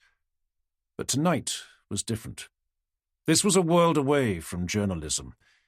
Meeting Tesina again was something he had long dreamed of. The impact she had made on his life was one that he knew she never really understood. She was the yardstick by which all women, the many he had known before and the many after, were judged. She was the one who had stolen his heart. She was the one who had broken his heart. She was the one who still owned what remained of his heart. He'd even succumbed to the temptation to Google her image. There were pages of pictures, almost all in the last 5 years. In the studio at ASB, in designer dresses at film festivals sponsored by her husband, at billionaire parties, reclining on a rug in front of a hearth cuddling a gaggle of red setter dogs, plus a formal portrait with children. In each and every picture, she looked devastating, gorgeous from every angle, as if time had merely glossed and polished the beauty beneath. She would be 42, but could pass for a decade younger. Her husband was, like Wycliffe, more than a decade her senior. The difference was that Christodopoulos was a billionaire. He possessed her. Wycliffe did not. Wycliffe's mobile rang while he was getting changed. Nervously, he grabbed at it, in case it was Tesina cancelling the date. He was in luck. The displayed number showed it was Kantara for the 4th time that day. The girl was getting to be relentless. Relieved, he let it go to answer machine. He'd call her later. Dressing wasn't something Wycliffe usually spent much time over. The luxury of the radio host, most of his work could be done casually. While charitable dinners, formal receptions and the like had their formulae, it still didn't require much thought. But this evening had been an agony of indecision. Casual jacket or formal, tie or not, lace-up black shoes or casual brown, leather jacket or formal coat. In the end, he'd taken the quasi-informal route, as much as anything because of the venue. Blue sports jacket, white shirt, no tie, cream trousers and brown brogues. The restaurant Tesina insisted upon, Suhail, was a tiny, intimate Lebanese near Green Park. It was not one he could ever recall visiting, so he'd called to make sure that they could offer some privacy. Being recognised was a risk he always ran. Wycliffe was used to the looks from other diners, the knowing smiles, the gossip, even the intrepid autograph hunters. On most occasions this was fun, but when eating, he didn't like it. Tonight, above all, he wanted to be sure he could put away his impassive public face. His private face, a neurotic bundle of history, feelings, and expectation, was begging to come out. Determined to play it cool, he arrived 5 minutes late. She wasn't there. As he was shown to the table, she texted him to say she would be a quarter of an hour late. In the end, it was almost 3/4 of an hour and 2 aperitifs later when she arrived, bursting with apologies and some entrancing perfume. She was wearing a white leather trench coat, beneath which was a green silk off-the-shoulder dress, which showed off a modest but tanned cleavage. Diamond earrings were matched with a silver diamond bracelet in the shape of a snake. They kissed on both cheeks, and she held his arms and looked at him. "Such a long time. How are you?" She turned that wondrous smile on him, and for a moment he was lost for words. Her mouth had, if anything, become even fuller, and her dark eyes even deeper and more expressive. They jousted playfully about the choice of food and wine, before he surrendered to her knowledge, a gambit which he hoped would allow him to pay the eventual bill. "I see you're really making waves at Arab satellite broadcasting. Congratulations on a first for women," he said. "It wasn't all that hard. I've known Prince Sultan for a long time, and he's pretty liberated. I started as a presenter and became executive head of news last year. But look at you, a national radio icon. Filled out a bit, maybe, but dressed a bit better. And still married too, right?" Wycliffe filled her in on his career since that fateful night, and added, "Imogen and I live pretty separate lives these days. The kids are important, and we work together okay about them, but it's not a love match." "I'm sorry for my part in that," she said. "Que sera, sera." Wycliffe smiled. "I wouldn't have changed what happened between us. I don't think Imogen and I would have lasted anyway, given my job." Tessina described her life with Nico Christodopoulos. A few weeks a year of yacht-borne life, parties and wealthy guests, skiing and scuba diving, mixed in with intense bursts of work to build the broadcaster's international presence. "Sounds like you're having fun." She hesitated. "Ah, yes, Nico. He's kind and adores me." She took out a cigarette, then put it away. "The smoking ban. I forgot." She smiled and held his eyes steadily. "My vices haven't changed." "Nor mine. I think about you still." He dared not admit how much. She looked at him, her eyes sad. "And I think about you. About what might have been, Chris, had the BBC and world events not got in the way. There will always be a tiny part of me that belongs to you." The arrival of food interrupted the confessional interlude. Wycliffe looked at the mixed starter dish and considered what he owned of her. A tiny part. Between mouthfuls, she came to the real topic for their meeting. "So, you say you're looking to get back in the field for some reporting?" "Well, I'm certainly open to some new horizons beyond the BBC. It's all been getting a bit stale. I feel studio-bound." "ASB would definitely be interested in someone of your stature, either as a presenter or a reporter, if you're up for that." Tessina outlined the editorial resources that ASB could call on: state-of-the-art video links, large and flexible studios, satellite outside broadcast trucks in most major centres, and a code of impartiality backed up by a senior editorial board of independent heavyweights. "How long is your existing contract?" "I'd have to give 6 months' notice," Wycliffe said. After they finished eating, Chris suggested a late-night cocktail bar near to her hotel. When they got there, it was gone 11. Tessina changed her mind and said she wanted to go up now, as she had a busy day tomorrow, flying out at 6 to Beirut. "That's a shame," Wycliffe said. He walked her into the lobby, and she collected her door swipe card and some packages from the reception desk. "I've got a present for you. You better come up," she said. Wycliffe needed no second bidding. Before walking the long corridor to the lift, Tessina stopped to take off her shoes. "They may be Manolo Blahniks, but they're killing me," she said. "The price of great legs goes up as you get older." Her suite was on the 11th floor. Tessina showed Wycliffe into the lounge and went into the bedroom. She re-emerged with a gift-wrapped package. "This is in memory of old times," she said. He unwrapped it and found a presentation bottle of Syrian arak, the same brand she had drunk all those years ago in the Kuf bar in Beirut. Wycliffe smiled and kissed her on the cheek. "Thank you. That was a very special evening." I've never forgotten it. She looked up at him, and he kissed her again, this time on the lips. She responded, didn't move away. His excitement rising, he gathered her closer in his arms, his tongue pressing into her mouth. She stroked his head, looking up at him. So good to see you again, Chris. After all these years. And my God, you are still so beautiful, he said, hardly believing his luck. They fell into each other's arms, kissing passionately, and rolled onto the couch. This was a moment he had dreamed of for so many years, and he was almost trembling with desire. Far from being the suave, accomplished media professional, his excitement reduced him to the status of a nervous 17-year-old. As they continued kissing, he began to slide his hand up one perfect stockinged leg, beneath the hem of her silky dress, then caressing the inside of her exposed thigh. Finally, he moved his fingers to her lacy underwear in the heat of her groin. His own erection was almost painful. She pulled away suddenly. Chris, wait. This is too much right now. What's the matter? He said. I'm not going to make love to you. Sorry. A fierce disappointment rose bitterly in his throat. As a younger man, he would have pleaded.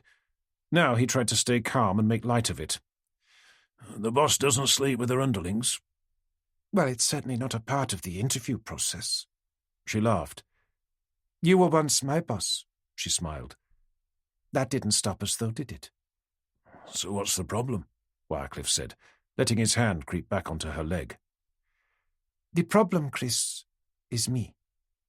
She deliberately lifted his hand and held it up. I'm married. There can never be a future in this for us. I know that, Tessina, of course I do. Do you, Chris? I look into your eyes and I see much more than lust.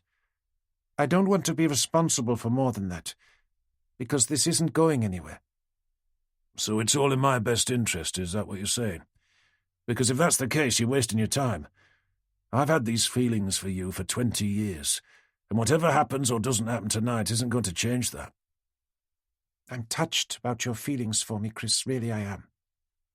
She stood up and started running her fingers through her hair, putting right what the moments on the couch had done, eliminating the tangles in her life. But the context has changed. If I give you that job, Chris, I need you to be 100% focused on it. What happened 20 years ago is long past. You have to see it as history, not future. I don't see it as a future, he lied. I never said that. No, you didn't. But if you can't hide your feelings better than you are doing tonight, it could make life difficult for both of us at ASB. That's something I just can't risk. It's Arab-owned, remember. A woman who gets to my position is rare enough. I have to be very, very careful. Not just for me, but for other women who ever want to climb that same ladder. So why did you invite me up here, then? She started to answer, then her mobile rang. She walked off to the bathroom to answer it. All he heard before she closed the door was, "Hi, Nico. Yeah, great. I'm missing you too." She emerged after 10 minutes. I'm sorry about the interruption, Chris. 20 years is quite an interruption. Wycliffe had straightened himself up, put on his jacket and picked up the Iraq. I meant the phone call. His face tightened. Well, I'd better be going. It's been good to see you. He tried to sound light-hearted and failed. Don't be upset. She put her hands on his arms. Think about the job. It could be great. He turned to the door. Do you know, the first time I met you, I realised. Realised what? What a prick teaser you are. He couldn't say it, but the bitterness leaked out anyway. That I was going to be helpless. I've always been trouble. Don't say I didn't warn you. Even now you have to be trouble. I try not to be, but marriage, even to a billionaire, can be quite limiting. When I bought the Iraq, I needed an excuse to invite you up here. You didn't need... I did. I had intended to seduce you for old time's sake, for fun, and, let me admit it, because I'm still as horny as I was all those years ago. You seemed a safe outlet, a known quantity. There aren't many for a woman in my position.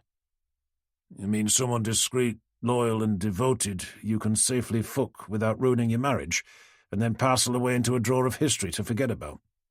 Chris, it's not like that, really. Once I saw how fragile you were and how intensely you felt, the stakes just became too high. The more I want you, the more I can't have you. She laughed. Maybe. But that's life, isn't it? Love is the world's most dangerous war zone. Everyone is a casualty. It's much more dangerous than sex. I would have thought you would know that by now. He turned and walked away without another word. The walk along the darkened hotel corridor felt like a mile. Treading the thick dark carpet, past all the doors that were closed against him and towards the hissing jaws of the lift, waiting to engulf him and take him down to a cold eternity without her. Kantara looked at the message one last time, then hit send and closed her laptop. She looked out at the tablet she had laid out on the bedside table. There were 60 there. That would be enough to do the job. As she picked up the glass, the tears came again. It was 6 hours later, and only by chance, that Wycliffe looked at his phone and read the email she had sent him. Dear Chris, once again my texts and emails go unanswered. Perhaps one day you will read this and finally understand. Putting my feelings into words is difficult for me. It always has been. It has taken so much courage for me to let you know how I feel, and what having you in my life has meant. Ever since I was 3 years old, with a twisted foot, it has been you that offered promise and hope. From the moment you smiled at me, you showed interest in me. I have followed you like an explorer follows the polar star. You are the fixed point around which all the wonders of the universe glow in hope amid the darkness. In all probability, by the time you read this, I will be dead. Because if you won't accept my love, then there is no hope for me, or my poor, broken, neglected heart. I can't blame you. You have always been kind. But for me, there is no way back. Yours for all time, Kantara. He was in the lift on the way down from Tessina's hotel room. It was 1:38 a.m. The email had been sent at 8:07 p.m., just as he was leaving home. She might already be dead. He rang 999, gave the emergency services her address, then sprinted out of the hotel. Luck was with him. There was a taxi waiting right outside. He got in, promised the cabbie double the fare to get him to Kantara's address at top speed. The driver did his job. From the West End to this part of the East End would take more than an hour during peak times. In the middle of the night, with only light traffic, he was there in 15 minutes. There were no lights on at her building. He'd pressed all the bells downstairs, and when someone buzzed the door open, he almost pulled it off its hinges to get in. He raced upstairs, 3 at a time, his feet tolling on the concrete stairwell. Wycliffe hammered at her door, and with no reply, in 10 seconds, kicked a waist-high panel right through. He slid his arm through the shattered plywood, undid the security chain, and turned the mortise key to let himself in. Kantara was lying on the bed in a dressing gown, unconscious. An empty pill bottle was on the side table. He shook her. "Kantara! Kantara, please wake up!" She opened her eyes. They were bloodshot. Chris, she smiled sleepily. "What did you take?" Everything, she said, gesturing to the bottle. Sirens arrived in the street below. "The ambulance is here. We'll get you to hospital." It's okay, she said. Don't worry about me. "I am worried about you, of course I am." She roused herself. Her face was pale, her voice thin. Well, don't be.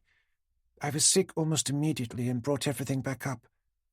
I'm just exhausted, that's all. I've been throwing up all evening, and now I need some sleep. Wycliffe let in the paramedics, 1 male, 1 female. He explained what had happened. They checked her over and gave her an injection while he went to the kitchen to get her more water. When he went back in, the paramedics were trying to persuade Kantara to go to the hospital. She tearfully shook her head. We need to take you in, the woman said. Aspirin overdose can have serious consequences. Intensive care can keep an eye on you until morning. Chris can do that, Kantara said, turning to him. Can't you? Of course I can, but the hospital would be better. No, I won't go. I want to stay here. The woman looked to Wycliffe. She needs a saline drip with dextrose, but if she won't come in, I can't make her. Then she turned to Kantara and offered her a form and pen. Okay, you win. Sign this. It shows you're taking your own responsibility. Take plenty of fluids, water initially. Milk, if you can keep it down. She took Wycliffe aside. Don't let her sleep for another hour or two, just to be on the safe side. The basic risk with aspirin is severe stomach ulceration. But if, as she says, she vomited even before she'd finished taking all the tablets, she's probably in the clear. Ideally, she'll need charcoal tablets, which should help clear the active ingredient from the gastrointestinal tract. We don't have any in the van. If there isn't a 24-hour chemist nearby, try burned toast. Wycliffe nodded, and while the paramedics packed up, he opened the door, ready to tape back the broken panel. A pale figure in leopard skin print housecoat and slippers was watching him from the landing. She all right? Tina asked. She's going to be fine, Wycliffe said. An overdose. Poor thing, said Tina. She lit a cigarette, watching Wycliffe intently through narrowed, accusing eyes. She only needed a bit of love. Tina turned, and he heard the slap, slap, slap of her feet descending the cold, dirty stairs. Then, before the final slam of a door, one hissed word of accusation. Bastard! After the paramedics had left, Wycliffe sat with Kantara on her untidy single bed and cradled her head. Her hair was damp, and there was a fine perspiration on her neck. He tried to get her to talk, but she just clung on to him. They lay back together and listened to the incessant traffic noise, the occasional sound of footsteps, and watched as the clock timer on the TV struck off the minutes towards dawn. By 5 a.m., when Wycliffe himself couldn't keep his eyes open, he let her sleep and moved off the bed towards the small couch. He had nothing with him, so cleaned his teeth with toothpaste on a fingertip, hung his jacket and trousers on the back of the kitchen door, and pulled a spare blanket over him. But Kantara called out for him, so he squeezed onto the single bed with her, under 2 blankets, and put his arm around her frail and perspiring body. As the bed sank under their combined weight, they were forced close together, so he could feel the heat of her precious breath on his neck, and felt her childlike fingers hot on his chest. He dreamed of long, bleak corridors, perhaps a cheap hotel, perhaps a hospital, with slamming doors and the sound of relentless feet. And finally one opening door, a grand door, palatial. A woman, a beautiful woman pulling him into her. Something delicious, a kiss, perhaps. But then he awoke. It was light, and the traffic noise was thunderous. Kantara, already awake, was looking at him. He was still in the embrace, feeling dog-tired, but with a raging erection. It was lodged high against her inner thigh. Oh, God. Feeling better? He said, edging away. Don't go, she said, moving her thigh back in contact. Her eyes scanned his face. For minutes they looked at each other. Then a very slight sensation. A finger. A definite, exploring finger was already touching him, right there. Almost imperceptible, back and forth movements. Exquisite, even through his underwear. Kantara, please, he began. She pressed a finger to his lips. Silence. Let the moment be the moment. It will go where it will go. She adjusted her body slightly, moving further down so that his erection was directed higher along the inside of her leg. She continued to look deep into his eyes. He could no longer resist. He found himself lowering his underwear. She moved again, raising her hips so one leg was partially across him. He moved with her, onto his back, pressed against her. He started to put an arm down to guide himself, but she slowly lifted it onto her breast instead. This was to be her way. Slow. Glacially slow. He could feel the gentle, infinitesimal back and forth of her brushing against the tip of his erection. He pushed a little, and a flash of pain crossed her face. She pressed a hand to his stomach, holding him back. It took many wordless minutes, and all the time she stared into his eyes, small ticks of discomfort or pain racing across her face. He tentatively pushed deeper, and she gave a long, deep moan. He moved a little, so she was completely on top. He eased her gently upright. Her eyes were unfocused now, her eyelids quivering. He slipped the blanket from around her body. Finally, beyond all reason with his own lust, he rolled her gently over onto her back. Her hair tumbled across her face, and her dark eyes goaded him for more, a sly smile of celebration. Her strategy, he realized, was a total success. He momentarily lost his sense of time and place. Memories of Tessina, of the night before, his hurt and frustration coursed through him like a poisonous adrenaline. He loomed above her, pushing her legs as wide and high as they would go, ignoring her cries. 10 savage seconds, no more, then a shuddering detonation of lust, longing, and vengeance. Sharp fingernails clawing his chest evaporated the mist. He had Kantara impossibly pinioned, her knees almost by her shoulders, forced back by his weight. She was sobbing in pain, her face contorted and tearful. In horror he sprang back, and she squirmed from under him and fled naked to the bathroom. She slammed and locked the door. A high, keening wail of distress flooded the apartment, rending guilty holes in his heart. "Kantara, I'm sorry. I'm so sorry," he said, following her, his face pressed to the bathroom door. The wail dissolved into ragged, unrestrained, breathless sobs. He heard her heaving, gagging, and spitting. "Let me in, please." To his surprise, she did. The key turned, the handle moved, and she was there now, dressed in a bathrobe, her face red and angry. He didn't see the scissors, held like a dagger until the last moment. "Get away from me!" she screamed, advancing on him. "Get out of my home! Get out! Get out! Get out!" She slashed towards him with the scissors, hitting his protective arm. The scissors were small, blunt, and snub-nosed, and did no damage. He raised his arms in surrender, and with a howl she stabbed him in the chest. Had they been sharp-ended, it could have killed him.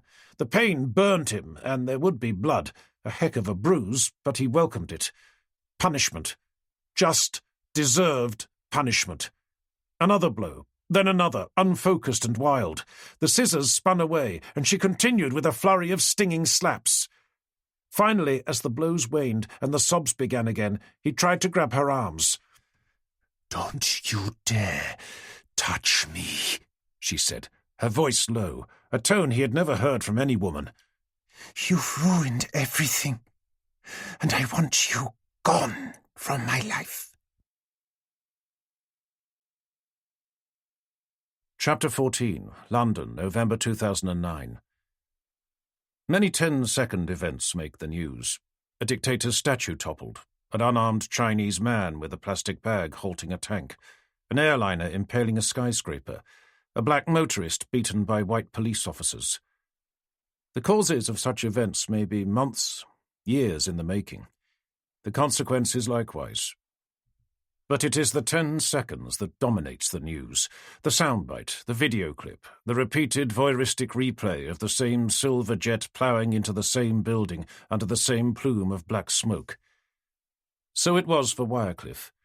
He had his own 10 seconds of cruelty and savagery, a pornographic video looping endlessly in his brain, his inexplicable savagery, hurting Kantara. The causes of those 10 seconds he knew well enough, but he couldn't blame Tessina for his own failings. It was his lust, his own misplaced love, a misdirected and vengeful passion. If his life had been a quest for atonement for Fuad Adwan's death, then this act perpetrated upon Fuad's daughter had negated it all.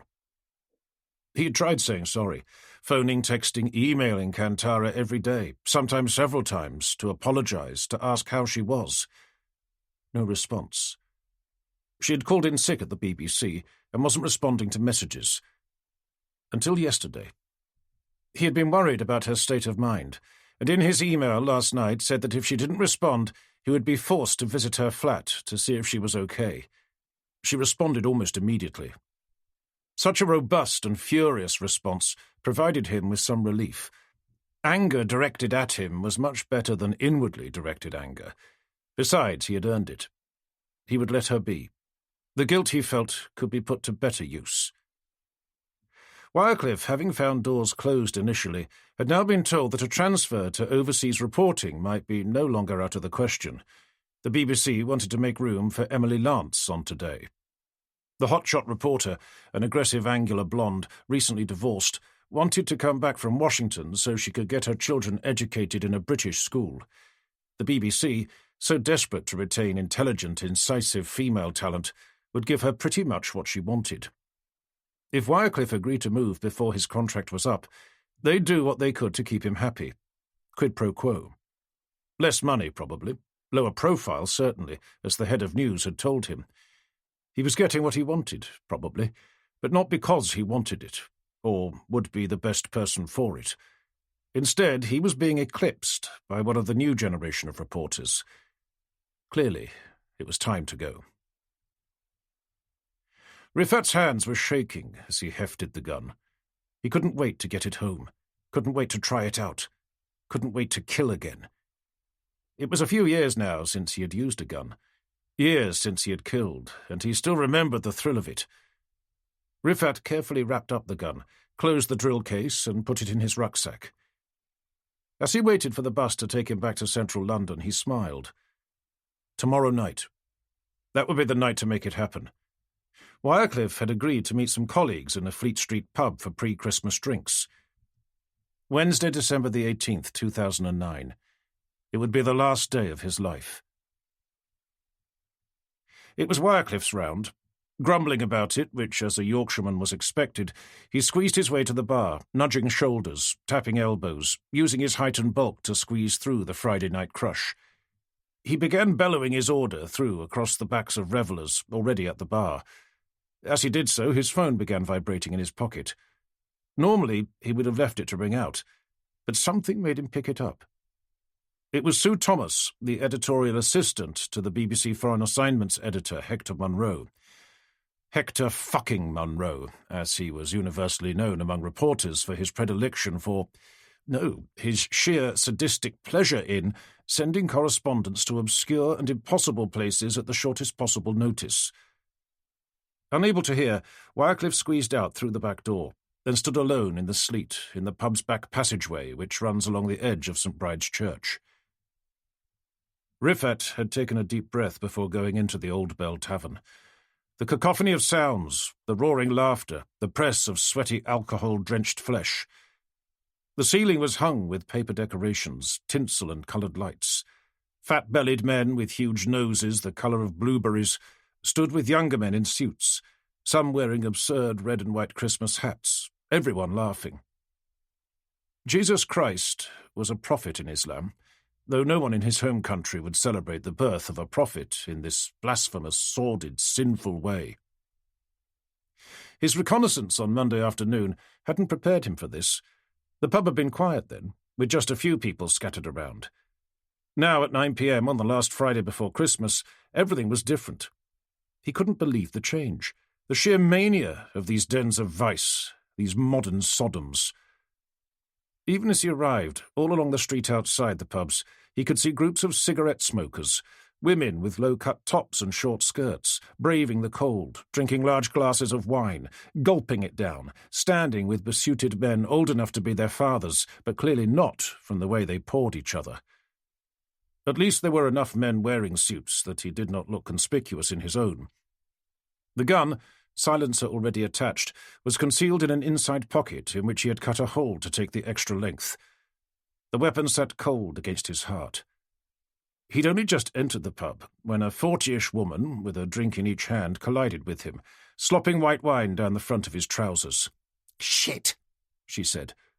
Looking down at the damage, she showed him the grey roots in her blonde hair and a mountain range of exposed bosom. "Sorry, darling, won't stain." He ignored her and fastidiously tried to wipe away the spillage which had soaked through to his underwear. "Good job it weren't red, wasn't it?" she cackled. "I'd have had to suck it off." Rifat recoiled, his discomfort amplified. Backing away, he recognised Wycliffe near the bar, in a circle of large guffawing men. This was the first time he'd been up close since the public meeting in Red Lion Square. The bulky, imposing figure, bearded and jovial, the loud voice, familiar from radio. Rifat already felt he knew him. He'd followed him home, seen his wife, met his daughter, drugged her and her friend with rohypnol, stolen and copied her keys, broken into his house, rifled his bedroom, planted a Trojan on his computer, read his correspondence, crawled into his mind. Now he was ready for the final step. Killing him.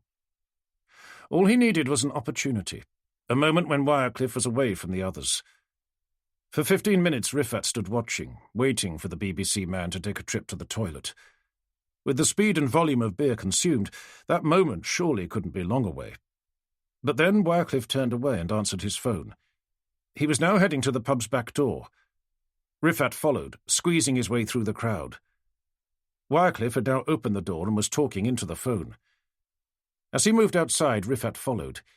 He slid his right arm into the inside left pocket of his suit where the gun sat heavy. He made the move he had practiced many times earlier that day. He clicked off the safety catch. He stepped outside, behind the man he intended to kill, the man who now had his back towards him and was already dusted with melting snowflakes. But we've already got a reporter there, right? Oh, she's coming home, right. So I'm basically just Christmas cover then. And you are serious that Hector wants me to fly there tomorrow? Well, bugger me backwards. He hung up and vented 3 short but very loud profanities into the night sky and the towering wedding cake steeple of the church. He lurched round towards the pub door and ended up face to face with a nervous-looking young man who had just followed him out.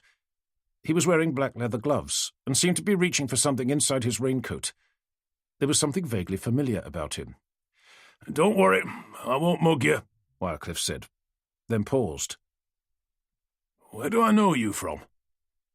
The man took a step backwards. He was trembling and breathing heavily.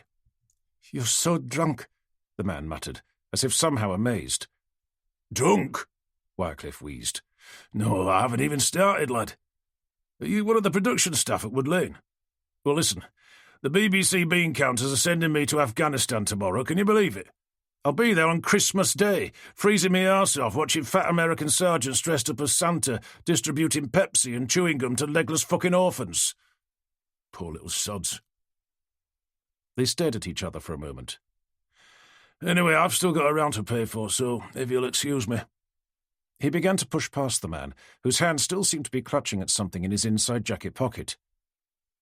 It's all right, said Wycliffe, gripping the man's leather-clad hand. They were pressed close in the doorway, faces barely an inch apart. I know it's fucking Christmas, but keep your money. Production staff aren't paid so well, and I can well afford my round. Sorry if I was a bit rude. But still, Christmas in fucking Afghanistan, eh? He lurched in through the door, back into the hubbub. Book 2. Chapter 15. Riffat, Medina, Saudi Arabia, 2006. Riffat was just 16 when his sheltered childhood was brought to a crashing end. All the certainties and securities that had marked his life up until that point were suddenly swept away, leaving him floating in a terrifying limbo. His father, a busy diplomat, had been away in London for 6 months. He returned home unexpectedly during Ramadan, a week before the festival of Eid al-Fitr, which marks the end of the period of fasting and praying. He seemed unusually stern and serious, and asked Riffat whether he had followed his salat dutifully and abstained from food during the hours of daylight. Riffat answered that he had. His father then gave him a series of important tasks to be accomplished carefully and without error by the end of the next day. He was to fill up 20 of the biggest jerry cans with water, and, with help from Mother Umnaya and Mother Badriya, assemble enough food for a week. The land cruiser must be serviced, tyres checked, and 2 extra spares fitted on the roof. He was told to top up water for the radiator, get extra bulbs for the lights, and a full toolkit. Why, Father? What is happening? During Eid, we are taking a week's trip into Rub al-Khali, he said. The empty quarter, the world's largest sand sea, encompassed 500,000 square kilometres of almost impassable dunes, reaching up to 1,000 feet. A forbidding cauldron of desiccating heat, bereft of water, and with almost no plant or animal life. For wealthy city-bred Saudis, its edges were a playground for show-off driving in giant utility vehicles, for hunting the elusive gazelle which periodically migrated across the dunes, or simply for playing at being the simple Bedouin that urban Saudis used to be. But a week-long trip, especially in late October when the midday temperature could still exceed 40 degrees centigrade, implied something more serious. Most exciting of all for Rifat was the mention of the new Iridium satellite phone, a bulky and expensive acquisition made in London. Rifat, the most technologically savvy in the family, was to read and digest its instruction booklet and make sure that it was fully charged. Rifat had already taken apart his own phone to see how it worked, but the opportunity to use a phone whose signals reached up into space, to objects circling the Earth, made him very excited. "Thank you. Thank you," Rifat said. "But how will we all fit in with all the equipment?" Rifat, it is just a trip for you and me. Neither of your mothers nor your brothers or sisters are coming. You are my eldest boy, my pride and joy, and I have need to speak to you. You are approaching manhood, and this will be a test for you and for your faith." However, for all the expected hardships and excitement of the trip, the greatest shock to Rifat came from a completely unexpected direction. It came on the evening of the third day in the empty quarter, after a meal of barbecued lamb and couscous, when the fire had burned down and the cooling night breeze had swept away the memory of heat and chilled the sweat on their bodies. Rifat was looking up at the carpet of stars, a vast canopy of the Milky Way that hung heavy with radiance and gave the desert a cold luminescence. His nostrils were full of the smell of wood smoke, his belly warm with a filling meal. Rifat's father adjusted the unfamiliar white gutra he had wrapped around his head to keep off the fine-blowing sand and cleared his throat several times, a signal for paying attention. Rifat returned the satellite phone, which he had been toying with, to the dust-proof plastic Ziploc bag. He made a mental note to clean off the lamb grease and attendant sand which had now stuck to it. Reluctantly, he turned his glance to the man who had brought him up, his greying beard, deep-set brown eyes, and proud forehead. He felt that some momentous declaration was coming, something that would explain this exciting trip. His first thought was that perhaps it was about the marriage of one of his sisters, but then it occurred to Rifat that perhaps it was his own marriage that was being discussed. A bride selected for him. He found the thought unbelievably exciting. Rifat, there is something I need to tell you, something that I have neglected to tell you. You may recall asking me 2 years ago why Mother Umnaya and Mother Badria and all your aunts began to veil themselves in front of you. "Yes, but I don't remember what you said." Rifat remembered the conversation because he was just proudly showing the battery-powered lighting circuit he had built for Mother Badria's wardrobe, which lit the inside when the door was opened. His excited voice had become croaky and intermittently deep as he was explaining how it worked, and Mother Badria, after congratulating him, said that the time had come and pulled her hijab close around her face. I am in some ways glad you don't recall, his father said. I talked of our guardianship, kafala, of you that requires this. You will have noticed that the mothers of friends at school do not cover in front of them. I thought that this was because of the bloodline. It is. Where there is no blood in common, they must cover. Well, I understand this with Mother Badria, because she is your first wife and not my mother. But I do not understand why my own mother does. Is Mother Amnia not Marum? Rifat had understood the lines of kinship in which the Quran had laid out the Maharim, the women of blood ties whom he could never marry and who did not ever need to cover in front of him. Mother Umnia is not among your Maharim. Neither is she Rada, because you were weaned before she began to look after you. Is there some secret in Mother Umnia's bloodline? Rifat asked. His father looked directly at him. No, Rifat. She is my lawful wife. But I have to tell you something that is bound to come as a shock. She is not your birth mother. And I am sorry to have to tell you that I am not your father, either. You are a duty of kafala for us, as the Prophet, peace be upon him, requires of us. Tears started into Rifat's eyes. Am I not of your blood? Am I not of our family at all? Am I not really Rifat ibn Juluwi Aziz al-Khalifa? You are of my blood, and I regard you as my child, as dearly beloved as any of your brothers and sisters. But your mother is my youngest sister, whom you know as Amatezi. So you are actually my nephew. Rifat was stunned, speechless. He remembered receiving extravagant gifts in childhood from Amatezi. A bicycle, and just 2 years ago a fantastic top-of-the-range Nintendo games console. He thought he could remember his Amma a lot from when he was young, how she would cuddle him and call him my special little dove. She was his favourite aunt, and indulged his childish kisses. But he didn't recall seeing her for some years, though she always made a point of talking to him over the telephone during Eid. All he remembered was that she was very pretty and otherworldly, like a film star. He had often looked at the photograph on the wall in the dining room, admiring her cheeky smile, big challenging eyes, and her thick dark hair spilled daringly from the loosely cast hijab. He had always thought of her as a wayward and affectionate older sister. The stories about her travels and work were often bandied about at the table, with some pride by his father, but met with sullen indifference by both his mothers. Just once, when he was young, he had overheard Mother Badria scolding her 10-year-old daughter, Mariam, for playing with boys in the street. When she had finished and the girl had left in tears, he heard Mother Badria say under her breath, "Carry on like this. You will end up a sharmuta, like Amatezi." Rifat had never heard Mother Badria spit such a word, and though he didn't know what it meant, he felt it must be something very bad. Mother Badria, who seemed much older than his own more strict Mother Umnaya, was usually soft and kind in her words. Rifat rushed to look up the word. Whore. A common dirty whore. This had made his aunt sound more enticing, more intriguing. But now, if this woman was his birth mother, that was different. That was disastrous. Son of a whore. Suddenly, Rifat found himself an outcast, dependent on the charity of a better branch of the family, cut adrift from the network of blood ties that provide the network of all Arab society.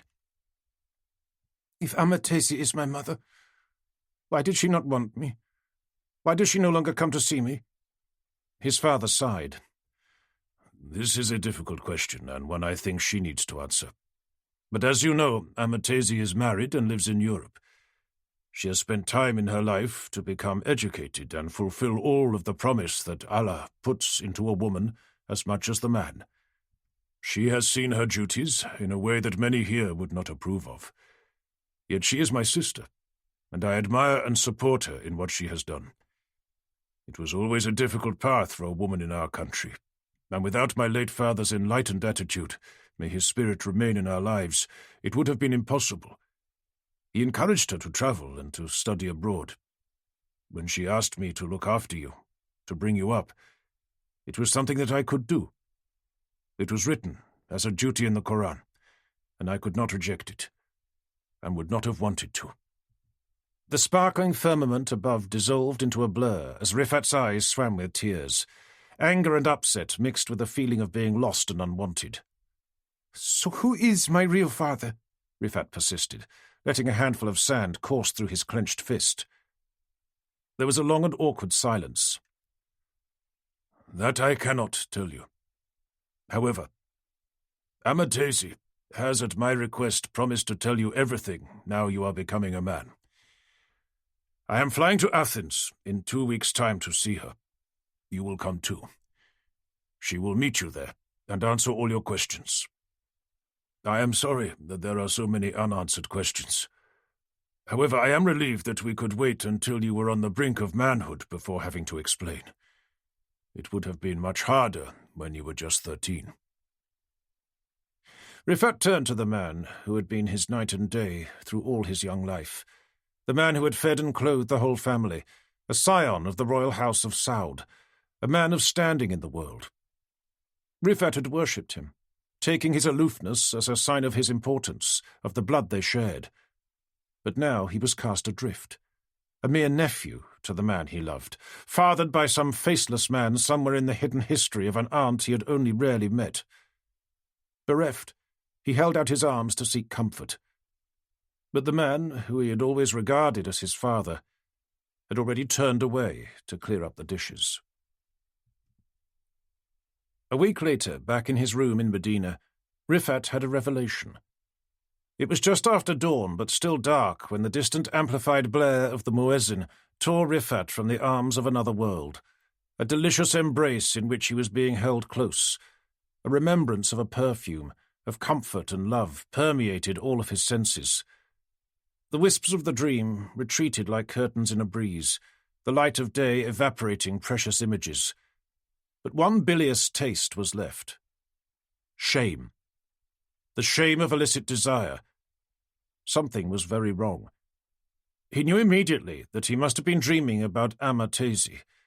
In fact, the familiarity of the receding scent now convinced him that he had dreamed of her before, many times. Why had he not known this? How could this have been so hidden? Then there was more, a reminiscence stirred by the scent. From deep in his childhood, perhaps even when he was a baby, he was feverish, sick, lost in a huge bed, never-ending dunes of white pillows and quilts. In his nostrils was a comforting scent, one quite different from the sandalwood that Mother Umnaya used.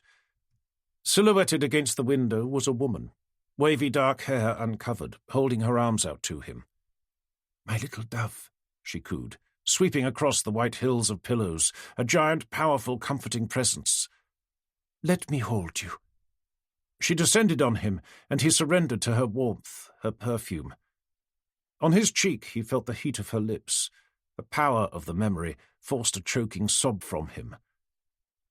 The muezzin, crying for his attention to God, for Fajr, was overwhelmed.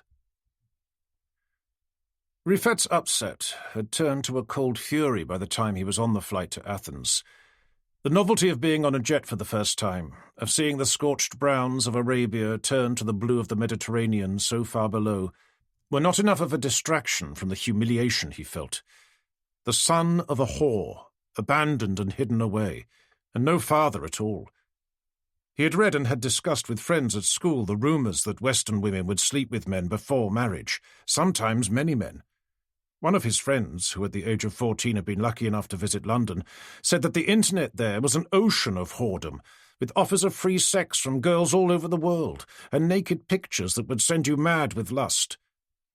There were no such sites on the internet in Saudi Arabia. He and his friends had spent enough time looking to be sure of that. Another friend had disclosed that his own father, who was working in the oil fields in the east of the country, would drive across the causeway to Bahrain at the weekend instead of coming home, and that in the hotels of Manama, Russian and Filipino whores would knock on your door at midnight to negotiate a price. The friend's mother had found a condom packet in the car, and there had been a hell of an argument with his father. The infidel world, with all its satanic temptations, was known to be on the doorstep. Rifat had grown up with that reality and accepted it. But for that world to have tainted him from birth was a horror he didn't think he would ever recover from. In the taxi to the hotel, his father pointed out the Acropolis and other sites of Greek antiquity, but Rifat was becoming ever more morose and angry.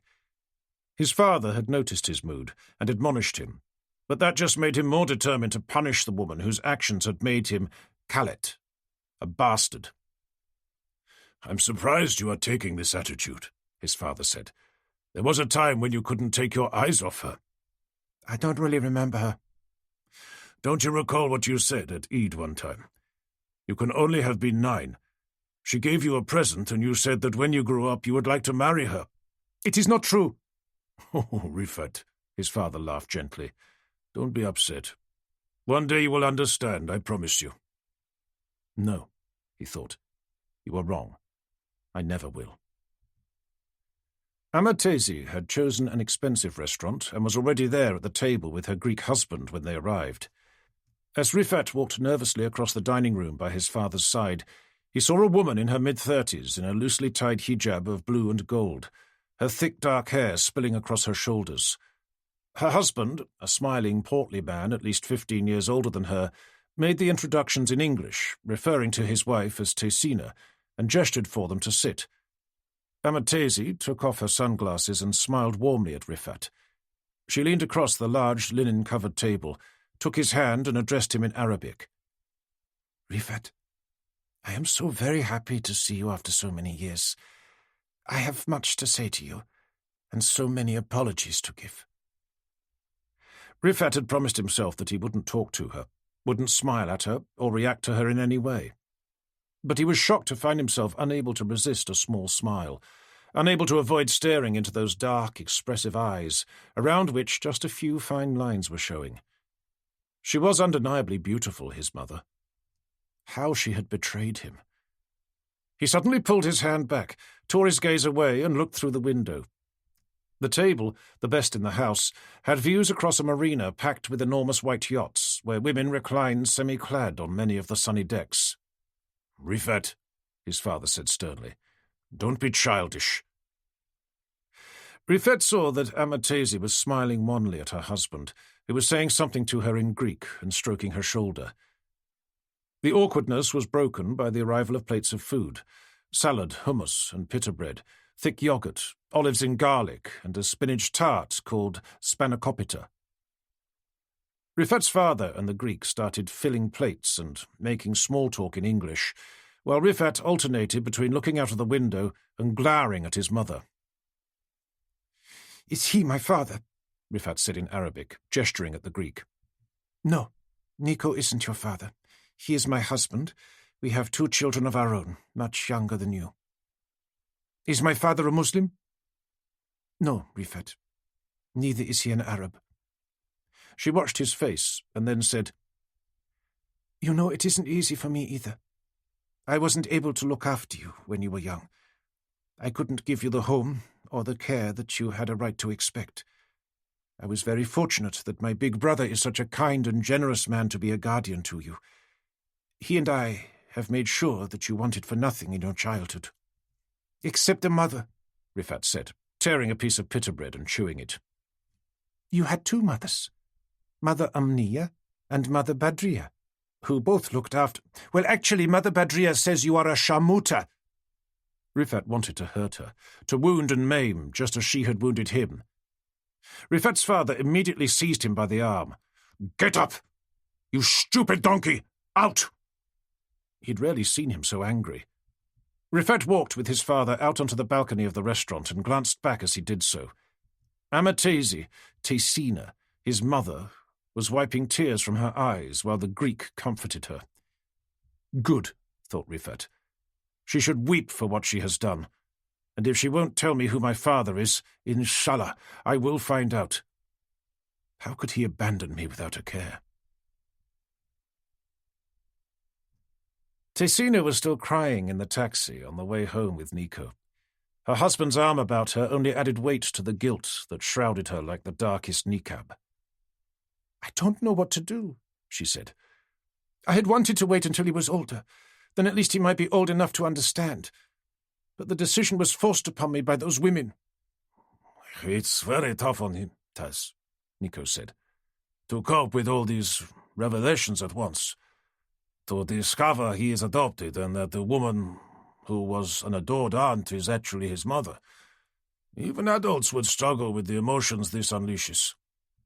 "Badraya and Unaya have poisoned him against me, turned him into a little zealot. They couldn't wait to let him know. They just couldn't wait." "They're just jealous, Tess," Nico said, running his hand over her hair. "They've always envied your freedom." "I've had to fight for my freedom, Nico. You know that. But to them, all I am is a bad mother and a bad Muslim." Nico turned to her. Even with a tear-stained face and reddened eyes, she still took his breath away. "Tess, he will soften, given time. There will be plenty of opportunities to let him understand. He's intelligent, and underneath it all he adores you. When there is love, there is always hope." Rifat may have been forced to apologize to Tesina, but that didn't change anything. She was no longer Amatezi to him, and he rejected her as a mother just as she had rejected him, rejected his love that had been there for the taking. He had something now to focus on, something to turn his mind to, and a long flight back to Medina to think what should be the next step on this long, slow-burning plan. First, he would start with his birth, the 12th of September 1990. Was this a true date? If so, it was a question of working out exactly where this hateful Taysina was based at the time and who she may have been involved with. Back home, a few subtle questions to Mother Amnaya in the kitchen as she was preparing a meal brought forward a cascade of revelations, secrets that she said had been bottled up for too many years, and which she was now more than happy to share with him now that he was a man in the sight of God, and could be righteously guided by the Prophet, peace be upon him. She confirmed that she had seen Rifat's birth certificate, and the date was accurate. Rifat had been born in a hospital in Lebanon, and she had gone over with his father to pick him up when he was a few days old. Amatezi had pleaded not to see the child because she hadn't wanted to become too attached. She had said that the man who was the father knew she was pregnant but didn't want the child. The son of a dog was married already to someone else. He had made Amatezi promise to have an abortion. At this, Mother Amnaya shuddered and said that this, as much as anything, was the reason that she and his adoptive father had agreed to kafala and were happy to be his guardian. Rifat became paralyzed with a cold hatred as the horrible truth emerged about his mother, that this heretical woman, with her cavalier disregard for Islam, could have considered an abortion. Ending his life before it had even begun was like an icy dagger in his heart. Mother Amnaya said that this was all she knew, except that she and her husband had always loved him and always would. She looked up from the cutlery she was cleaning and kissed Rifat gently on the forehead. Inshallah, Rifi, you will find peace with this. We all walk in the sight of God and are judged by our actions in life, not on our birth. Remember that. But there was no peace. In subsequent days, the dreams, unbidden, came again. Shame and rage convulsed him. Rifat already knew from searches online that the byline, Taysina al-Khalifa, was found across a dozen or more banking and finance magazines in recent years, but he found nothing that went further back than 1995. It was clear that very little was electronically archived before that, and the internet had barely got going, something he found hard to believe.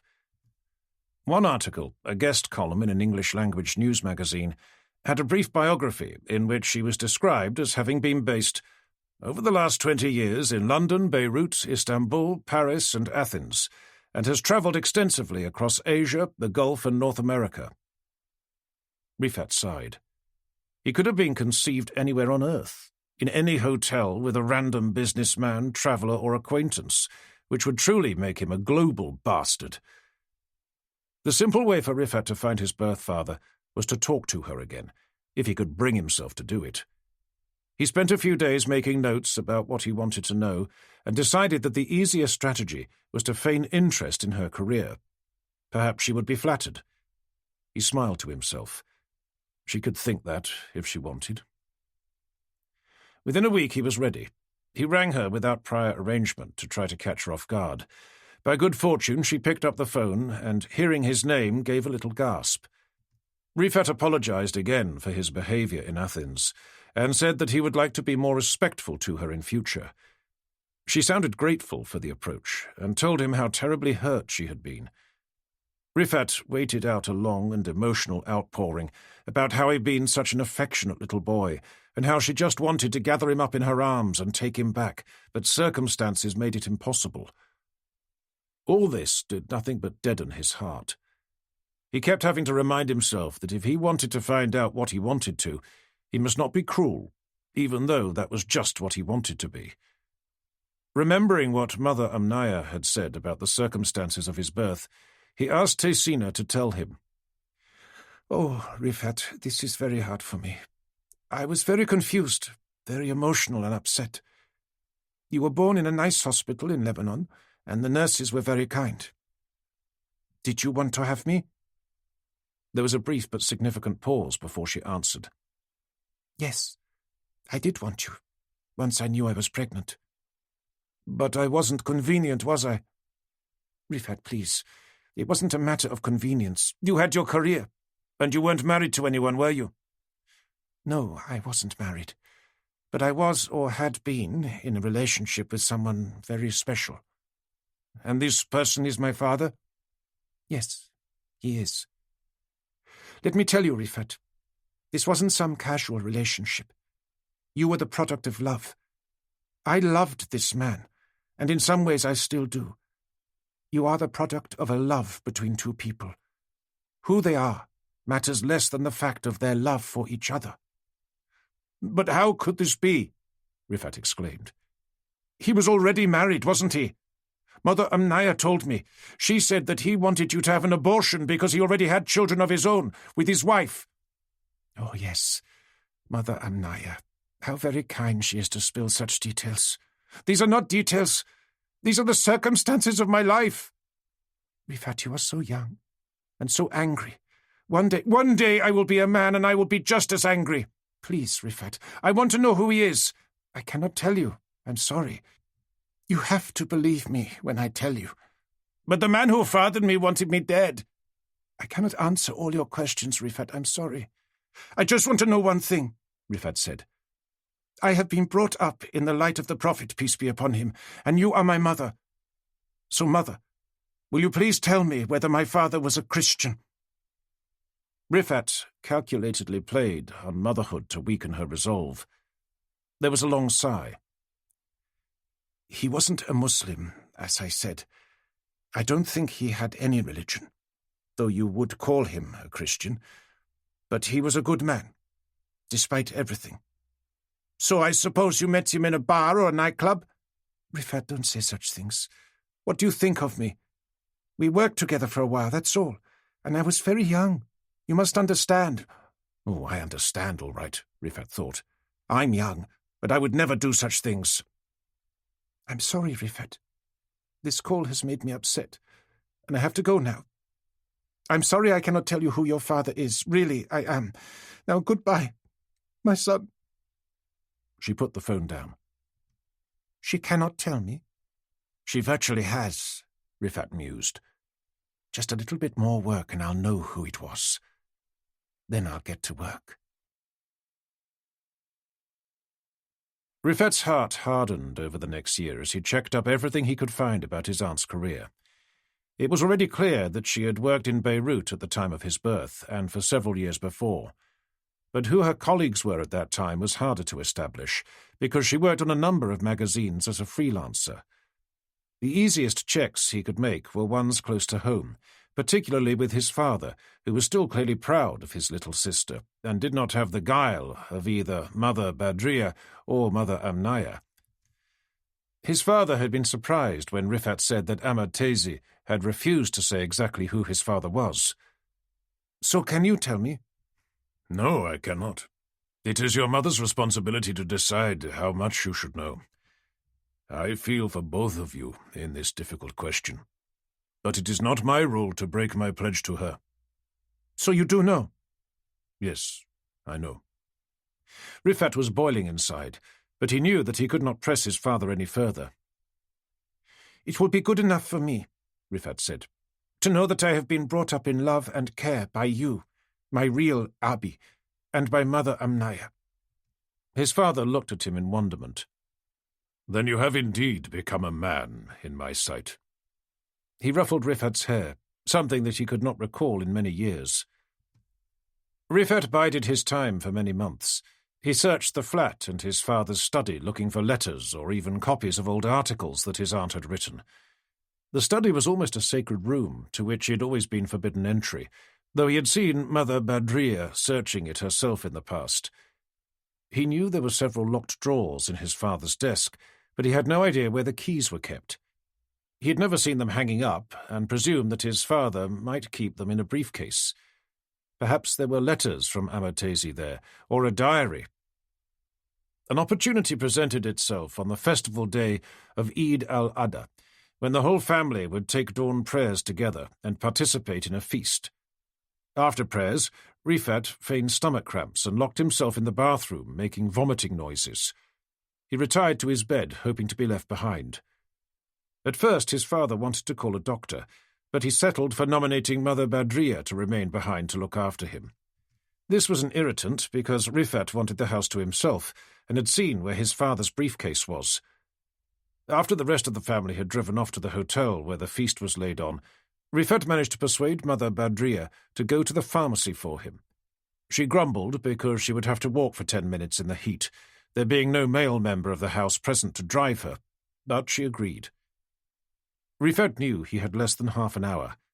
2 minutes after she had departed, Rifat emerged from his bed wearing a nightshirt and raced down to his father's briefcase. He was relieved to find it unlocked. Inside was a key ring with several small keys. As he had hoped, they opened the desk drawers.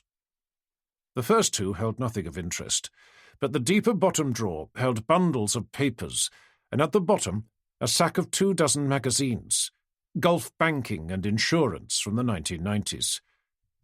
Rifat flicked through and saw the Tessina al-Khalifa byline on the masthead of each. The articles were mostly date-lined Beirut and looked boring. There were also a few letters which he decided would be worth looking at. However, right at the bottom of the stack, heavy in a thick manila envelope, was something else. To his shock and amazement, it was a pornographic magazine. Playboy, from April 1990.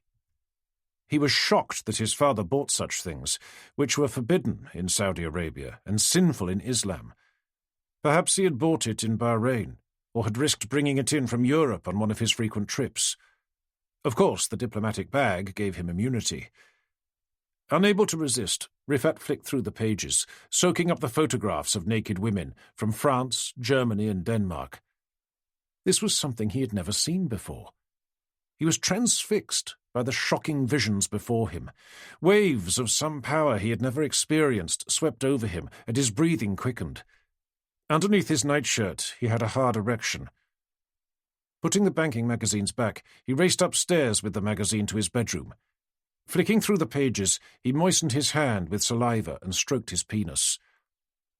Right at the back of the magazine was an introductory photograph of a particularly beautiful dark-haired girl, Mariam, nude but for a sequined scarf she was holding across her face.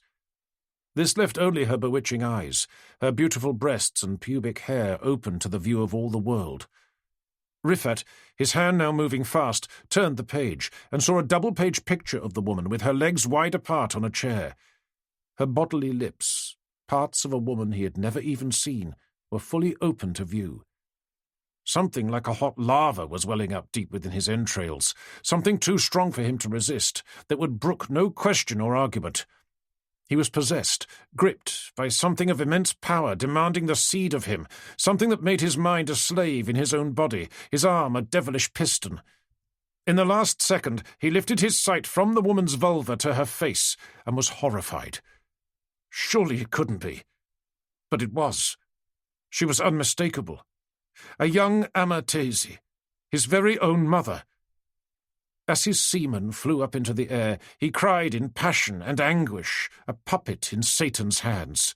The thick white liquid spattered across the page, smearing the text which so falsely described this beauty from Beirut who dreams of world peace. The weight of horror that descended on Rifat was multiplied when he heard the front door slam. Mother Badria was coming back into the apartment. He stuffed the magazine under his bed, knowing that now, stained with his seed, it could never be returned to his father's desk. Guilt and a deep sense of shock at his own weakness lay heavily on him. So this was what the imam meant by the lure of falling angels, the calling of sweet voices by the brides of Lucifer. He had felt their power, their undeniable magnetism in those few moments, forcing him to the most vile and base deed, something he had never done before. And it was his own mother, that Sharmuta, who had brought him into Satan's fold. He roared his hatred of her so loudly that Mother Badria came up to ask him if he was all right. He made no reply and composed himself before her arrival, wiping his soiled hand under the pillow and getting back into bed. "I'm getting better," he said, accepting the herbal drink she had prepared him. Never again would he let his mind be taken by base thoughts. Only purity of purpose, the highest calling, the life of obedience, of prayer, and of denial would he accept. Western corruption, evil to its core, had first seduced and despoiled his mother, who whored herself to the entire world in those pages, and now she had dragged him down. Her blood was his blood, mixed with that of some opportunistic crusader. In his veins ran the thick DNA of sin. But what could he, not yet a man, do about it?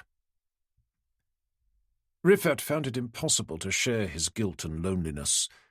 Mother Amnaya, though sympathetic, had cast him away, her covering of her hair in front of him a symbol of that rejection. His brother and sisters, cousins, in reality, were younger and had not been told. They rejoiced in the embrace of a real family that was now denied him. His school friends, who always enjoyed teasing him for his geeky interests, would seize upon the merest hint of his tainted birth. If that happened, he would die of shame. One day in the bathroom, he opened the cabinet and looked through the vast array of tablets and pills that Amnaya and Badriya were always popping.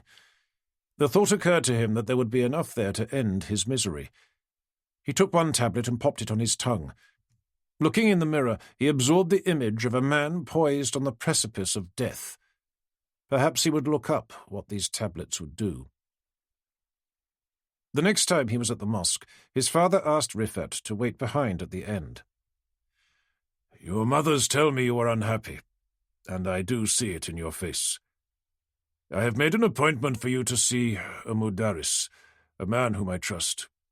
This teacher, whose name is Tawab, may help guide your spirit." Rifat was asked to sit in a waiting room, bare but for 2 old desks and a sumptuous Koran. He was reading it when a man came in. "Mudaris Tawab is not available today. I am Imam Hosseini. I will guide you." Hosseini was known as a hardliner and critic of all things Western. A few minutes later, Rifat was sitting cross-legged on a floor cushion in the Imam's chamber and describing how he felt besmirched by the actions of a relative who had slept with a Western man and given birth to a child out of wedlock. Rifat's tale, poured out in an emotional welter, seemed to at first confuse the Imam, an elderly man with a well-kept white beard and steel-grey eyes.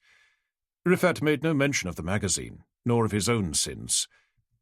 The Imam waited patiently until Rifat had finished and had wiped the tears of anger from his own eyes. "The child born out of wedlock, I take it, is you?" he said. Rifat, shocked at the perceptiveness of the Imam, nodded. "And this woman, your mother, lives abroad. The accusation you make is a very serious one.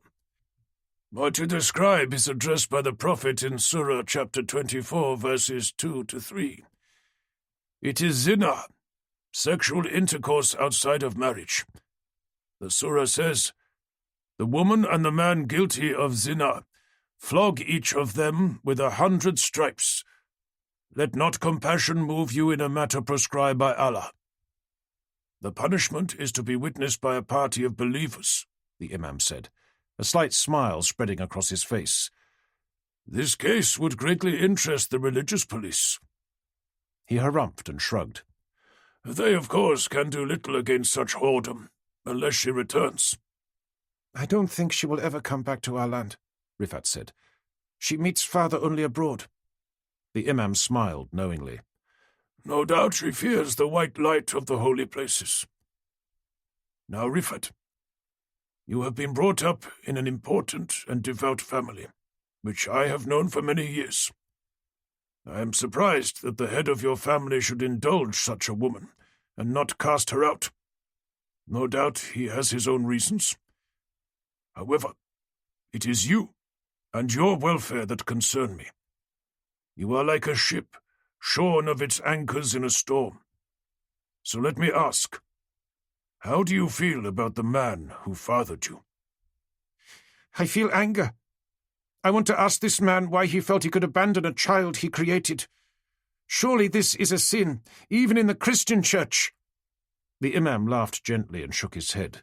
'The Christian church is as soft as a ripe melon. The commandments are clear enough, but the populace and much of the clergy lives undisturbed in idleness, idolatry, and sodomy.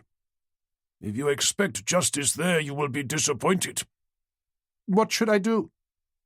'You must take justice to him. In this respect, the child is father of the man. Take the sword of righteousness in your right hand, and show no mercy.' 'All right. Rifat was shocked at what he seemed to be required to do, but was too frightened to seek confirmation. "It is natural that you remain confused, Rifat. Don't worry. The right course of action will come to you."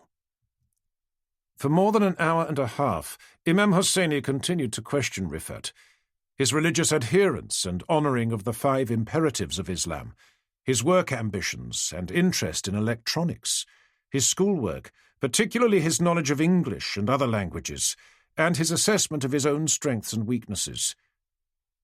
During the interview, several visitors to the Imam's office were briskly turned away. Then mint tea was delivered on a tray in tiny silver-edged glasses with a full sugar bowl. "My mouth is dry, Rifat. Let us drink tea." The Imam added a spoon heaped with sugar to his own glass. "So, young man, you were just 11 years old when the response from Islam to the empire of Crusaders really made itself known. Can I ask what your feelings were when you saw the pictures of those 2 New York skyscrapers aflame?" "I was young," Rifat said. "But it was the day before my birthday. I was just shocked, and even more so when it emerged that the attack was made by my fellow countrymen." "And how do you feel now?" "Well, I see more clearly now that America has provoked the world. They kill people in every country. They attack Islam and then lecture the world about how good the United States is.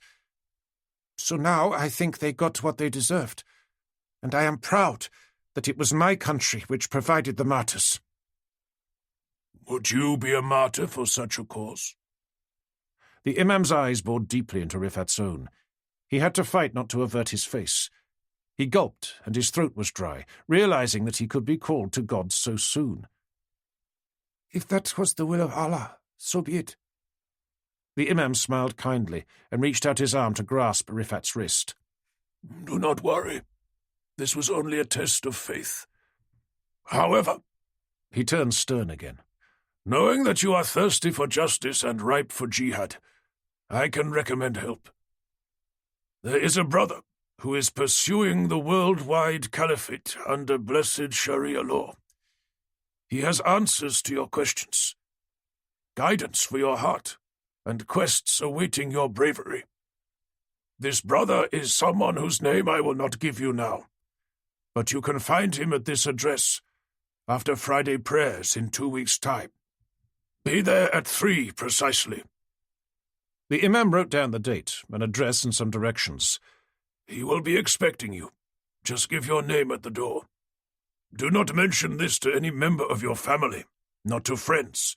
Do not write the address on a computer or input it into one of those mobile phones that you seem inseparable from. The base has very clear requirements for faith, but also for discretion." Rifat was stunned. The base, Al-Qaeda, had achieved international notoriety, but for Saudis the meaning was more nuanced. He knew that even for followers of the strict Wahhabi sect of Sunni Islam, Al-Qaeda was a symbol of dangerous extremity in righteousness. But for the young, the angry, and for the devout, it was an alluring symbol of Islamic assertiveness, of resistance to Western values, of power and self-determination. Those like the Imam, who had in his sermons subtly criticized the House of Saud for its craven alliance with the West, saw in Al-Qaeda and the Sharia law caliphate it advocated an assertion of historic Islam. Rifat remembered many references from the Imam to "the shining days, when righteous horsemen swept the world with their message, and none could resist." He now wondered whether he should become a new messenger, perhaps using a mobile phone instead of a scroll. "Before you go, I want you to watch this video," the Imam said. He handed Rifat a padded envelope. "This will explain what the base expects of initiates and what it can offer. If you are not absolutely sure to have privacy at home, you can watch it here. Either way, you must return it to me by tomorrow." Rifat nodded and took the package as he stood. The Imam looked up. "Rifat, don't forget, Heaven awaits those who follow the true path to light and glory. Pick up the prophet's sword. It has your name written upon it. Rifat was too nervous to take the video home, so watched it at the mosque. He was taken by the imam's assistant to a windowless private room, bare except for a square of worn carpet and an old TV and VCR. Once the assistant was confident Rifat knew how to use the equipment, he was told to lock the door and use headphones, and not to mention to anyone what he was doing. The video was grainy and of much poorer quality than the DVDs he had at home, and opened with the organization's flag, a full yellow moon on a black background, above it the Islamic Declaration of Faith. There is no God but God. Muhammad is the messenger of God. After several minutes of recitations from the Quran, the video opened onto a turbaned and bearded man, a face shockingly familiar. Osama bin Laden, right there in the room with him, addressing him in a soft voice through the headphones as dearest initiate, believer and confidant. The camera zoomed in on the face, whose luminous pallor outshone the dim bulb in the ceiling. Bin Laden had soft brown eyes, an almost puppyish face, quite at odds with his fearsome reputation. It filled Rifat with enormous pride to have this one-to-one audience with the world's most wanted man, even if this video had been seen by hundreds or thousands of others. Bin Laden was speaking directly into his head, and everything he said seemed reasonable, sensible, and not extreme at all. The hypocrisy of the West, the injustices against Islam, the attacks upon Muslim nations were threads woven into a carefully planned tapestry by the Western crusader, determined to roll back centuries of the one true faith. Bin Laden was almost contemptuous of his enemies, their softness, their obsession with comfort and materialism, their fear of death, and their crass commercialism, which so easily delivered into righteous hands the tools for their own downfall. Above all, he was contemptuous of their unbelief, not only of the one true faith, but even their own. How they had twisted the words of Christ, a prophet in Islam and a Messiah to the tribes of Israel. They had been helped by the apostates within Islam, those who said they were Muslims but in private drank alcohol, fornicated, and failed to seek penance. At this, Rifat's face glowed with embarrassment, thinking of his discovery of the pornographic magazine. Finally, bin Laden spoke of his own death, of the inevitability that new leaders would be one day needed to continue the process of reinstating the caliphate. Bin Laden reached out a hand towards the screen and gave a final invitation. Initiate, your faith will, through holy jihad, redeem this world in the sight of God. Rifat was unable to sleep for the 5 days before his appointment. He couldn't study, he couldn't think straight, he couldn't do anything until he had the chance to bind his energy into this righteous force. The prospect of joining Al-Qaeda wasn't the only thing exercising his mind. He recalled that there were some letters in his father's locked drawer that he hadn't had the chance to look at. Of course, he well knew that he could have looked at them if he had not instead been swept up by lust to look at the magazine. How Satan weaves his snares. Even as he, Rifat, was on the cusp of finding out what he needed to know, to find out which infidel crusader had defiled his bloodline, he had fallen for the first devilish temptation thrown at him. Now the apartment was fully occupied, busy with 2 clucking, gossiping mothers and his nosy younger brothers, Usman and Ali. Getting to the office now was impossible, at least during daylight. His father would take his briefcase to work, and there would only be the slightest opportunity in the evening if he was willing to take the risk of being caught. But he was bound to be caught. The Playboy magazine, dried but still stained, was under his bed. He had stashed it in the envelope with his electronics manuals in his trunk. At some stage, Rifat knew he should still throw that magazine out, but something had stayed his hand every time the decision had been made. He had already sneaked looks at the Playboy in the evening, on the days when his brother went to the madrasa, so he could be sure that he wouldn't be surprised. He always avoided the pictures of Amatezi, but he looked at the other women, the curve of their breasts, their flawless skin, their perfect and enticing smiles. He was drawn most of all to those mysterious hairy areas between their legs, and the lips glimpsed beneath. Above all, so many of these pictures were taken in the open air, during bright daylight, in the sight of God. In these countries, in America or in Europe, it seemed that there was just no shame at all to the exposure of the womanhood. Rifat felt he needed to understand the nature of his enemy. That was why he retained the magazine, but it was risky. He tested himself, feeling excitement building, his erection throbbing, long before he even opened the magazine. When he felt he must touch himself, he put the magazine away. This was sometimes very hard to do, and occasionally he failed and abandoned himself to the pleasures of Lucifer. Better to know how to defeat them next time. It was only easy when he convinced himself that noises elsewhere in the apartment indicated that Mother Amnaya or Mother Badraya were about to come through the door. Sometimes he intensified the imagination of the slightest noise to scare himself and force him to put the magazine away. Dueling with the Dark Angel, that was how he recorded it in his diary. Good testing its resolve against the lowest callings of darkness. This test would be useful in future, he was sure of it, especially now he was being called to do important work. Still, there was the matter of the letters. Late one night, he was lying awake thinking about the magazine when he decided he must take a positive step to find out more. Rifat went to his father's briefcase, located the keys and unlocked the office. By torchlight, he found the desk drawer he was looking for. Underneath the banking magazines, he found 3 or 4 handwritten letters. The oldest one was stamped March 1990. Esteemed and beloved brother, your kindness and generosity on this issue will live with me always. After our phone call the other day, I wept with gratitude and with joy. I couldn't ask to have a more understanding family, considering what has occurred. No doubt to some I will always be the bad sister, but I thank the Almighty that a sense of duty will protect the child from whatever blame is attached to me, and keep him, for no feminist in this respect, I hope it is a boy, free of taint in the years ahead, in the bosom of your family.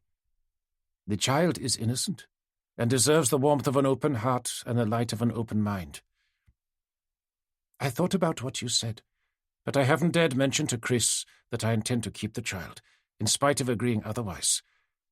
The BBC is sending him to Yugoslavia next week.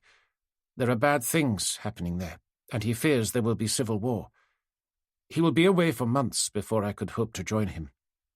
He won't see me pregnant, and will not guess that I would have chosen to keep the child.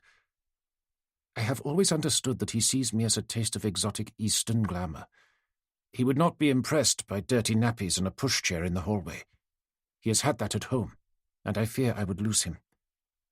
This I know is a strange love, and not of your understanding. Perhaps not of mine either. But he is a good man, and I yearn for him. Brother, your trust in me is like the sweetest water from a familiar well on my long journey of the heart. Bless your spirit, and keep safe and well. I still pray for you, even bad Muslim that I am. You honor me beyond words, as do your esteemed wives with their generosity. Your wayward sister, Daisy. Rifat fiercely wiped away the tears that were threatening to drip on the page, and stuffed the letter back in its envelope and into the desk. Sympathy, a weakness like lust, was a miasma around him, and he fought it. The letter had provided him with what he needed: a name, Chris, an employer, the BBC. That would be all that he needed to find this crusader. Then he will learn justice. Finally, the moment arrived. The imam's directions led to a dirty alleyway in the old quarter, through a courtyard where 2 tethered donkeys stood side by side with an aged Honda motorcycle and a handcart with a broken wheel. There was a bad smell of sewage and the distant sound of power tools and shouted conversation. The courtyard split into 4 other stained passageways, squeezed between cement block buildings, under looping bundles of cables. As Rifat considered his choice, a young woman bustled by with a plastic basket of laundry on her shoulder. Rifat stood aside to let her pass, but noticed that her load had dislodged her hijab, which now sat limply around her neck, unleashing a carpet of dark curls. She was past him when she stopped to retie it. After she walked away, Rifat noticed that along the alley she had come from, a banknote was lying on the ground. He was sure it hadn't been there before. Picking it up, he saw it was 100 rial note, a good week's pay. He turned and called after the woman. She hadn't got far and turned to him.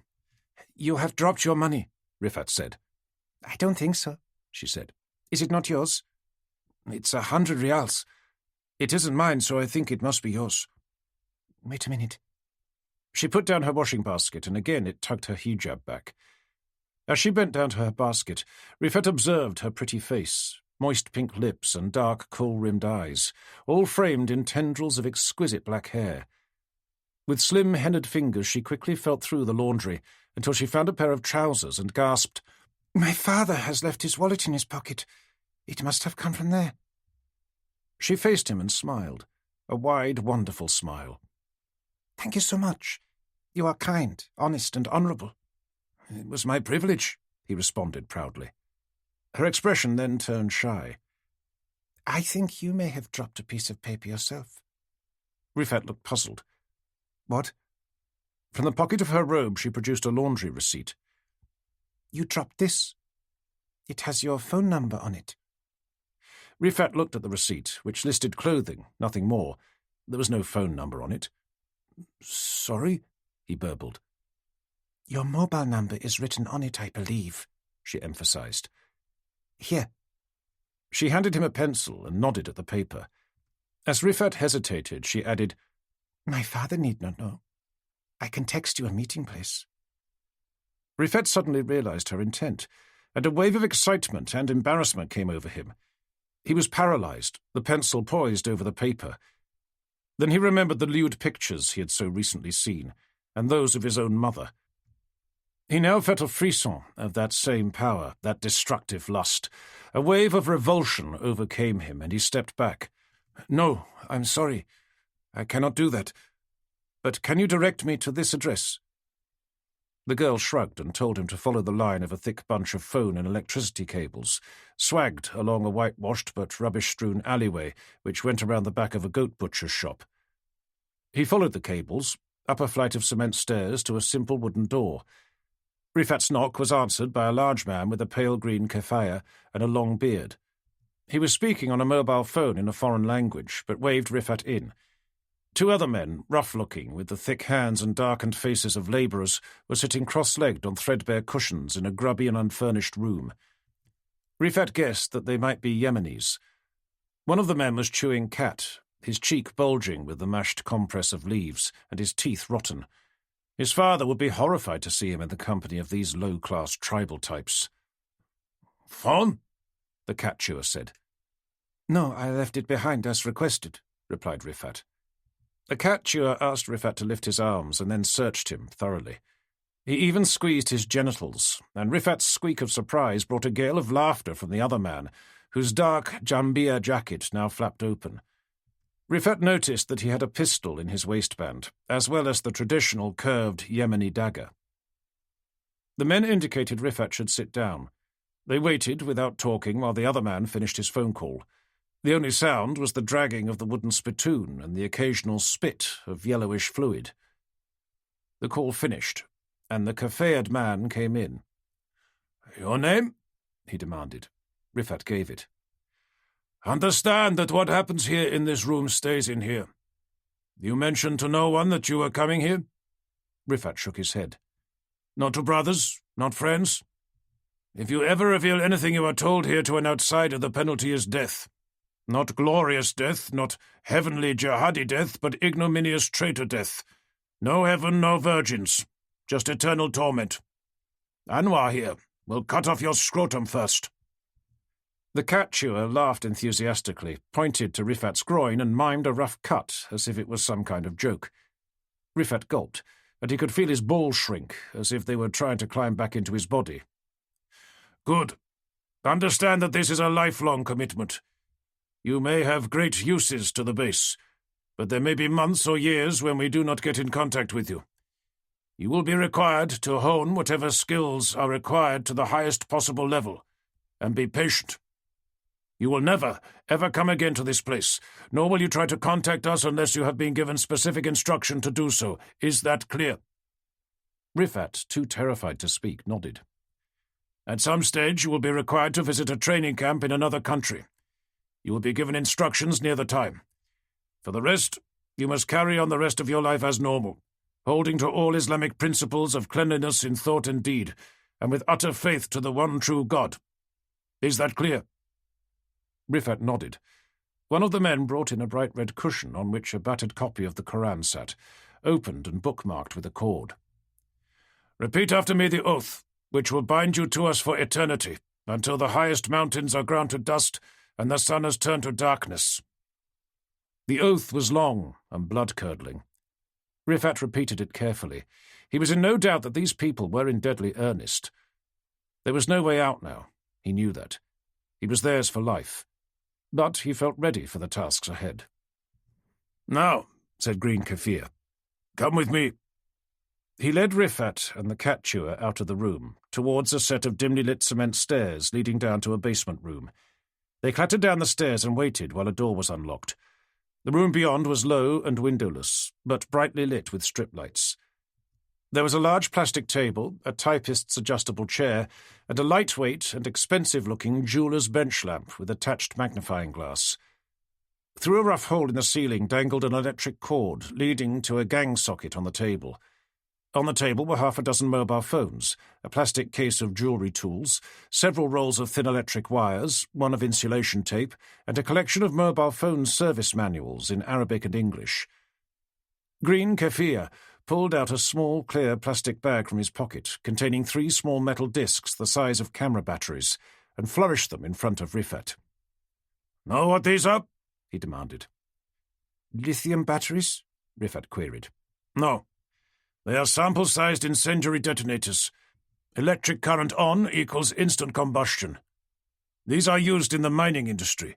In themselves they have tiny charges, a pop like opening a drink can, but quite good enough for demonstration purposes. Now, what you have here should be all you need. I hear that you are an electronics genius. Well, we shall see. Your task is to turn one of these phones into a device linked to the detonator, with timer control and remote activation by mobile phone. It must be small enough to fit into this." He tossed an empty cigarette packet onto the table. "A device?" Rifat asked. "You mean a—" "Yes, of course I mean a bomb," Green Kaffir said. "That is why you were recruited.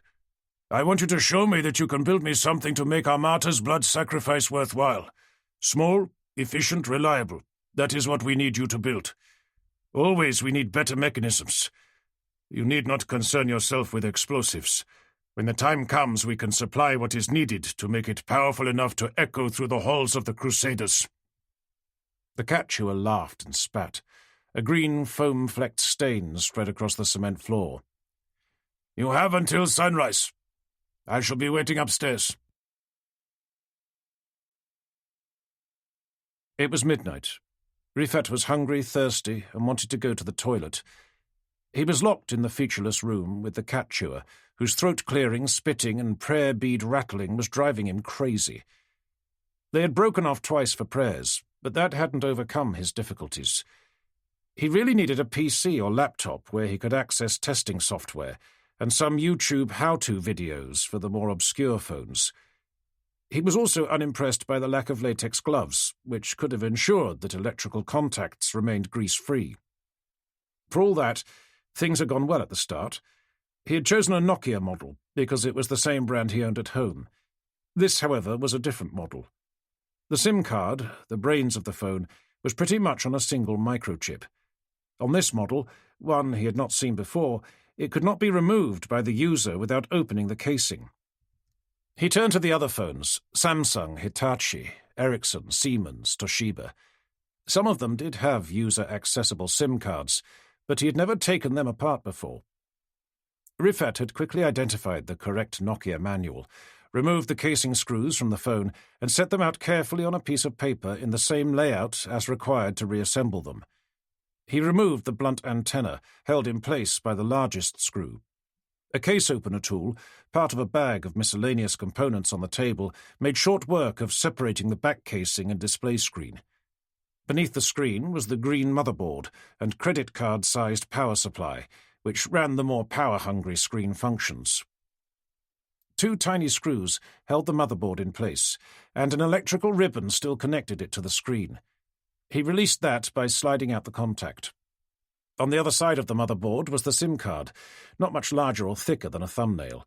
It was held in place on its cradle with a tiny plastic clip. Using tweezers, he slid it out and checked the electrical connection. Then he hit trouble. He needed to winkle out the SIM card holder too, away from the motherboard, which really only drove the screen and which he wouldn't need. The SIM card cradle would channel the charge reliably from the card to the detonator. He would then reattach the antenna to the cradle so he could redial the SIM card in it. But he didn't have a tool that would fit the tiny screw, no more than 1 millimeter across, that held the cradle onto the motherboard. He worked at it for more than an hour with other tools, until his eyes began to hurt. He could break the screw, but that was crass, amateur, and idiotic. That was the last thing he wanted to appear to be. He could probably use a modelling knife to cut out the motherboard around the screw, but that too was lacking in elegance. Rifat leaned back on the chair and massaged his eyes. If he couldn't get through the problem, he would get around it. Lateral thinking. He needed a cradle that fitted that SIM card. It was a Nokia, and that was the only Nokia among the 7 phones he'd been given. But Nokia didn't manufacture SIM cards. It bought them in. But who made it? Squinting at the card through the magnifier, he found the name of a Chinese-sounding firm. In the next hour, he opened as many of the other phones as he could, checking for similar size and format SIM cards. If the cards were similar format, then the cradle should be. Finally, he found an identical SIM in the Siemens phone. This model used a different motherboard and crucially retained the SIM card cradle with a clip rather than a screw. Rifat released the cradle, unclipped the Siemens SIM card, and replaced it with the Nokia SIM. It fitted the cradle perfectly. Now all he had to do was replicate the operation after setting the bomb timer. To do that, he replaced the Nokia SIM in its original phone, reassembled it with the carefully placed screws, switched it on, and set the phone alarm for 1 a.m. The reassembly took less than 5 minutes. Once set, he removed the SIM card again and slipped it into the Siemens cradle. By midnight, he had built an assembly of SIM card, cradle, and detonator that easily fitted into the cigarette packet. In fact, it was no bigger than the top joint of his thumb. With a dab of surgical spirit on a cotton bud, he cleaned each and every part of the assembly of grease, paying particular attention to the point where the detonator was taped onto the SIM cradle. Finally satisfied, he attached the antenna and wrapped the package in insulation tape. He then wrapped it in a layer of polythene, cut out from one of the manual packets, and taped it in place. That would keep out dust and moisture. The phone was set to explode in less than half an hour, but if he dialed it, that blast could come sooner. He tapped the cat chewer, who had fallen asleep, and got him to unlock the door. This would be Rifat's first bomb. He could already imagine using it on the man who had enwhored his mother, a man who had wanted him dead even before his birth. Perhaps now he should return the compliment. The explosion was bigger than Rifat had expected. The taped assembly jumped off the desk with a sharp crack, and smoke poured from the package. No one had thought to bring any water into the basement, but the cat chewer unhitched his trousers and urinated on it. Rifat, hoping to save some aspect of the assembly, was horrified as the stink of hot urine reached his nostrils. The green kefir and the cat chewer both laughed to see Rifat's distress. "Do not worry, young one. There will be many more opportunities. You have today passed all 3 tests. 3 tests? Rifat queried. Yes. This was the test of the brain, one that I had little doubt that you would pass, based on reports from Imam Hosseini. Outside this afternoon in the alley, the girl was 2 tests in one. The first, money, as a test of your Islamic incorruptibility. The second, lust, a test of the defenses of your heart and soul against the devil's sweet songs. Of that we could be less sure. But you were not found wanting. You have done well." A week later, Rifat was approached in an internet cafe. A man sitting in the next booth to him passed a handwritten note under the desk onto his lap. His attendance was required tonight at 7 for an important meeting. The address was a jeweller's shop on the top floor of a shopping mall in the centre of the city. There he was to identify himself to the owner. There were no details of who else would be there or what he was to be told. The message was passed so smoothly that when Rifat looked up, whoever it was that had sat in the next booth was gone. Rifat knew of the shop, which was a slightly unfashionable store specializing in silver jewellery worn by matrons. He recalled it because Mother Badria had labelled the owners dogs and thieves, selling poor-quality merchandise, which she said was made of tainted and impure metals. She didn't know how it survived, given how little custom it attracted. Perhaps this was the reason, he thought. When he arrived, Rifat could see what she had meant. The frontage was dirty and stained, the window display shoddy and disorganized. A small, balding and unhappy-looking man was playing backgammon with himself at a desk next to an ancient cash register. He raised his eyebrows in a questioning fashion as Rifat arrived, and shook the dice, without altering his miserabilist expression. Rifat introduced himself, and the man canted his head to the right, indicating that he should pass behind the curtain at the rear of the store. As Rifat moved, he heard the click of the backgammon pieces behind him. The room behind was a workshop, much better equipped than the store in front of it. A door slid closed behind the curtain as he went in, and a familiar laugh revealed the cat-chewing Yemeni. The Yemeni took him into another room, clearly used as a storeroom. It had a good view of Medina's Al-Musalla al-Nabawi Mosque and its many graceful minarets. 2 pigeons were cooing on the window ledge. On a desk sat an open laptop connected to a cable with a small round TV camera no bigger than a golf ball clipped to its upper edge. The Yemeni bade Rifat sit on a chair facing the laptop. He then fixed a microphone on Rifat's shirt and pressed Enter on the laptop keyboard. Rifat suddenly realized that Al-Qaeda, for all its supposed medieval worldview, had arranged for him to be interviewed remotely. This is an organization that takes what it needs from technology, even US technology like Skype, to further its own creed.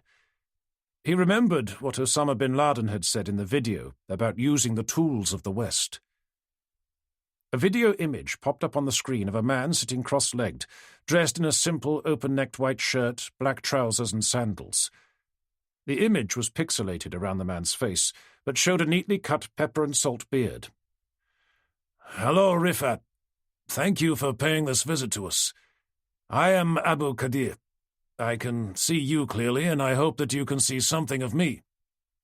The voice, rich and deep, had a definite American twang to it, though his Arabic was clear, precise, and natural. Rifat, still slightly shocked by the accent, nodded his assent. The first thing I must say to you is don't be alarmed. I'm not an American. I studied in the United States, led an Islamic ministry or 2 there, and left when it was clear that my work could be better done when based elsewhere. It does mean I have a great knowledge of what we are up against. I must also apologize for being only a virtual presence. I have heard quite a lot about you and the problems that took you to your imam, and how well you passed the tests we set you. I would of course like to meet you in person, but that may not be possible for a while. I understand, said Rifat. The imam told me about your talents in electronics, something you have now clearly demonstrated. We think that this is something you should pursue with all energy. Now I am told that your father is a high-ranking diplomat and travels to Europe regularly. I think that it would be a good idea if you were able to study electronics, and particularly telecommunications. London, I think, would be a good place to do that, because it will give you a better grasp of that society, as well as improving your English. We will have need of all these attributes in the years ahead. You will be given an email address, which you must never use for sending emails, as it is also an address I can use. There will be nothing from me in the inbox. My messages to you will be sent in the drafts box. Do you understand? Yes, said Rifat. I presume it must be webmail, Hotmail or Gmail for us to both access it? That's right. I can see you are very intelligent. You may not know that saving drafts is much safer than sending emails because they don't pass through the transmission servers that are filtered by the CIA's computers to eavesdrop. You may check for new drafts once per week. You will need to be patient. I may not contact you for some time." "I wondered if you could help me about another matter," Rifat said, hoping to get some clue to finding his father. "Ah, yes," Abu Qadir responded. "I was shocked to hear the tale that the Imam told me and the tragic fall of your birth mother into sin. Rifat, let me tell you about women. Women are the prime subjects of manipulation by the West. Their exposed images of bodily perfection are beamed into every home and every woman's heart. Instead of the modesty and constancy of Islam, they are expected to work in the world of men, to shape their faces and bodies to inflame men. It is an unforgiving but ever-changing ideology, to lose weight, to please the world and flit from one inconsequential fad to another. They are flooded with guilt, get sick and depressed, and buzz with ephemeral concerns. No wonder they cannot see their own true worth before God.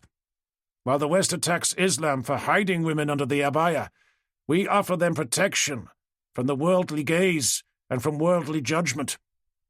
We set family, faith, and honor as the touchstones of their value, as sisters and mothers within families and tribes in which they are held dear.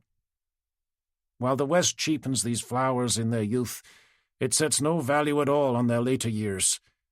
Instead of respect and veneration, older women are ignored in the media, divorced and cast out on a whim, and then in their last years consigned to anonymous corporate care homes, where there is no family and no love. They die alone and confused. It is perhaps no surprise that Satan finds westernized women the perfect debased currency to buy his way into our faltering hearts. We must never make that transaction, Rifat. Never." Rifat found Abu Qadir's words struck a strong personal chord within him. His mother's behaviour, the magazine pictures, and the cheapening of marital relations had all been embodied in him, in his tainted bloodline. Such a thing could not be reversed overnight, because it was built in the Western system of values. That's why they had to fight. "So what help do you require, brother?" Abu Qadir said. "I wish to exact a blood tribute against the infidel crusader who seduced my mother into sin," he said. "Do you know where to find this person?" "Not yet. I'm not even sure exactly who it is, but I am close to finding out. I think he is a journalist for the BBC. Once I am sure, I will kill him," Rifat responded. "How would you wish to do that?" Rifat hesitated. In truth, he had not considered how to dispatch the man. He had imagined blowing him up, shooting him, or stabbing him. "I do not know. A bullet, perhaps." "Have you ever taken a human life, Rifat?" "Not yet," he responded. Abu Qadir stroked his chin and said nothing for a few moments. "Is this man not your father, Rifat?" "In blood, perhaps, but not in the sight of Allah. I repudiate his fatherhood, which has stained me." Rifat surprised himself with his vehemence. "His is the sin of Adam, an account we share with Jews and indeed Christians, but which they have twisted. Remember the Quran, that no sinner shall bear the sins of another, and that man can have nothing but what he does of good and bad, and that his deeds will be seen. That is Surah 53, verses 38 to 41. Rifat, you are not tainted by original sin, as a Christian would believe. We are each responsible for our own actions. Blood carries no sin." "Yes," said Rifat. "Do nothing to further your vengeance yet. You are inexperienced in such matters, and could cause us damage. But do find out everything about him. You say he works for the BBC. This could be useful." Chapter 16. Saudi Arabia, July 2008. Rifat was feeling car-sick. After 600 kilometers in heavy traffic with the cat-chewing Yemeni, he was sick of asking for the window to be closed so the air conditioning could kick in.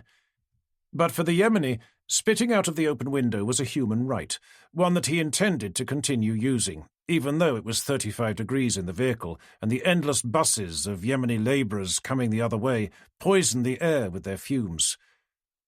Rifat had drunk most of the water even before they had stopped briefly in Jeddah for grilled chicken and rice. The border to Yemen was just 15 minutes away. Could they really be heading there? He had been told nothing about his trip, except that he would be away for at least a week. He wasn't asked to bring his passport, and when he had checked this, the Yemeni merely shrugged. At a small village within sight of the border, they turned off the black asphalt and left behind the queue of heavy fume-belching trucks and buses which had slowed down for the border checks. Security had become much more stringent since 2004, with the tribal revolts in the north. The Yemeni gunned the car up a rock-strewn dirt track which ran up a hill. There it passed behind a huge hoarding for the state-owned Saudi Aramco Oil Company. The picture of a glitzy cityscape and modern-suited businessmen shaking hands on a deal was as big as a tennis court. Behind, in its gigantic shadow, several shepherds sat around a campfire. The track then wound on between low and rocky hills and past a series of dark-tented Bedouin compounds. Within the rough fenced enclosures, camels and battered pickup trucks were scattered among hundreds of sheep and goats, which subsisted on low, thorny bushes. The Yemeni stopped by one of the pickups, in which 3 youths were sitting listening to loud Egyptian rock music. They exchanged greetings. Rifat was told to get his luggage and switch to the pickup. There was nowhere to stow the holdall, except in the flatbed, which was scattered with pellets of goat dung and coated in sand. After he had tied the bag handles to the back of the cab, he waved off his driver and squeezed into the cab. The back window of the pickup sported an AK-47 automatic rifle and some magazine pictures of Lebanese pop stars. The youths, with rotten cat-stained teeth, introduced themselves. Ali, a burly mechanic who now sat in the flatbed, Mazan, the tousle-haired driver, and Heliod, a slim and giggly adolescent who had lost an eye.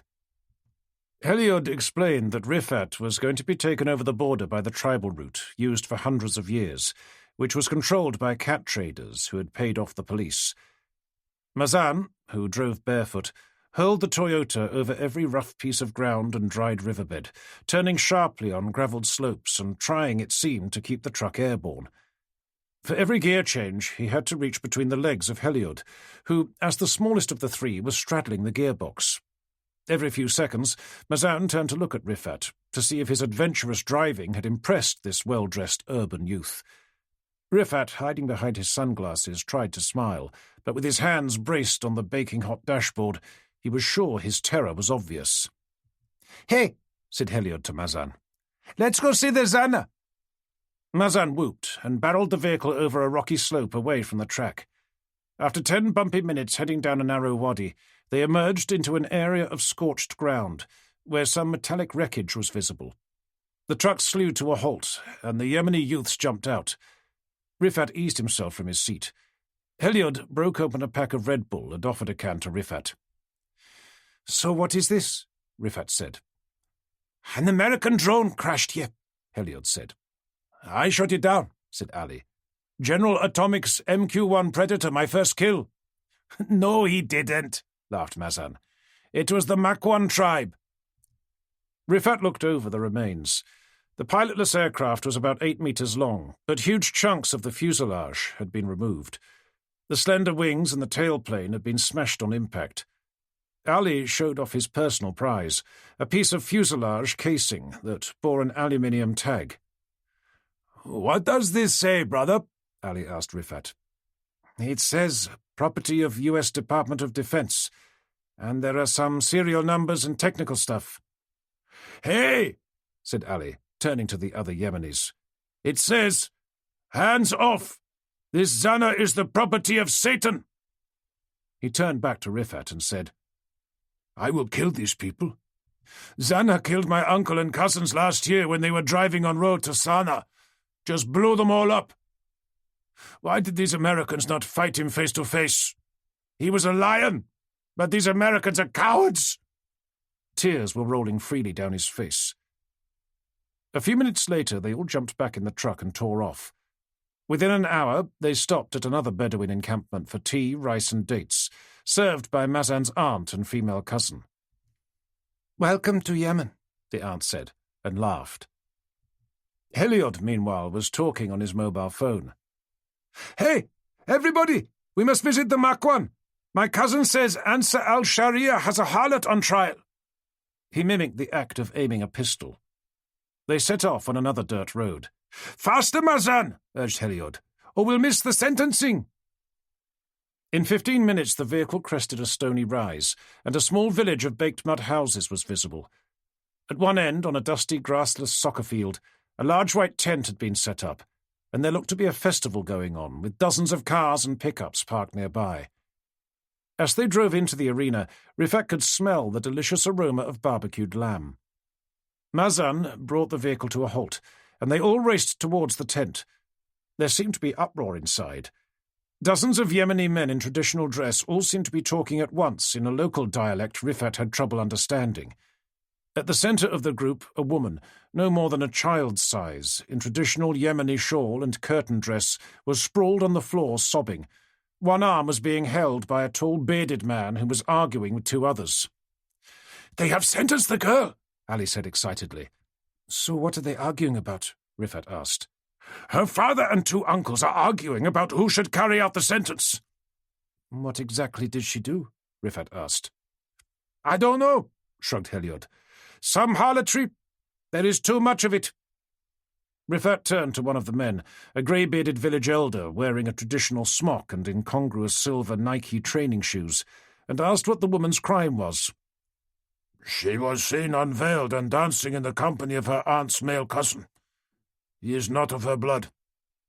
"Will she get the lash?" Rifat asked. "No, not under Ansar al-Sharia. The penalty is death." The man stroked his beard. "She has offended her family and shamed her tribe in the eyes of Allah. The lash would not change her nature. It merely represses the symptoms." The girl was dragged out of the tent by a noisy mob and thrown into the back of a pickup truck, where two armed men pinned her down. She was then driven over to one of the goalposts. The rest of the crowd started running after the vehicle. Heliod grabbed hold of the tail of the truck, lifting up his legs and whooping as he hung on to the bumping vehicle, while Ali and Mazan ran behind, cheering. Rifat ran as fast as he could to keep up. The girl was thrown out of the truck at the other end and dragged to the goalpost. A rope was thrown over the crossbar, and one end tied to her hands. For the first time, Rifat could now see her face. She was perhaps 14 or 15, with dark brows and strong, proud features. The men roughly bound her feet and hauled her to an upright position. Her slender frame was taut, and she looked out sullenly into the faces of the brothers, uncles, and cousins who were intent on killing her. One tall, bearded man nearby, the girl's uncle, carefully loaded a Kalashnikov with a fresh curved clip of ammunition, but another shorter and more muscular fellow seized the gun by the stock and pointed to his own chest. Ali, Mazan, and Heliod laughed as the argument over who was to be the executioner rekindled between her uncle, who was the tribal sheikh, and her father. The village elder who Rifat had spoken to then interceded and tried to calm them. Heliod joined in, and after a couple of minutes' heated debate, he pointed to Rifat. The young Saudi, a little alarmed, walked up to the group. "Hey, friend," said Heliod. "The elder says the execution should be carried out by someone independent of the family, and I suggested you." "Me," Rifat spluttered. The elder nodded, as if this was the wisest course of action to settle such a dispute. "Yes, a guest in our country should have the honor of not only sharing our food and our homes, but our customs." Heliod beamed, as if he had just declaimed a verse of beautiful poetry. "Oh, Rifat, it is a great honor," Mazan said, clapping him on the back. "You are a blessed man." The tall man with the gun stared at Rifat, and then, as if finally accepting a suggestion, nodded and smiled. He held out the Kalashnikov for him to take. Rifat, with the hands of Mazan and Ali pressing him forward, took the weapon. Its heaviness surprising him. Bearing the gun in both hands, Rifat looked towards the girl's father and offered the weapon to him. The father smiled and shook his head. Instead, he came over to Rifat, kissed him on both cheeks, and encouraged him to lift the gun over his head. A gradual cheer rose in the crowd, and suddenly Rifat felt buoyed. Rhythmic clapping and ululation began as he was led to the penalty spot in front of the goal. He had never used such a weapon before, only his father's hunting rifle. Mazan and Heliod were busy showing Rifat how to aim and set the gun on single shot for him. 2 practice shots were taken, their crack and boom tearing open the sky, the kickback jolting Rifat's shoulder. The girl's father, seeing Rifat's lack of experience, came over and walked him much closer, to within 10 paces of his daughter. "Otherwise you miss," he grinned, and clapped Rifat on the back. Just as Rifat was bringing the rifle up to his shoulder, the girl lifted her head. Her eyes were as black as night, her brows low and set. She seemed somehow older than her years. Her mouth, no longer a quivering maw, was held firm for a destiny with God she now accepted. "May your mother be cursed," she spat. "So be it," Rifat smiled. He pulled the trigger.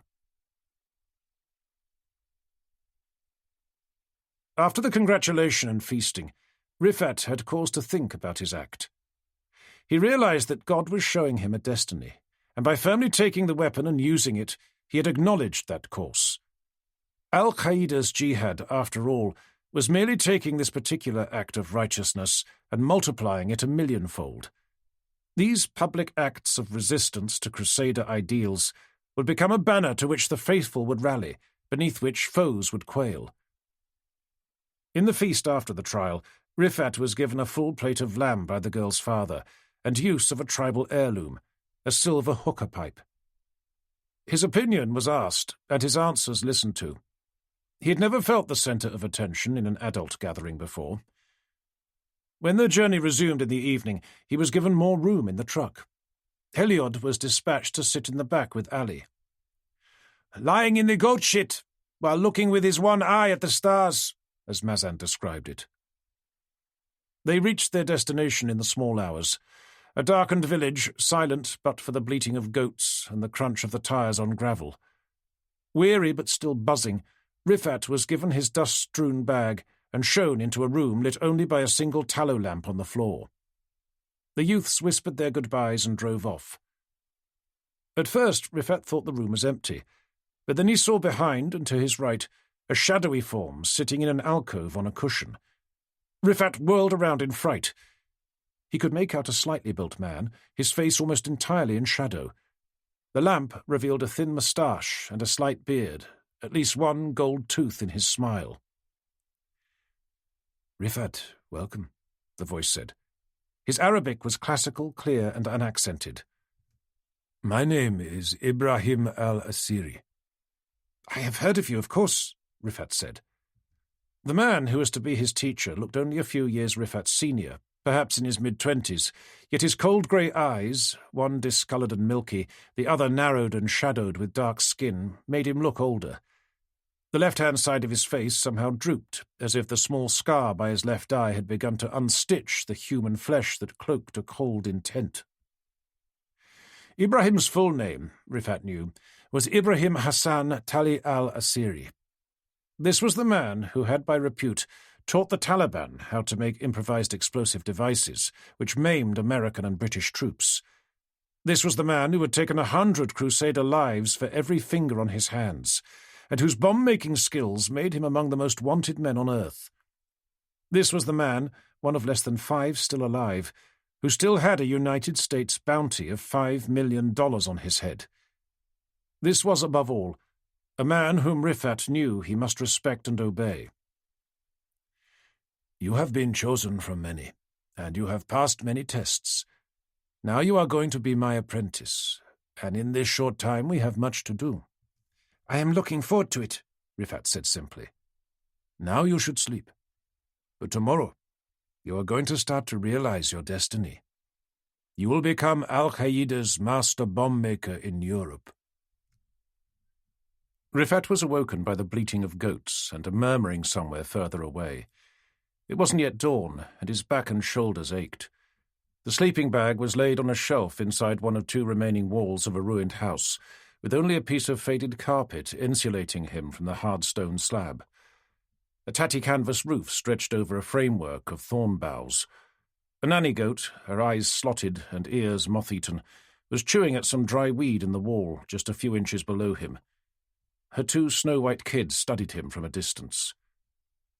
The murmuring was Ibrahim al-Asiri, conducting the Fajr on a piece of green carpet just beyond the canvas roof. Rifat, alarmed, scrambled out of bed to join him in prayer. He hadn't heard a muezzin, but then perhaps there wasn't one within earshot. Ibrahim had told him last night that hardly a single mosque remained undamaged after the 2004 civil war in this tribal region. Breakfast was a chokingly thick Kashir coffee, flavoured with cinnamon and ginger, a handful of dried dates and some stale unleavened bread. Immediately afterwards, Ibrahim led him out to a battered Nissan pickup truck with some bulky canvas-covered cargo. The rest of the village, now visible, seemed totally abandoned. Even the cat terraces were dried up and brown. "This was a Shia area until the water dried up," Ibrahim said, scanning the skies with binoculars. "And great cover for us. The CIA thinks Al-Qaeda is solely a Sunni group, and they send their drones down to the southeast Sunni heartland, where our forces are capturing territory from a corrupt government. But for you and me, whose business is abroad, not here in Yemen, hiding amongst our enemies is better than hiding amongst friends." Having scanned the skies one last time, Ibrahim motioned Rifat to get into the pickup, and then drove off down into a dusty gully that led between rising bluffs. It wasn't yet 8, and the gully was completely in shadow. Ibrahim flicked on the headlights. Only one worked. But his driving was far more careful and cautious than the cavalier chauffeurs that had thrown Rifat around yesterday. After half an hour, they arrived at the deepest point in the gully, where an abandoned goat fold led into the smoke-stained mouth of a cave. An elderly man with traditional robes, a curved dagger and a dirty headdress was sitting in front of the embers of a fire. He was cradling an AK-47 across his lap, and a bulging cheek indicated he was chewing cat. Ibrahim greeted him and passed him a small wad of notes. The man nodded and gave them both a curious grin. The bomb-maker then returned to the truck, undid the canvas and lifted out 2 battered toolboxes. He asked Rifat to pick up the truck battery from the back and follow him. Struggling with the heavy battery, Rifat followed him into the cave. Ibrahim shone a torch into the depths, and in the flickering shadows he saw that the rough cave mouth opened up into a surprisingly wide and high vaulted chamber, shaped long ago by water. Swirls of pink and orange sediment were interspersed with florets of grey crystalline growth, and rose in battlements towards a hidden roof. The right-hand side floors sloped sharply down and away to a series of crystalline stalagmites, but on the left there was a broad limestone shelf, easily big enough to park a truck, had the entrance been wide enough to accommodate it. The wall here had been reinforced with mud bricks, and there were piles of scorched rubble. Beyond, the torch picked out a series of shiny metallic panels. Ibrahim indicated that Rifat could put the truck battery down next to a similar one, which was connected to a junction box on the wall. While Rifat held the torch, Ibrahim quickly replaced the wires from the existing battery to the new one, then flicked a switch on the junction box. The cave was flooded with light. After Rifat's eyes adjusted, he could see that the panels were a reconstruction of the inside of an airliner. 6 curved aluminium panels with a ribbed interior surface were held, convex side to the wall, by a series of wooden props. Another aluminium plate was connected from the side, held up by blocks of stone and wooden struts to effect a passenger deck. But most impressive of all were the 3 rows of seats, undoubtedly from a genuine aircraft, still displaying Omani Air antimacassars on the headrests. "Welcome aboard, Oman Air Flight 62, said Ibrahim, laughing. He pointed enthusiastically underneath the rows of seats. "See, we even have the correct anchoring struts. All from a Boeing 727 that was scrapped 3 years ago. It's actually thicker than the Airbus 310 and Boeing 777 fuselages we will be up against, so it is a demanding test." "How did you get all this here?" asked Rifat. "Piece by piece. It really didn't attract attention mixed in with heaps of other scrap. It was only the last part of each trip, from the nearest town to here, which we undertook at night, that required any subterfuge at all." He took Rifat to the far end of the chamber, where 2 twisted and blackened panels were propped against the wall. One had a fist-sized hole in it, and apart from the blast marks, was relatively clean. The other was buckled and dented in numerous places, and covered in a smelly and sticky-looking residue. That is the difference between 50 grams of explosive carried externally to the human body and 50 grams carried internally. As you can see, the cushioning effect of human tissue is unexpectedly powerful. Realizing what that residue was, Rifat began to feel queasy. Ibrahim then showed him a blackened stump of a seat, its metal skeleton frozen with drips of melted plastic, into which were melded fibres and what looked like a human tooth. Rifat's gorge rose, but he tried to suppress it. We initially used the body of a goat, but we had no confidence that it replicated the effect we were looking for. Was this a martyr? Rifat asked, pointing at the tooth. No. That would be a waste of holy purpose. It was a Filipino caretaker kidnapped from the Golden Sands Resort about 18 months ago. The tribe which took him for ransom soon realized he was of no value. I still don't think he has been missed by his embassy. I would have preferred an American security contractor, but that would have brought too much unwelcome attention. There are no such things, after all, as Filipino drones or Filipino special forces, are there? He laughed. Ibrahim brought Rifat back to the widest part of the cave, laid down a plastic sheet on the stone, and carefully brushed the dust from it. Now, Rifat, today is your first test in handling explosives. Open that toolbox. Rifat squatted down to undo the steel catches and lift the lid. Inside was a packet of silver foil, about the size of a large bar of chocolate, but twice as thick. Beside it was a packet of disposable surgical gloves and a Ziploc bag of small electronic components. That packet contains 1,000 grams of PETN, pentaerythritol tetranitrate. It is a close chemical relative of both C4 plastic explosive and nitroglycerin. It is more than enough to destroy any aircraft. Now please hand it to me. Rifat held his breath. He leaned across to the box, and with both hands carefully lifted the packet, raising himself inch by inch from the squat to a standing position to pass it. Ibrahim received the packet somewhat casually in one hand. Now, PETN is the most sensitive of all compounds to explosive shock. Even the tiniest detonator is effective. He suddenly turned to Rifat and tossed the packet about a meter to his left. Catch! Rifat screeched as he hurled himself towards the falling packet. His fingers touched it but failed to get a grip. The PETN thumped onto the plastic sheeting. There was no explosion. No noise but for the hammering of his heart and gasping breath. "My God! What are you doing?" Rifat wailed. "I am teaching you lessons that you will remember," Ibrahim laughed. Lesson 1. PETN is not kinetically sensitive. It is not nitroglycerin. From the fact that we are still here, we can conclude that there was no detonator connected to it.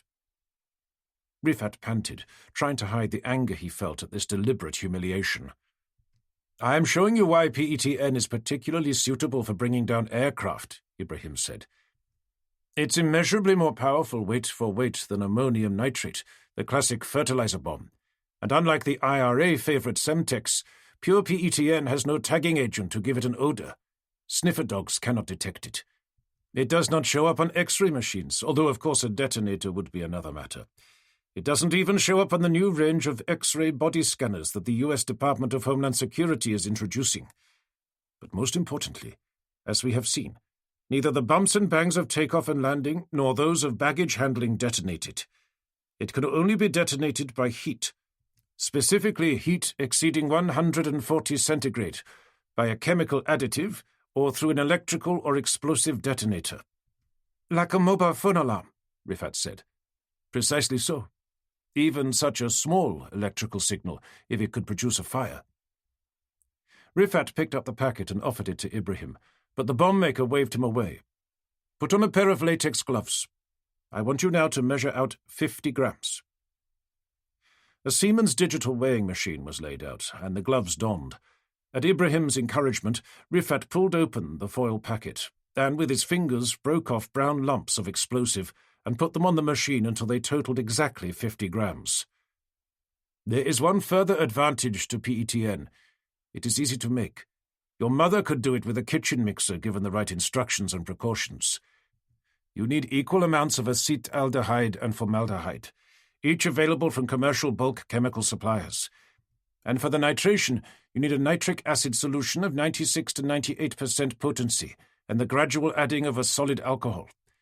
Dilute with water, filter, and then let recrystallize in a mixture of acetone and water, and you get the right range of particle sizes. That's really all you need to do. That's why we make our bombs here in Yemen.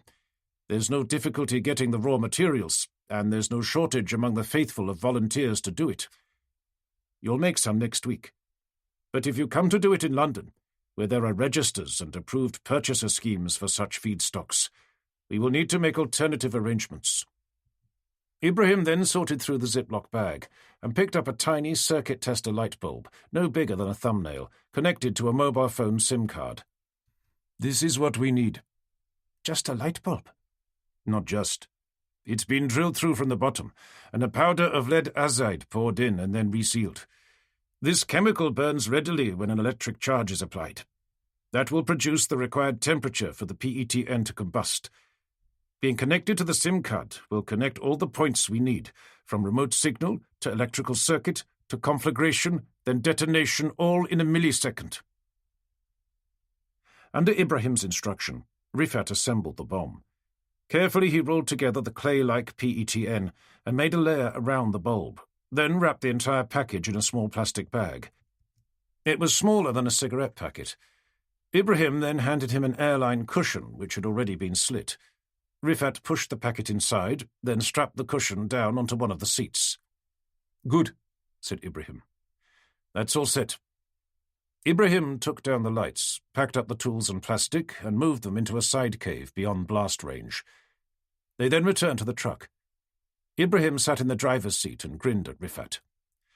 "Now to see if your bomb works." He took out his mobile phone. "This is about the only cave in the area a signal will penetrate. Here, you do it." He relayed the number, and Rifat punched it into the phone. The calling signal rang for 2 seconds. The moment it stopped, a sharp crack and rumble was heard from within the cave. They waited 15 minutes before going back in, and Ibrahim took a fire extinguisher from the back of the pickup. There was still plenty of smoke, most of it from the smouldering remains of the seat on which the device had been placed. Ibrahim gave the seat a quick spray from the extinguisher, coating it in white powder. Once again they had to retreat for a minute or two from the gases before returning to look at the damage. There was a sharp split in the aluminium panel. Not a fist-sized hole like one of the previous attempts, but a bifurcation about 9 centimeters long and 3 wide. Ibrahim waggled his head from side to side. "Not the clear breach I'd have liked to see, but certainly enough for decompression, especially at altitude. At 35,000 feet, the pressure would tear this panel right open like tin foil." He turned to Rifat. "Inshallah, that would bring the plane down if you had your martyr in the correct seat. Somewhere over the wings, near the fuel tanks, would be perfect." Ibrahim clapped an arm around Rifat's shoulder. "You should be pleased. There will be more training next week. This is sacred work for our brothers and our cause. Then you must return home. Some months after that, you will be called to go to London. We have some very important work for you there. But that lies in the future." Rifat smiled. "Yes, I have got some important work in London," he thought. "It's been so obvious for such a long time what I should do about the BBC man Wycliffe. Like wiring a bomb, there is a hesitation about making the final connection. The Imam said it would come to me, and now it has. I have the knowledge, I have the means, and I have every reason to make it happen." He thought back to shooting the Yemeni girl, and the applause he got, how it made him feel more of a man. "I have killed, and I enjoyed it. Killing your father is a much bigger task. But now finally, I am equal to it." The next day, a new group of 6 Al-Qaeda volunteers arrived for training. They were all male and in their 20s. 3 were British Asians, another was a tall African, and 2 were Yemenis. They slept in a different and more substantial building further down the valley, ate their meals in the open, and were taken away by pickup each day. This was for training that involved weapons and Islamic study, according to Ibrahim. The trainer was a terrifying-looking man, with a bushy henna-streaked beard, huge shoulders, and a crude artificial foot made of wood and leather. Ibrahim, watching the man load the truck outside, whispered that this man's name was Omar, and he was the first to have beheaded a Western hostage on video. "He showed it to the trainees yesterday," Ibrahim said. "I can take you to the house after they have gone, if you like, so you can watch it. But keep it on mute the first time." Ibrahim smiled. "The screaming is louder than the ninth circle of hell." "Perhaps later," Rifat muttered, trying not to sound squeamish. "Aren't we supposed to be making PETN?" He tried to sound enthusiastic. Ibrahim grinned. "Okay." He sent Rifat to the building where he had first been dropped off. This house, a ruin from external appearance, had a series of underground rooms, including a well-lit kitchen and a storeroom amply supplied with all the ingredients that a bomb maker needed. Electricity was supplied by solar panels, which were draped with a torn fishing net to disguise them from observation drones. Though only producing 2/3 of their potential power, the Yemeni sun was powerful enough to meet all their needs and charge the batteries required to produce lighting at night. Only water had to be brought in. While waiting for Ibrahim to return, Rifat sat at the folding metal table in the centre of the kitchen and noticed a refrigerator. Feeling thirsty, he went over to it and pulled open the door. There was no Coke or lemonade, not even mineral water, just a few jars and packages. However, there was a blue bottle labelled in French. Aqua Fortis, it said, with a big label that he couldn't read. Maybe it was mineral water. He was just reaching for it when the door behind him opened and someone shouted something behind him. Rifat turned suddenly, saw it was the frightening trainer Omar, and started to close the fridge door. But the bottle tipped, falling. Rifat went to catch it, this time close enough so that his hands did reach it before it hit the hard flagstones of the floor. His hands cushioned the fall, and at first he thought he'd saved it, rolling the bottle along the floor. But when he held it up, he saw the neck was fractured. Fluid steamed on his hands, and only then did the searing, burning agony begin. It was several weeks before the bandages came off. At over 90% concentration, Aqua Fortis, or nitric acid, causes indelible scarring. Rifat had splashed the back of both hands, a mishap destined to give him pain and sensitivity to light and temperature. But this only served to forge his purpose: heat, pain, and destiny. He would feel all three every day for the rest of his life. Rifat's tuition continued as soon as his hands were healed. Ibrahim was very concerned that the burns would make him unable to do the intricate detonator and electronics assembly work required of him.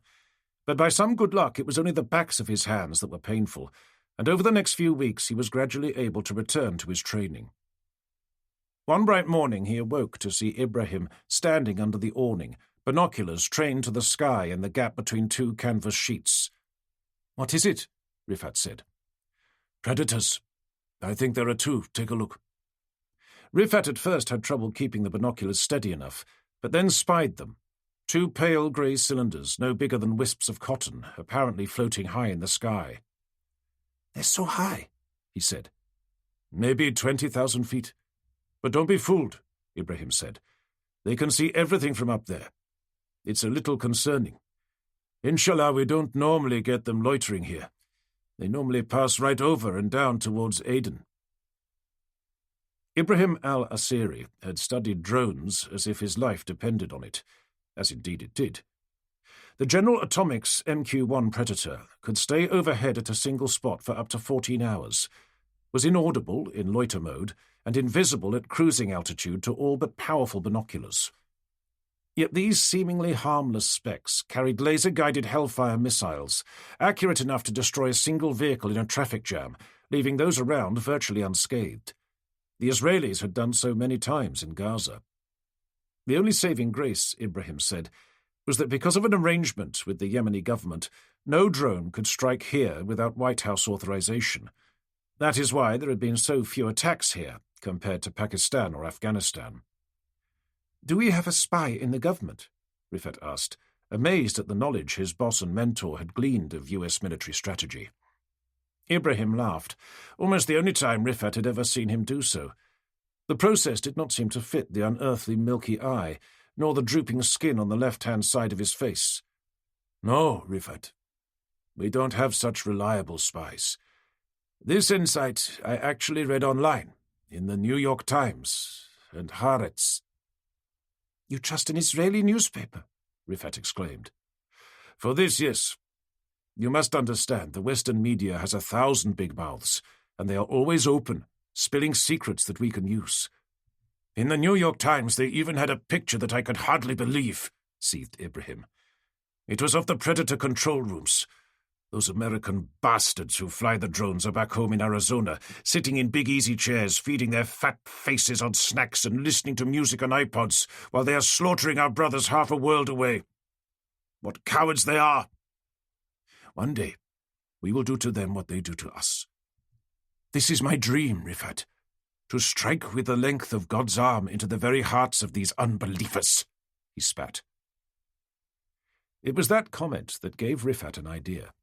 It was an idea combining telecommunications, electronics, and surgery that was to revolutionize Al-Qaeda and its power to cause terror.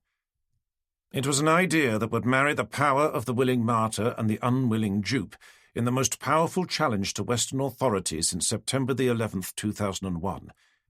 And it was the idea that he hoped would finally elevate Rifat ibn Jaloui Aziz al-Khalifa so high into the echelons of terrorist infamy that his name would not only be known by analysts in the offices of the CIA, MI6, GCHQ, and Mossad. His name would become familiar to the readers of the world's newspapers, too. For the self-confessed child of a whore who confidently expected an untimely death, it seemed an appropriate accolade. It was his destiny, and he welcomed it. Book 3. Chapter 17, London, November the 18th, 2010. For an entire year, Kantara vanished entirely from Wycliffe's life. Though he thought about her frequently, he had only tried to ring a couple of times since receiving her last message to stay away. That was usually after he'd had a drink or two. On one occasion it had been while he was in Afghanistan over Christmas. It was stupid. He knew he shouldn't have done it, and he never got a reply. After 6 months, with his Today contract winding down and Emily Lance shadowing him once a week on the programme, he became busier with some of the fill-in work that Radio 4 was keen for him to do. That included a documentary about the history of Yorkshire, and an emergency fill-in as chair of Have I Got News for You, whose quick-fire comedy he'd found terrifying and left him feeling flat-footed. All the time, he was networking as hard as possible to get a frontline high-profile reporting job, ideally in the Middle East. It wasn't going to be easy. It was a year and a week after he had last seen her that Wycliffe next heard Kantara's name.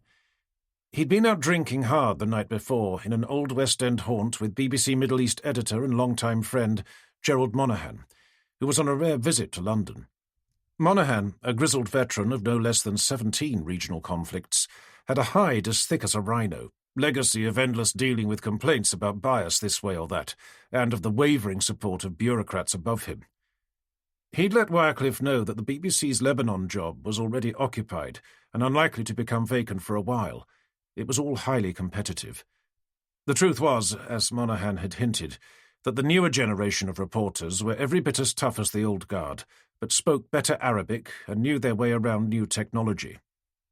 Reporters were being asked to do more, not just radio and TV, but internet features, text and video blogs, tweets, you name it.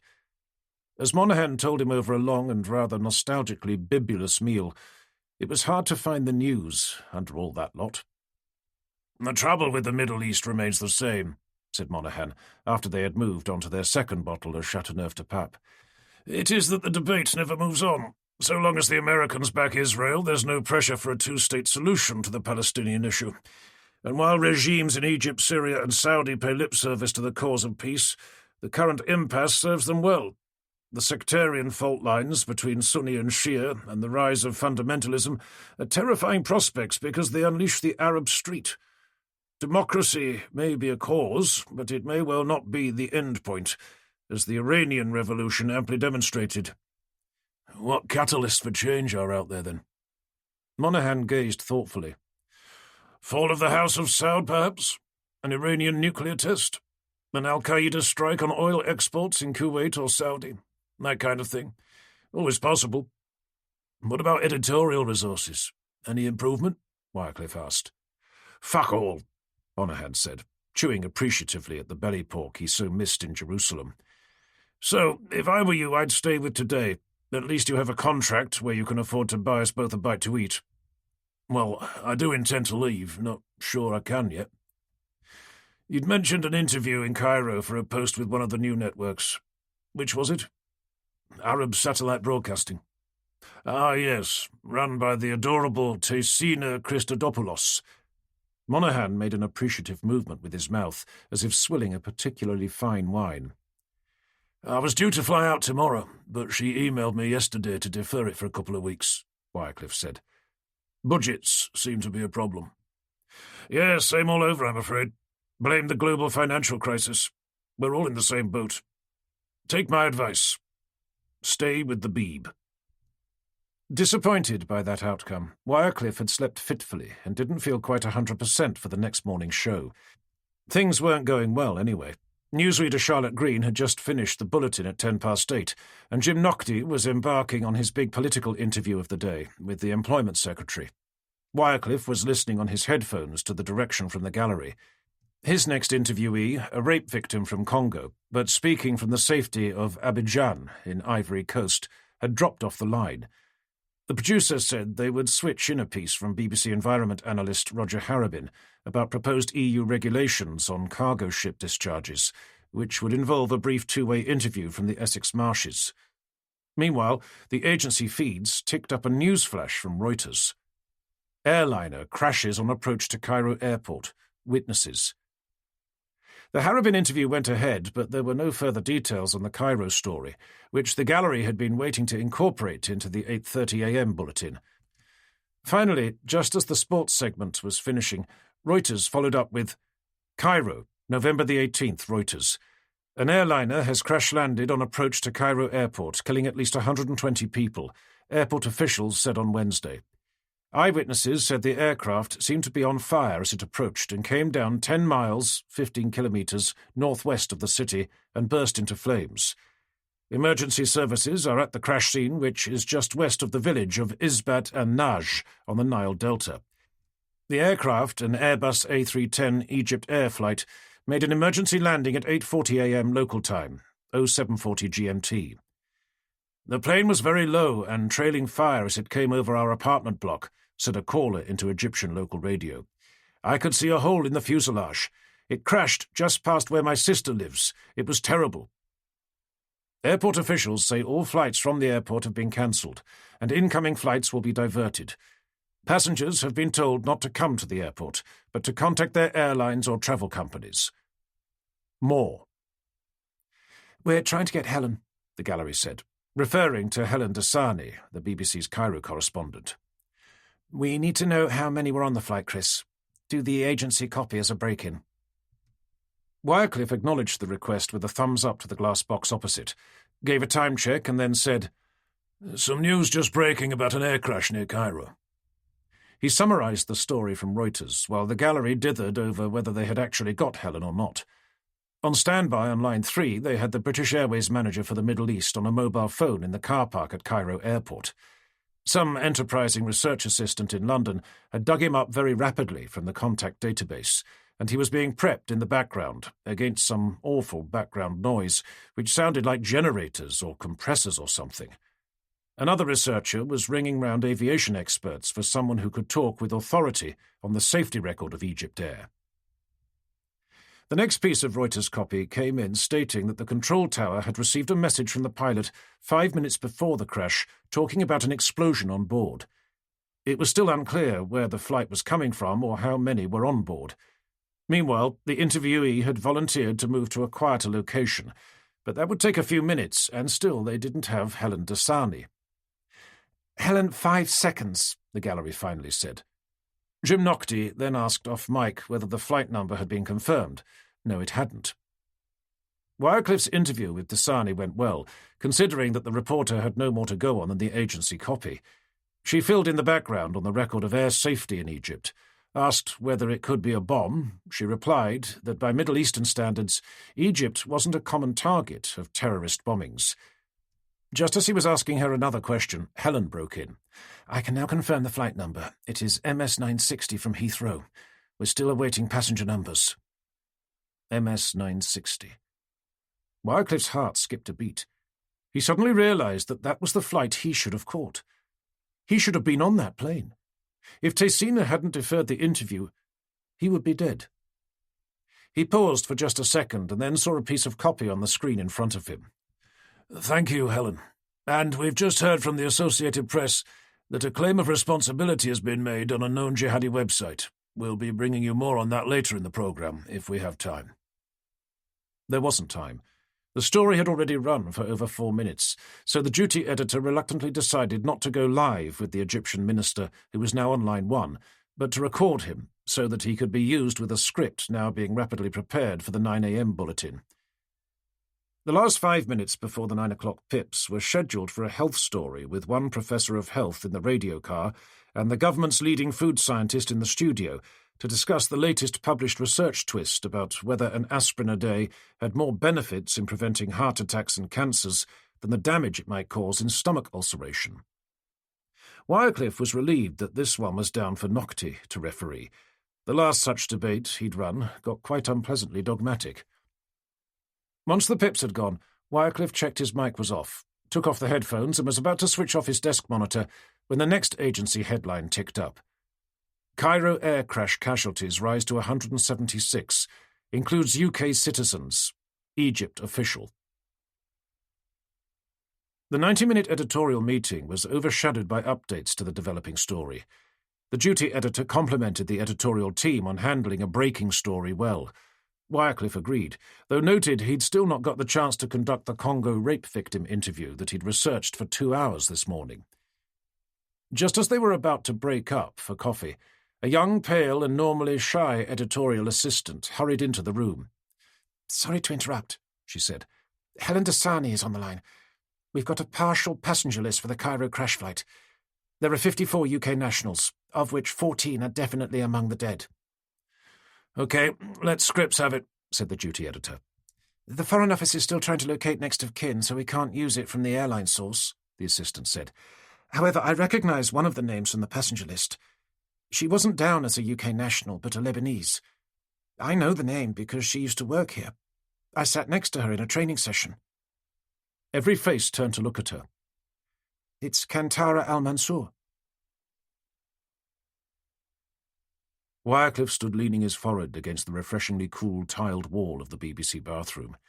He clenched and unclenched his fists. Questions raced through his guilt-soaked mind. What was Kantara doing on that flight, one that he was due to take?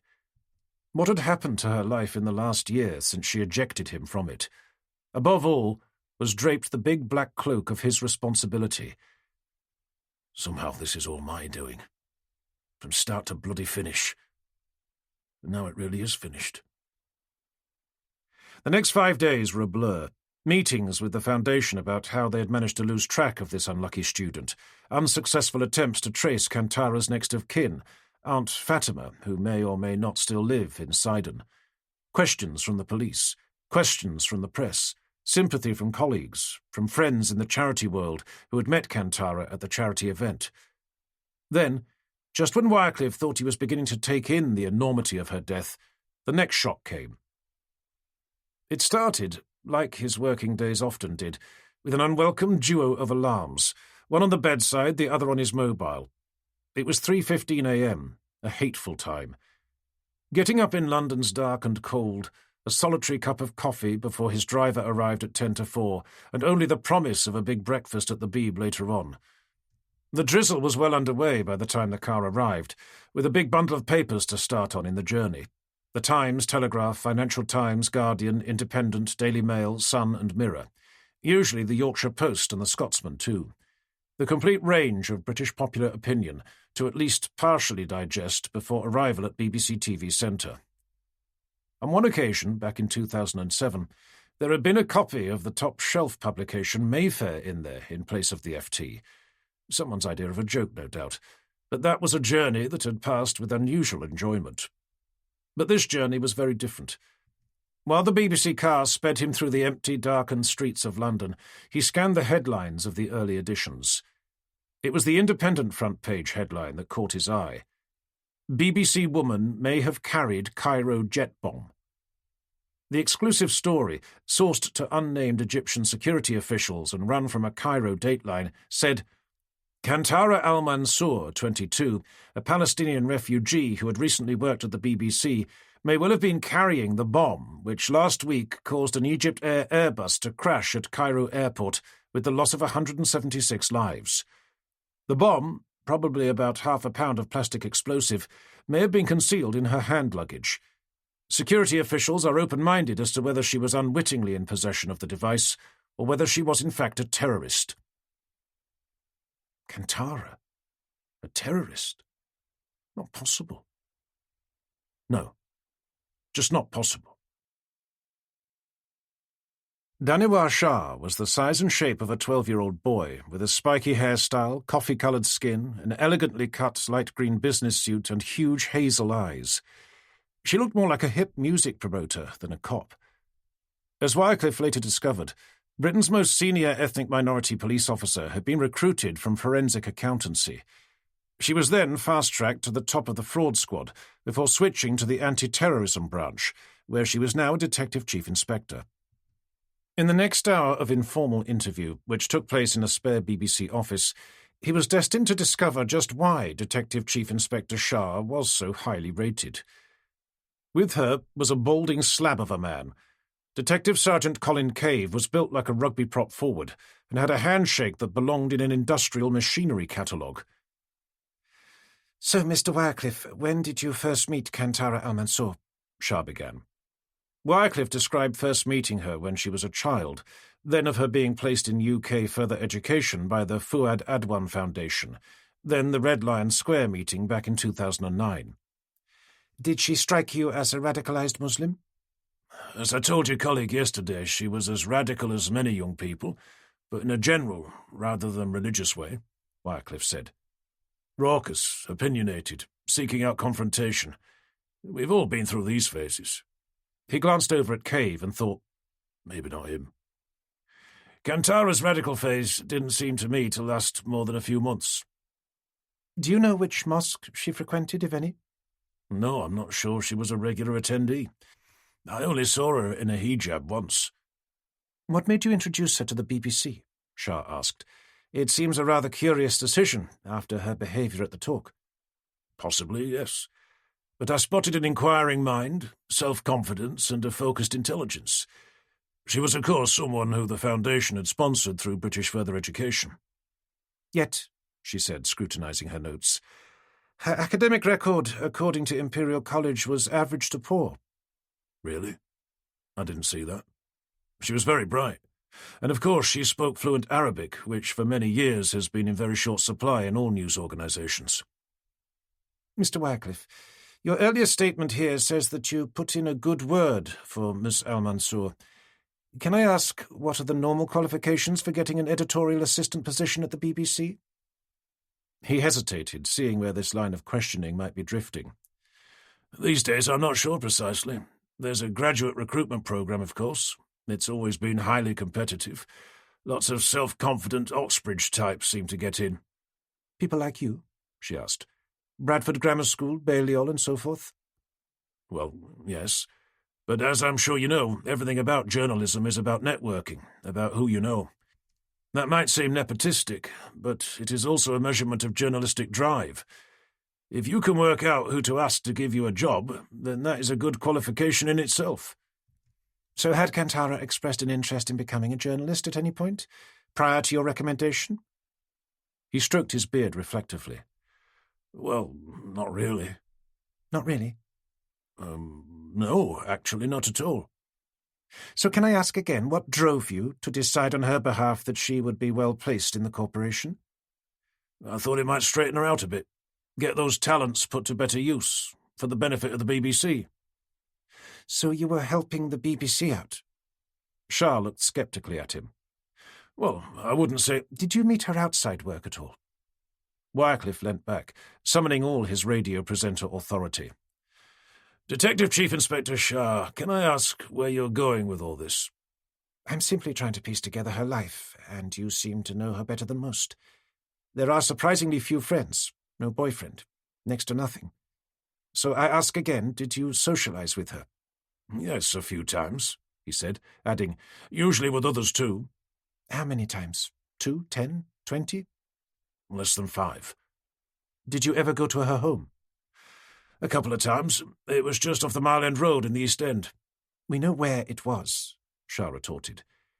Do you make a habit of visiting the homes of Foundation students? No, but she was the daughter of the late Fuad Adwan, a very good friend of mine and the man in whose name the Foundation was set up. I think I had a legitimate interest in her progress. Did that include sleeping with her? Of course not, Wycliffe exploded. This, he felt, was his safest rock-solid denial, to be held on to at all costs.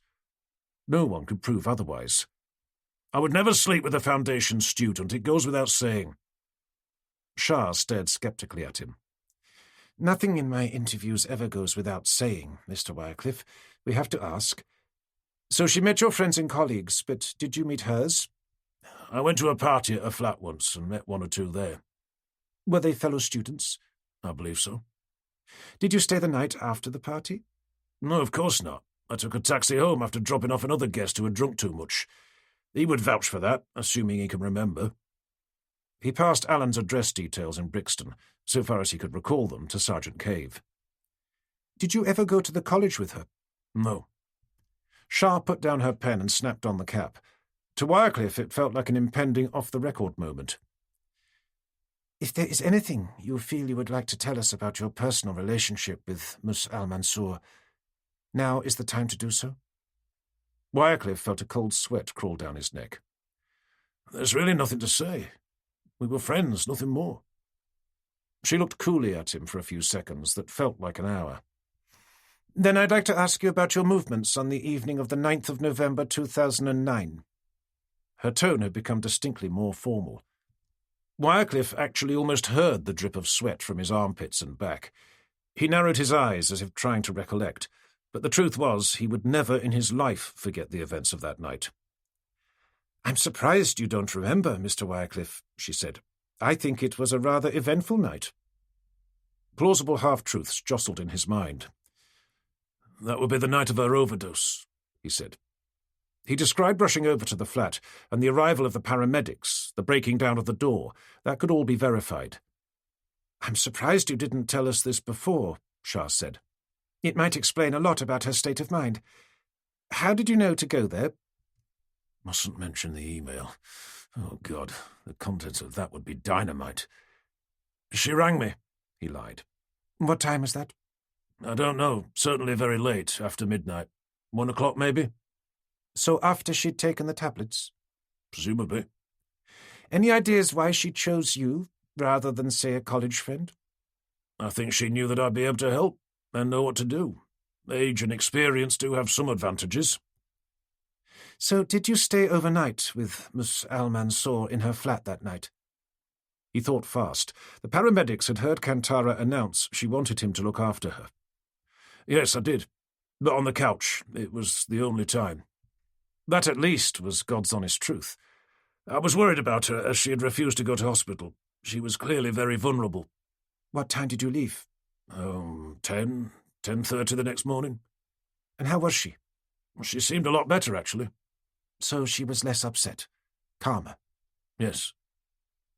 So how do you explain the disturbance, or more frankly, the screaming row that was heard at approximately 9:45 a.m. that day, at a time which, according to you, you were still present in the flat? Well, I'm not sure you could characterize it as... Shah looked down at her documents. Let me read you a witness statement. I heard several distinct screams from upstairs, doors slamming and a voice I took to be Kantara's screaming, "Don't touch me! Get away from me! Get out! Get out!" Then eventually I heard the front door go and heavy male footsteps down past my door. When I went up to see her, she was in floods of tears. I saw blood on her dressing gown and on her thigh. I think it's fair to say that is more than a row. Wouldn't you? Wycliffe dropped his face into his hands. Oh, Christ. Mr. Wycliffe. Shah steepled her fingers and a steely tone entered her voice. I must remind you that this is an ongoing investigation of the highest national priority, in which we will make use of the full force of anti-terrorism powers. If you had volunteered all you knew immediately to my colleague yesterday, or even in this interview, we might be a lot further along into understanding why a vulnerable young woman happened to be carrying an explosive device and was ready to board an aircraft. At this moment, a terror cell, of which she may well have been a part, could be planning to take other lives. And you appear to be concealing vital information. I will cooperate, of course. I hope so, but we'll take no chances. The next interview we have with you will be under caution. You will be requested to attend a police station, almost certainly Paddington Green, and you will have your rights read to you.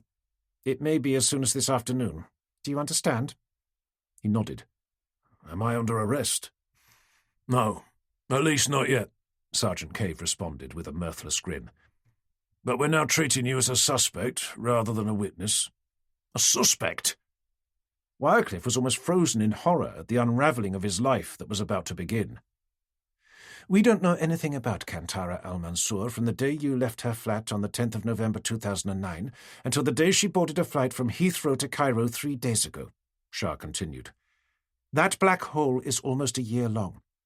She moved out of her flat soon after. We don't know where she moved to. We don't know whom she met or where she travelled. We don't have her computer or laptop, nor her mobile phone. We do know that she emptied her bank account, used her credit cards to buy a number of items, including this air ticket. Those credit cards were registered to that flat she no longer lived in.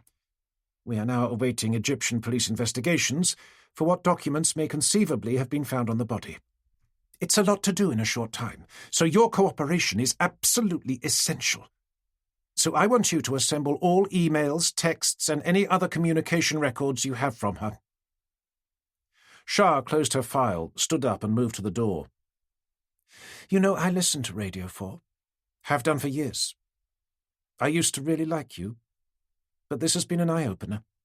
For someone at the top of their profession, a national name who professionally purports to seek truth, transparency and clarity from interviewees, the account you have just given to me is shameful. It smacks of evasion, dishonesty and naked self-interest. You should think about that. Shah left, and Detective Sergeant Colin Cave loomed above like a nightclub bouncer sizing up a victim. Shame Miss Al-Mansour isn't alive to testify about what happened that night. You go down as Britain's most famous rapist. As he left, he clapped a meaty paw on Wycliffe's shoulder, as if to say, We'll get you for it one way or another. Don't worry. From the top brass to the make-up rooms, from the World Service transcription staff at Caversham to the creative types in drama, everyone was reading the story of Kantara al-Mansour, who had become known as the BBC bomber. With so little to go on, the tabloids revelled in the bedsit plot of the Lebanese loner, the shy, bespectacled girl who began as a militant after growing up in the camps. Wycliffe, as obsessed as the rest, felt grateful that for the first few days at least, no one in the press had made the connection to him, beyond her being sponsored by the Fuad Adwan Foundation. He wrote a press release for the foundation, expressing shock and regret at Kantara's death, and restating its charitable mission for refugees, but left Samantha Mason to field the press calls and refuse all interview requests. Though the police now knew everything, the true calamity of those few months a year ago was essentially private. There was only one snag, and her name was Tina. Wycliffe felt that Kantara's downstairs neighbour would be more than happy dishing the same dirt to a tabloid that she had to the police. He considered contacting her and offering to buy her silence. Could he do something that shameful? Maybe.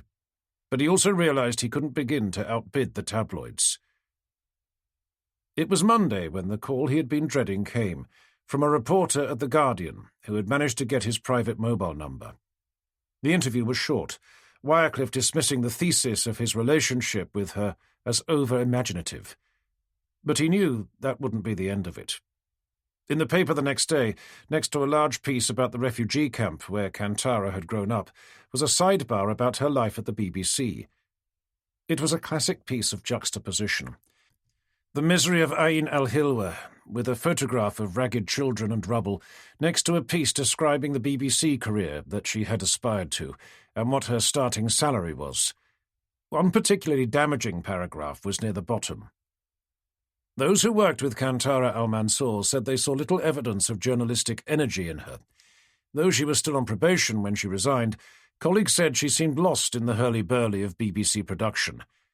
"I think there was a certain amount of nepotism that put her there," one said. "It is sad to realize that favoritism still rules the roost, even in the BBC." They had even dug up the fact that on her visa, the very student visa that the Fuad Adwan Foundation had procured for her, she wasn't allowed to work, and the BBC had apparently given her a job in contravention of that.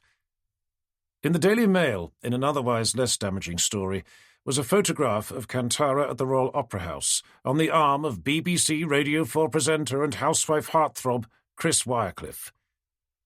He knew now that he was just one day's papers away from being outed. Later that day, Imogen left him an irate phone message to complain that she was receiving dozens of press calls at home. "And quite unbelievably, it's all about yet another bloody Arab woman." Whoever the Guardian source was, probably one of the aspiring and assertive young women who Kantara had worked with, would have seen him eating with her in one of the canteens. So far, at least, BBC officialdom was keeping quiet, as much to save its own neck as his. Until one day, when Melanie Ferris, head of BBC HR, cornered him just as he emerged from the studio at 9 a.m. "Quick word, Chris. Right away, if you please." Wycliffe looked at his watch and shrugged his assent. Melanie ushered him into a small and anonymous briefing room and carefully closed the door. "It's about the Al-Mansour issue, I'm afraid. I'm under a lot of pressure from upstairs about this. How it was that someone so patently ill-qualified managed to get into an editorial training program without going through any of the normal channels." "Look, I know, Wycliffe said. "I had a word with Jonathan, mentioned her Arabic, talked a bit about her self-confidence, and he said he'd see what he could do." "I'm afraid there's going to be a bit of an inquest, and given the media interest, it'll have to be formal." Wycliffe looked heavenwards. "Melanie, look, the tabloids are bound to hear. They'll put 2 and 2 together and make 50. I'll be the bloke that shagged the BBC bomber." "And were you, Chris?" "Of course not. I told you." "Yes, you were trying to beef up our Arabic intake. But you must see how it looks. Did you know that we currently have 6 Arabic trainees, all of whom already have much more journalistic experience than she did?" "No, I didn't." "And you didn't check before speaking to Jonathan?" "No. It was his decision. It's up to him to check. He was the one who formally appointed her." "Yes, of course. But he's not a nationally known figure. You are. There are serious issues here for the BBC as well as for you. Not to mention breaking visa rules. How we slipped up on that, I will never know. But if it becomes difficult for you, that reflects on us. The BBC, as you know, is incredibly lax about many things that other organisations take seriously. Relationships between staff, on-air gaffes, drugs even, within reason. You know as well as I do. But here we have an issue where, because of an abuse of power, we recruited someone who may already have been a terrorist. And you're going to get the blame. The question now is what we do about it." Chapter 18. It was 6 days after the bombing. Wycliffe had been trying unsuccessfully through the Egyptian consulate in London to get permission to see Kantara's body, but he had finally made telephone contact with Kantara's closest relative, an aunt now living in Syria. But right now there were pressing matters. The police rang him and requested that he come for interview at Paddington Green Police Station at 8 a.m. the next morning. Though it was made clear he was not under arrest, the tone was such that one could hardly refuse. He sought some hurried advice from an old friend. Martin Turner-Crossland, now a successful criminal defence barrister, accepted Wycliffe's invitation for an after-work drink. "I shouldn't worry too much about being questioned under caution," Turner-Crossland said, as he tucked into shepherd's pie in the dark, low-ceilinged bar of Ye Old Cheshire Cheese, his favourite Fleet Street pub. "In all probability it isn't that they suspect you of complicity per se, just that they recognise you may have an incentive to be economical with the truth." But the police have 3 fixed and false ideas. That I'm an abuser, that Kantara was a terrorist, and that we were having an affair. You can't change that by complaining. You need hard evidence. They will be terribly annoyed if you slow down the investigation, he said, chewing thoughtfully. So, just tell them the truth. I was planning to, Wycliffe responded. The whole truth. But keep to the facts. You'll need representation, of course. I'll send Simon Deakin from my chambers to join you tomorrow morning, just to keep them on their best behaviour, and we'll seek some disclosure of what they plan to ask you. But there's someone else I'd really prefer if it starts to get sticky. Well, that's wonderful. Thank you. Think nothing of it. You have in one particular way been quite fortunate, he said, waving his fork vaguely to emphasise the point. How so? Mus al-Mansour died in the explosion, so she cannot be tried. She is a Lebanese national and died on Egyptian soil, so the primary forum for an inquest will be in Egypt. Though there is clearly a prima facie case that she with others commissioned an act of terrorism from and within British soil, the import of that assertion entirely depends on finding the others involved. Conversely, with her nationality, it may be construed that she conceived the plot with others while abroad. For the British security services, if they have no clue to her co-conspirators here, that may be a convenient conclusion. Is it a likely one? Turner Croston laughed. That depends. From what you've told me, they have her credit card and bank records, which obviously show where she has been and what she bought. They don't know where she was living, you say. It might have been a safe house somewhere. Did they say where the transactions took place? Not exactly. Everything traceable seems to have been in London. She didn't use her cash card after March this year, and only used her credit card once for the airline ticket. Online purchases.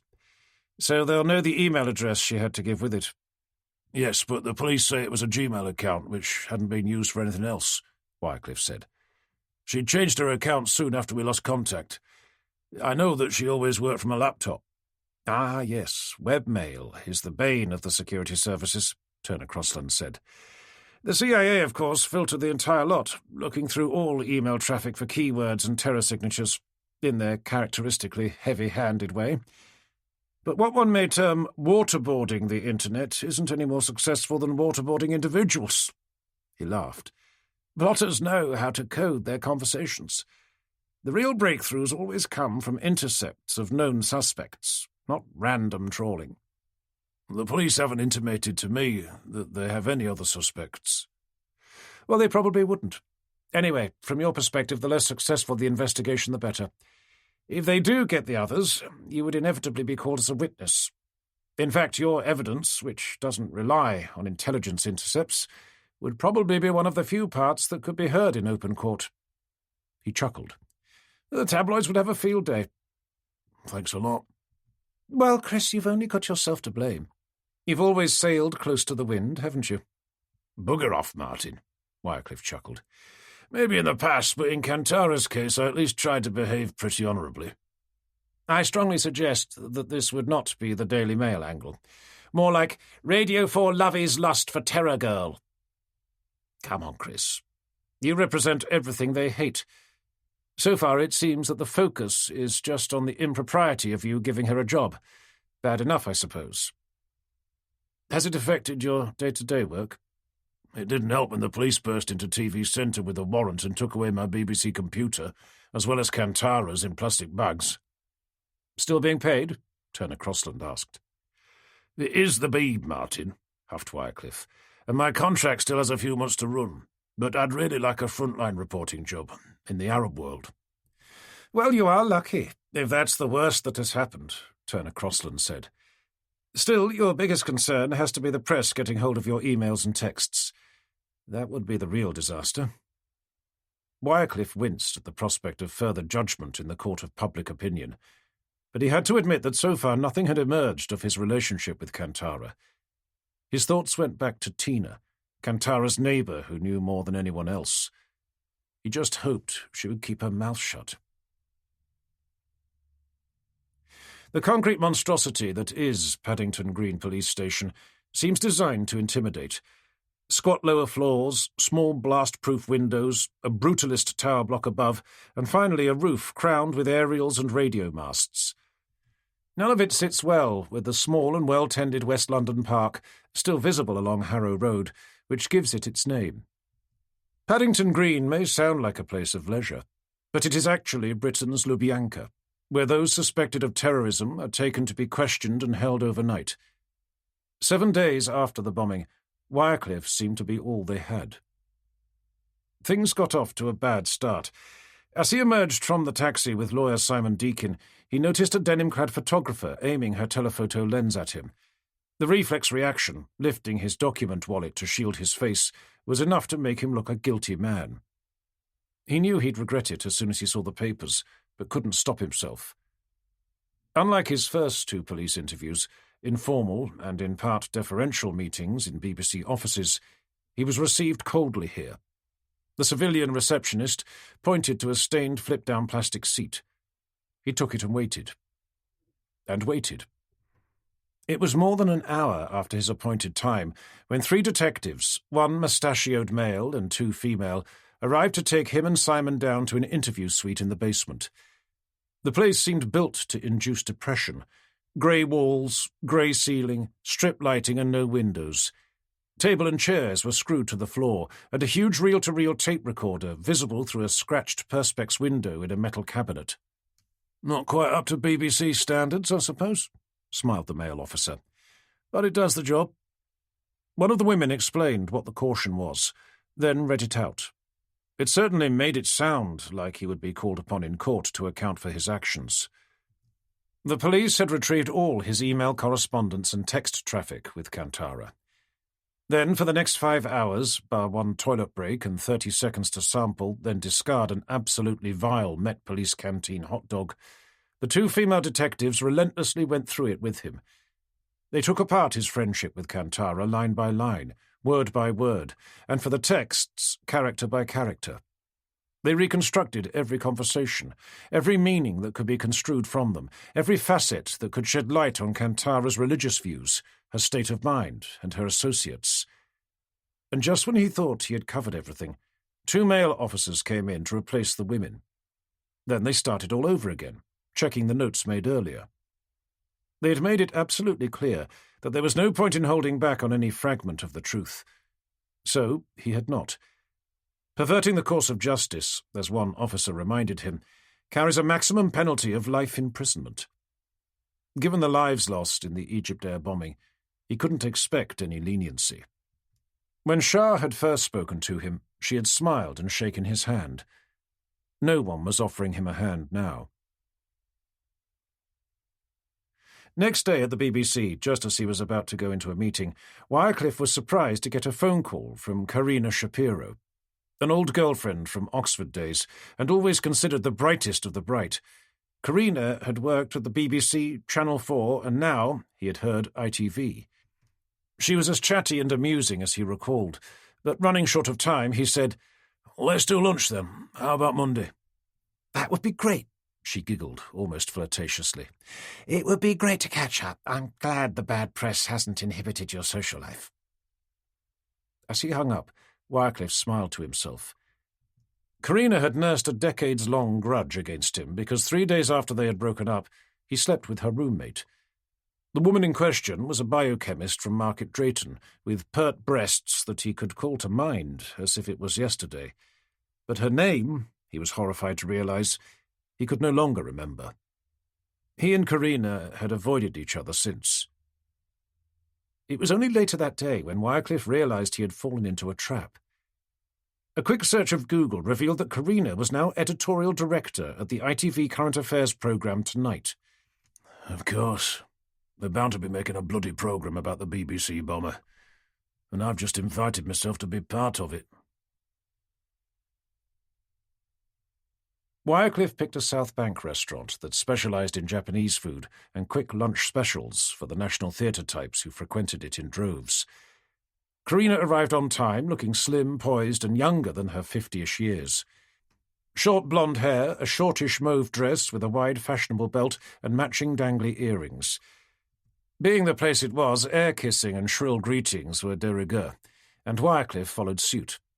"It's been a long time, hasn't it, Chris?" Karina said, a heavily ringed hand resting on his. They ordered wine and tempura prawns, while she sketched out the seemingly effortless steps of her career to date. Then she put her hand over his again. But of course you won't have heard the big news. We're having a baby. Wycliffe tried not to let the shock show. He'd heard about fertility clinics in Italy working with older women. And who was the father? He'd thought Karina was divorced, at least twice, come to think of it. Congratulations. You're looking very well and slim on it, I must say. Not me, silly. I'm 53. Susie, my partner. She's only 38. The baby's due in a fortnight. Well, double congratulations. I'm sorry I didn't know about Susie. We've been together 4 years now. Of course, it's the old turkey baster trick. Karina did a fairly lewd impersonation of the impregnation technique. Still need bloody sperm. Unfortunately, can't ditch male DNA completely, more's the pity. Wycliffe was already feeling fairly battered by the conversation by the time, 2 glasses in, that Karina got on to the real subject of the lunch. So, this Kantara Al-Mansour woman. You must be a bit shocked. Karina, are we off the record here? If you like. Okay, look. I know you're making a documentary about the BBC bomber. I have contacts at tonight, so let's stop beating about the bush. Ah, you can't fool a real professional. She smiled. Yes, we're following it up. It's so juicy. Suicide bomber, a world away from the typical jihadi, works at the BBC, then up sticks and kills 176 people. How could we not? Of course. But a chance to bash your arch-rival the Beeb too. She shrugged. Maybe. But there's really nothing for you to worry about in that. The light that had lit her face had gone.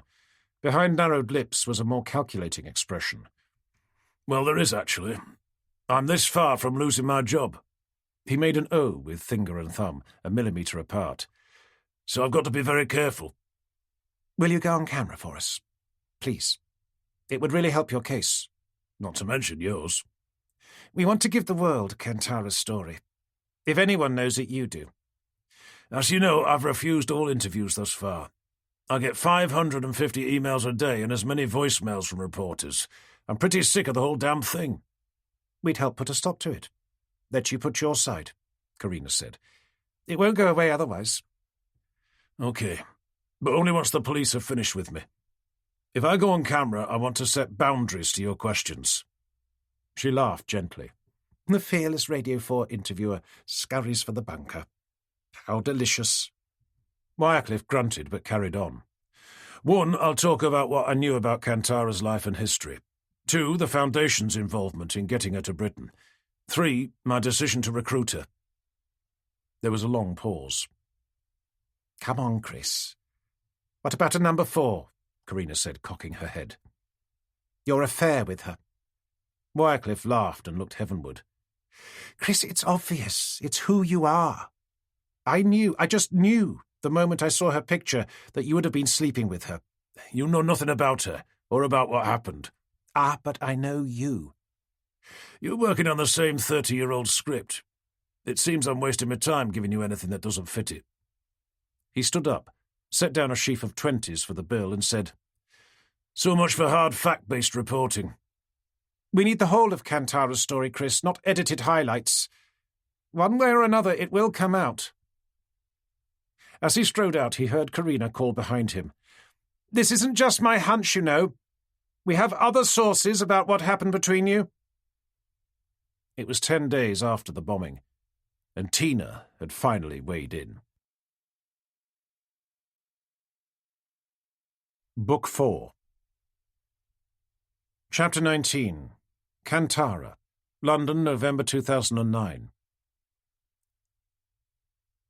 The day that Chris Wycliffe left her flat was the day that Kantara Al-Mansour's life changed forever. She called in sick to the BBC and then spent the morning in tears, hemmed in by the dark walls of her tiny flat.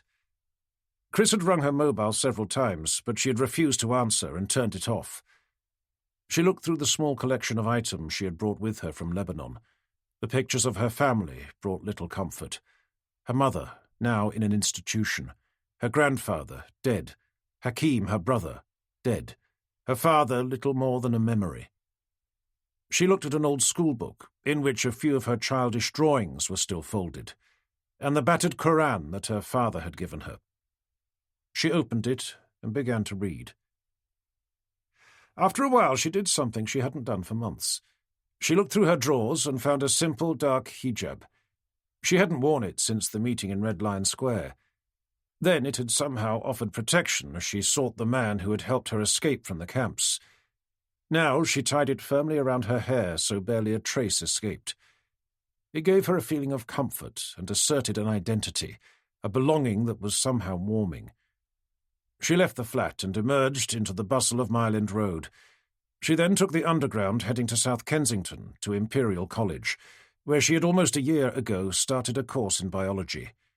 She had abandoned the course, not because she wasn't enjoying it, but because she had been given a chance at the BBC. Now everything was different.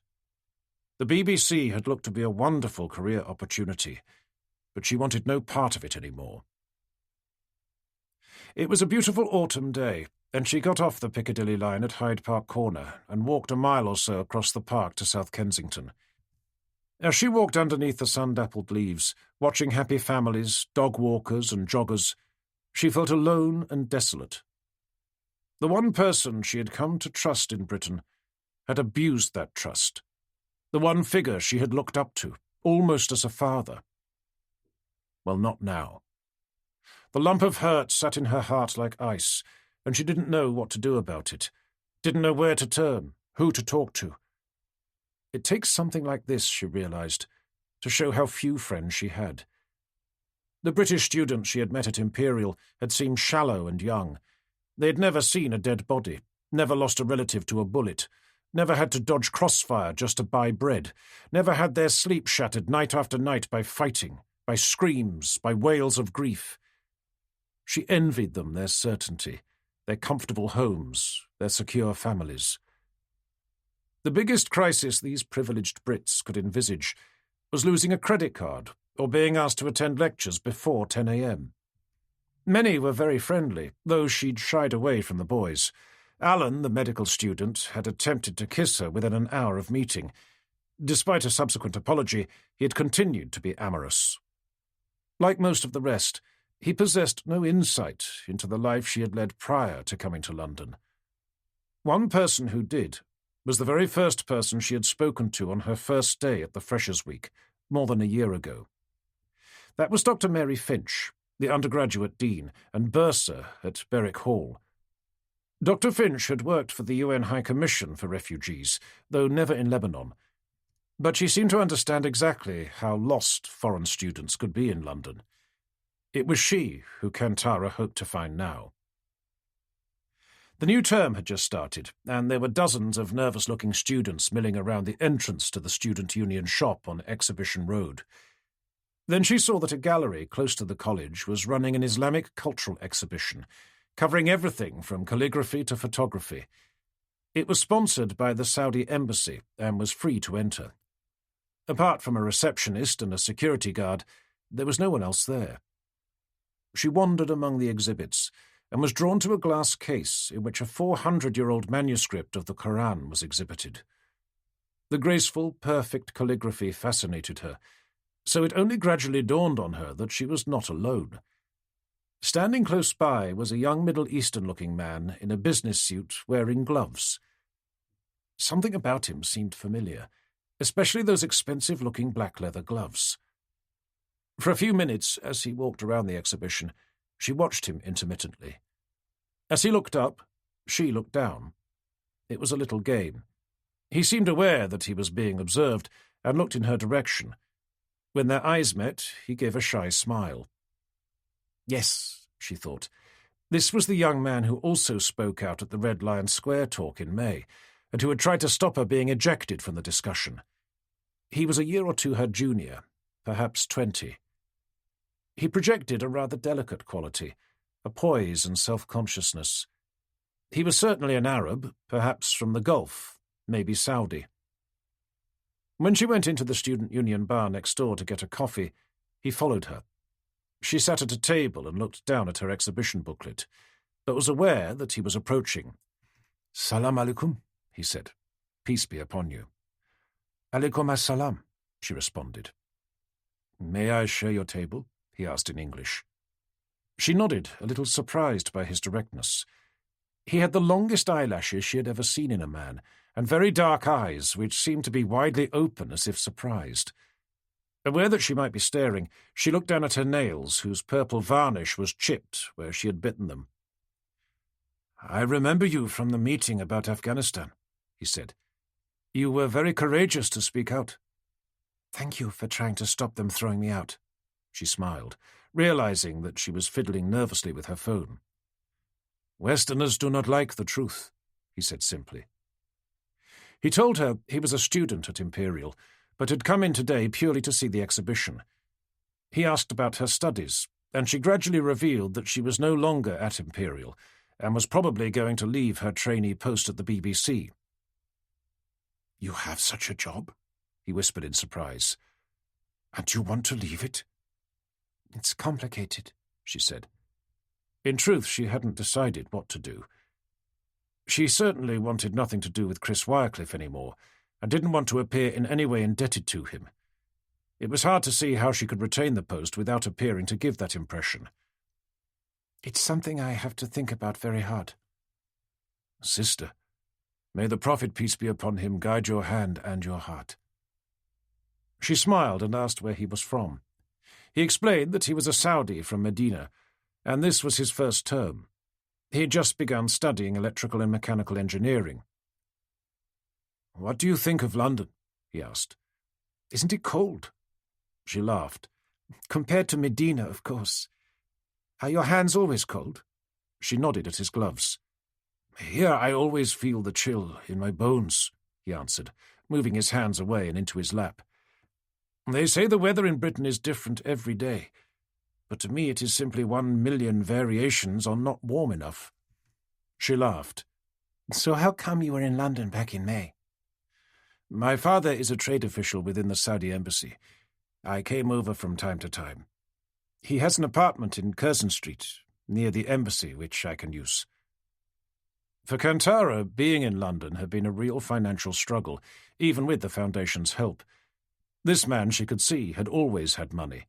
The well-cut suit, the silk tie, and the crisp white shirt were all clear enough. Someone else, she was sure, did his ironing. She'd never before seen an undergraduate who dressed so formally. Many of the British students looked like they'd dressed from charity shops, even though most could afford to do better. My name is Rifat, he said. May I ask yours? She told him, and his eyes flicked wider, as if some new level of alertness had been triggered. When he asked where she was from, she simply said, Lebanon. She didn't want to have to make any explanations, provide any personal history, or deal with any preconceptions. She had soon learned in London that to say she was a Palestinian Arab from a refugee camp brought either revulsion, curiosity, or a charmless ideological solidarity. Quiet acceptance would be nice, but it was rare. Rifat gave no apparent reaction to her statement, but set off on a different tack. I see you are devout, sister. Have you taqwa? Kantara was surprised. I think I have an awareness of God, yes. Taqwa was a term she had rarely heard used in conversation. Do you study the Quran? She sighed. I haven't read a single surah since I was a child. She felt guilty admitting this in front of Rifat, who seemed to radiate a clear and direct piety. Don't worry. This is common because we all lead such busy lives, he said with a smile. The Prophet, peace be upon him, is a faultless guide in times of indecision. The college chaplaincy centre may not be a proper musalla, but a place of worship is defined by the act that takes place there. There is a women's prayer session and study group tonight. Kantara was going to refuse this oblique invitation, but then she thought, why not go? I am confused, I am uncertain, and I am very, very angry. That was something that had only gradually dawned on her today, just how much anger she had. Wasn't it always this way? Men with power take what they want. They despoil nations, they steal natural resources, and they occupy, with their military might and with their bodies, that which does not belong to them. If Chris Wycliffe was here now, she felt she could slap him, hit him, even stab him for the casual and violent abuse of the precious innocence she had offered him. It was something he took that could now never be given to another more gentle person. Yes, I will take a look. Thank you for pointing it out to me. She realized that this would also give her time to track down Dr. Mary Finch. She needed to talk this through with someone. Dr. Finch would listen to her and understand. Kantara was disappointed to discover from the hall warden that Dr. Finch was away on sabbatical. That left her with several spare hours before the study class began at 7 p.m. Rifat suggested they go to Regent's Park Mosque. Rifat was keen to pray and thought they would be able to get there in time for the mid-afternoon Asra prayers at 4 p.m. The early evening prayer, Maghrib, would be too late. Rifat hailed a taxi and they travelled up to Regent's Park in style. She hoped he was going to pay and was relieved to see he did so, pulling a £20 note from a thick wallet and leaving a substantial tip. The mosque looked fabulous in the full afternoon sun. She had seen pictures of the sparkling minaret, gold dome and sweep of alabaster, but the grace of the building was greater than she had expected, especially set against the greenery of the park. Rifat explained that Regent's Park Mosque, unlike some of the smaller, unconsecrated musallas, encouraged women to play a full part not only in prayer but in voluntary activities.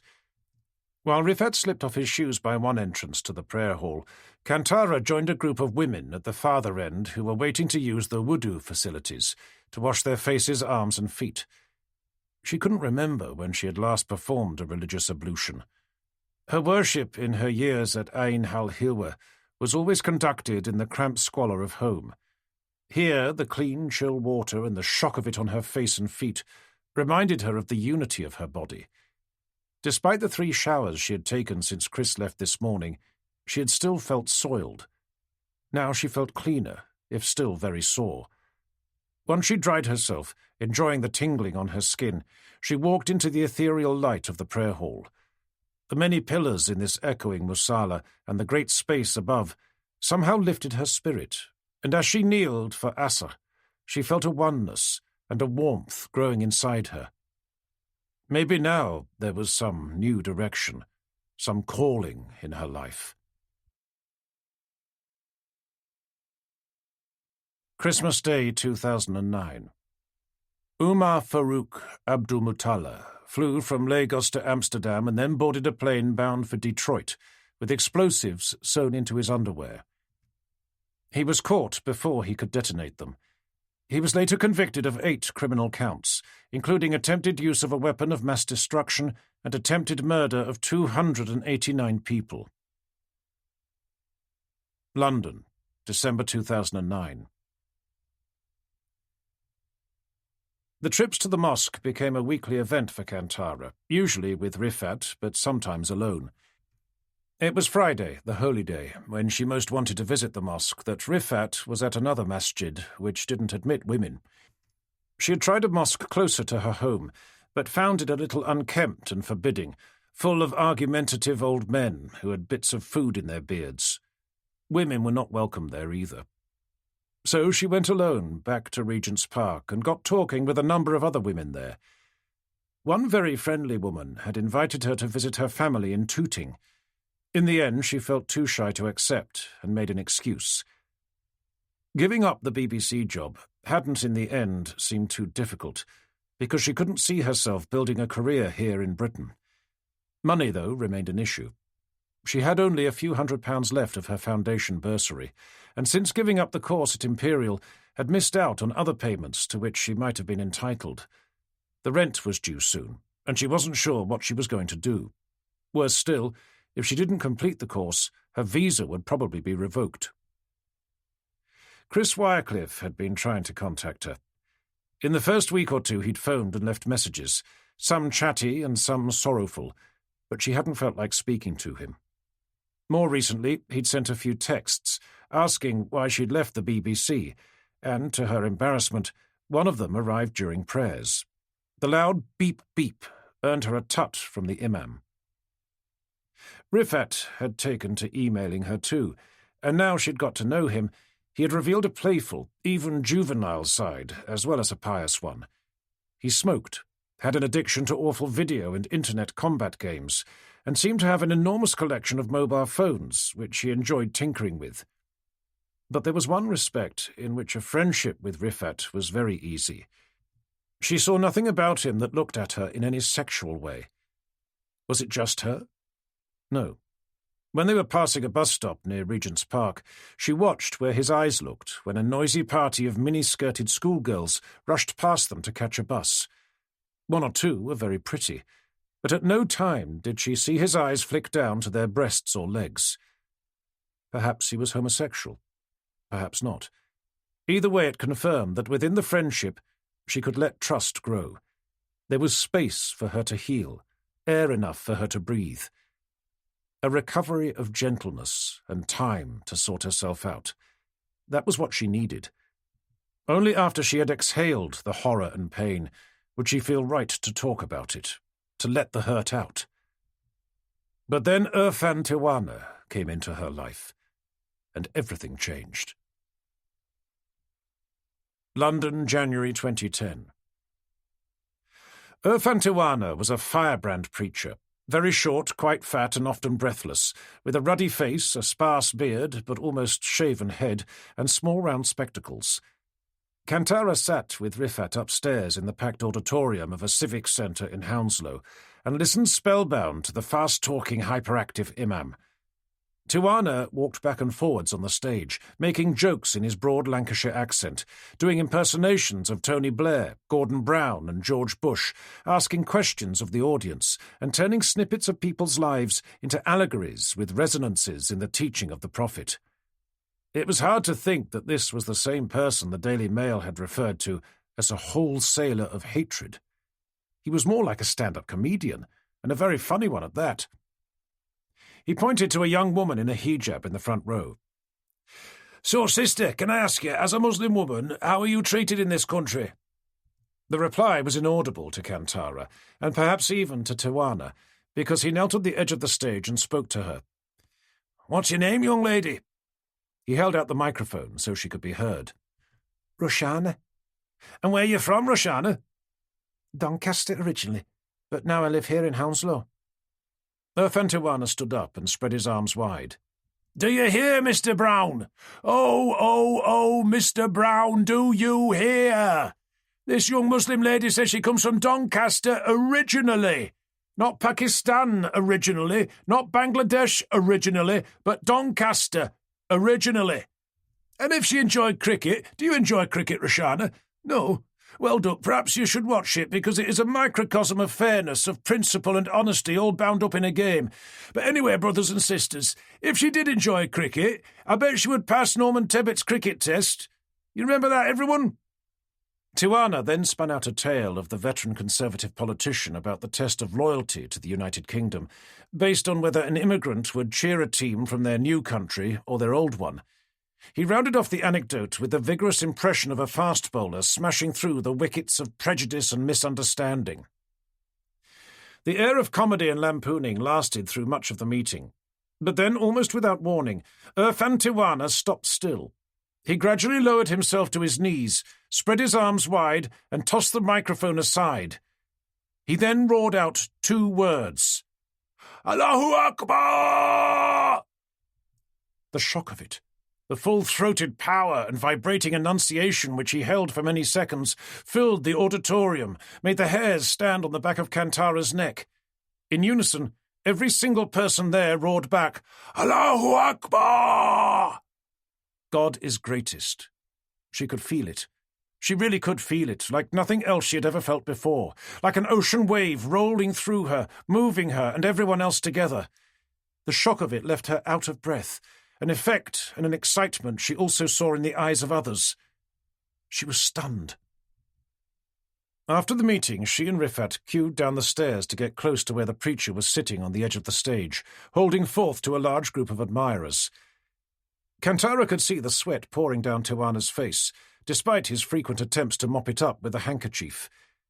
Within the group, a couple of young stewards were collecting contributions in buckets. Rifat contributed £60, and Kantara, who had hoped to escape with just £1 or two, confronted the reality of what the preacher had referred to as a silent collection. No coins. When she looked into the bucket, her £5 note, an amount she couldn't really afford to give, was the only one in a sea of 10s and 20s. A young woman was soliciting contact details for Tawana's email newsletter and offering cards with his website address. Kantara signed up and took a fistful of cards. She and Rifat were still in the glow of elation as they tumbled out into the street. She suddenly felt hungry and saw that there were numerous kebab houses, Chinese restaurants, and fish and chip shops open. "Do you like Chinese?" she asked. "I've never had it," Rifat said.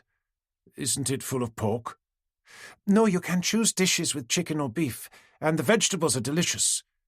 There are Chinese restaurants in Lebanon, but the ones here are better." They went into the nearest restaurant, and, it being a Monday evening, were the only guests.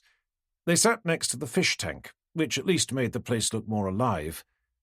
Rifat ordered 6 or 7 dishes, until Kantara said that it would be too much. When the food arrived, she showed him how she had learned to use chopsticks. "How did you learn such a thing?" Rifat laughed, as he watched her struggle with the implements, giggling as a mushroom shot across the room and bean sprouts were scattered across the tablecloth. "A man taught me. A British man from the BBC." It was the first time for weeks she'd been able to think of him without feeling acute pain. The memory of a night at a restaurant in Wardour Street with Chris, from when their friendship was just that, was as sweet and sour as the food. It made her feel wistful. At one level, she felt ready to start talking, to let someone know just what had happened to her, and to share the guilt she now suffered. For all the brutality of the assault she had suffered, she recognized that she had snared Chris into taking her innocence, had blackmailed him emotionally to stay with her that night. But she couldn't broach this subject to any man, certainly not an Islamic traditionalist like Rifat. He would not look beyond the stigma of lost honor, the stain on her family, however theoretical a concept that was. In his eyes, the blame would be hers entirely. She was sure of that. Yet in her own heart, she knew that could not be right. She had followed her feelings, her love. How could that be wrong? What she needed was a woman who she could talk to. In the days after the event, she had been invited down for a coffee with Tina and her twin toddlers, but she couldn't really get a straight answer from the worldly London girl on whether the sex act was always meant to be brutal and painful like that. Tina had been sympathetic, but had sniggered when Kantara disclosed that she had been a virgin. "I gave birth at 14, Tina said, savouring the horror that crossed Kantara's face. She lit a cigarette and exhaled a mouthful of smoke. "I wasn't sure who the father was. 3 or 4 possibilities. I was a bad girl back then." Kantara was almost too dumbfounded to speak, so Tina continued. "Virginity ain't treasure, dear. Not like your lot. Not having it stuffs you up for marrying another Arab, doesn't it?" she observed. "Still, there's always British blokes, they don't care." Until that moment, Kantara hadn't even thought about marriage. The idea of a Western husband seemed alien. She was beginning to feel the ebbing of the West in all other aspects of her life. Underneath, a new woman was beginning to form. She wouldn't let herself be forced into anything she didn't want. She and no one else would shape her future.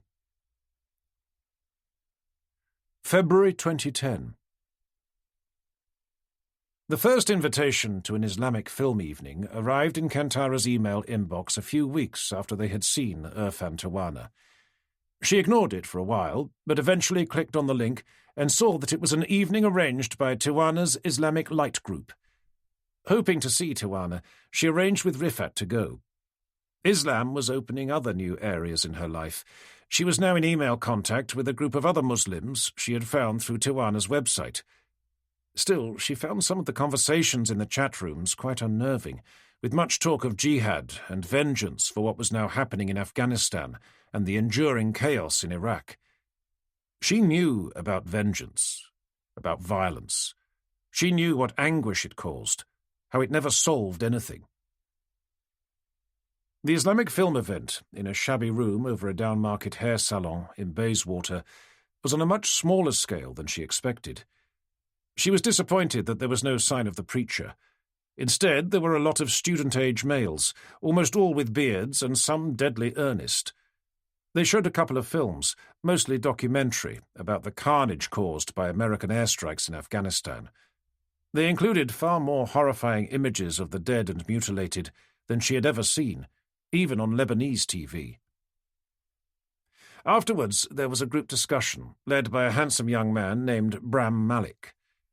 He had bewitching grey-green eyes, designer stubble instead of a full beard, and leather jacket and jeans instead of the takia cap and shalwar kameez that most wore. He smiled a lot at Kantara and tried to include her in the discussion. The main topic was whether jihad in Islam was a physical conflict or a spiritual campaign.